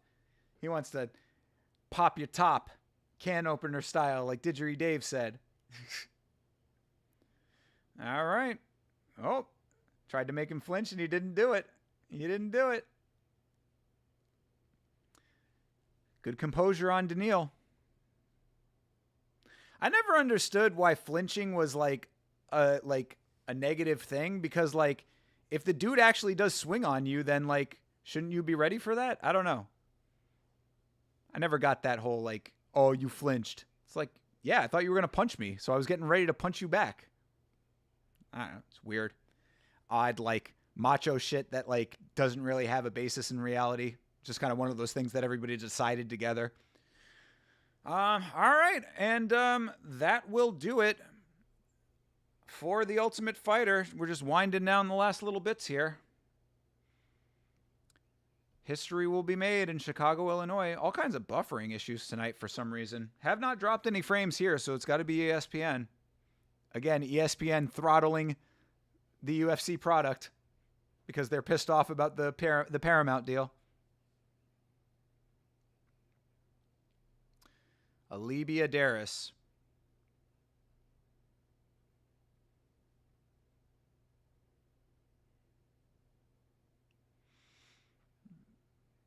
All right. Alibi Adaris and Joseph Morales versus Rodrigo. What was his last name?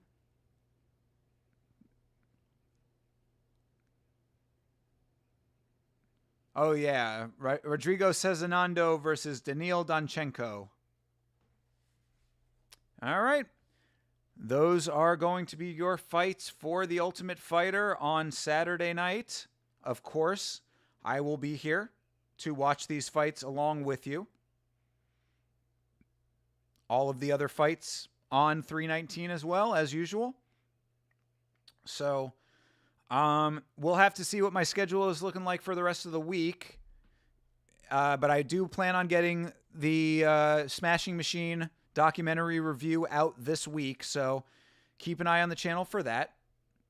And then on Saturday, we will be back to watch The Ultimate Fighter finale, along with 319. So that will do it for tonight. This has been an extra long stream with, some a bit of a mixed bag, I would say, as far as the quality level, but we ended strong with the Ultimate Fighter last fight for episode 12. Like I said, keep an eye on the channel for the Smashing Machine documentary video. The video about the Paramount deal is already out on the channel. If you have not seen that, give it a watch, give it a like. And on Saturday, we'll be back to watch 319. We are going to be back on Saturday to watch 319, Du Plessis versus Chimaev. That's going to be awesome. A lot of buzz around this card, a lot of buzz around the main event, obviously. So we're going to have fun doing that. Make sure that you're tuned in on Monday nights for the podcast, Last Week's Fights, myself and Chase Parton breaking down each and every fight from the previous week's card. And have a great rest of your night, great rest of your week, unless I see you sooner. And as always, everybody, fight on.